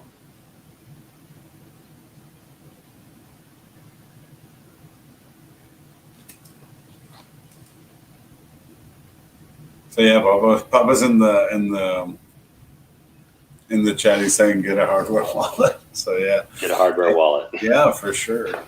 Don't be a cheap bastard. Get a hardware wallet. If you started on MetaMask, then just destroy the phone. Exactly. That's the thing. It's like a lot of people think that by wiping them and then returning them. And I'm telling you, like, I've seen some of these programs, and all you get is like $100, $50, but you don't understand. You're giving away your data. The data that's in that device is what you're actually giving away. So try not to, you know, cheap out for a discount on a cell phone or something. And then you're giving away. I mean, right now I have like 4 devices or something that I have just, you know, I have them in a spot. And then eventually what I'm thinking is just taking them one day and just crashing the crap out of them. But for now, they're not leaving my site, you know, and the only computer I've left out, like I did all kinds. I mean, I basically like stripped it from the inside, kept the hard drive, kept the RAM, and then just basically got rid of a shell. But a lot of people don't take that, you know, to those levels. So I wish more people. For somebody that understands how to take a laptop apart, yeah. I mean, once you grab the RAM and the hard drive, you're 99% safe. But you know, for those, and I know that they're still out there. I know that there's still people out there that are probably day one Hexicans that are still have their shit in MetaMask. Yeah. And someday they're going to want to upgrade their security, and they, you know, of that subset, there's a smaller subset that have lost where they had their seed phrase recorded. You know, they can't read a word. For some reason, they're going to have to expose the seed phrase, and those people should very strongly consider just, you know, disabling any network connectivity, and then just destroy the device once you're done extracting the seed, and you've made absolutely certain that the seed is able to restore all the wallet and the addresses onto a hardware device. Then just, you know, what's the cost of a new laptop versus your future value in Hex and Pulse, etc. 100%. I agree with that. So, Bob, should we end it here? Yeah, I think we're good. I think we tied a tail on. What should we do? Just we leave the studio? You got any? I know we've been Identity and I are very talkative guys. You have any last? No, words? I think he said his AirPods went flat, so I think he dropped. Yeah, he dropped. Yeah, my stream actually froze about 10 minutes ago, so I've been audio only since then. Good deal. But yeah, again, I guess to everyone that's, you know, watching, and you know, if you have any questions on Pulse, I mean, we normally are not supposed to talk about hacks on the Pulse chain chat, but we always do. We always talk about. When did that happen? Exactly. It's like we always are like, no, we're not supposed to talk about that, but I mean, we always do. So yeah, if you guys have questions, just please come and let us know. We're learning, so we're trying to help people, but we're always also learning. So bring us your questions, and let's be smarter about all this process that we're doing, because like Bob is saying, most of us, we started with a couple of bucks, and it was like, oh yeah, like me, Bob, like I was saying, man, I came here with like $250 and that was like 2.4, 2.5 ETH. Crazy shit happens. Crazy shit happens when every dollar turns into $9,200, huh? I'm super grateful. Someone had asked earlier, I think it was like Jacob or someone had mentioned on when did I got in, and I was like, I was here since like 2017 following Richard on when he went on Bitcoin Uncensored to talk to Chris Rose. But then I did, instead of going in on day one, since I had so little ETH, because back then 2.5 ETH now sounds like a lot of money, but back then it was like, I don't know, like 200 and something bucks, maybe 240, 250. And so I held to like day 18, so that was my lucky. Day 18 wasn't a bad entry, if I remember. No, brother, it was an amazing entry, because in day 18, it was December 20th. If you look at the math of the entries on the the transformation, the AA, it was almost like I came in with 20 times more purchasing power than being on day one, and then obviously day 33 would have been even more purchasing power. But then what I did was, as the price was not the price, but the transform rate. Yeah, exactly. The transform rate went down. I just kept DCA. So 18, 33, 40 something, and then I just bought today. So you know how that's going. And patience, like I said, patience is king, and delayed gratification is the king's right hand man when it comes to Hex. So for anybody out there, you'll see me in the Pulse chat. You see my face now, and I'll pop into voice chat now and then. And I go by the same handle on awesome. On all the channels on Telegram and on Twitter as well.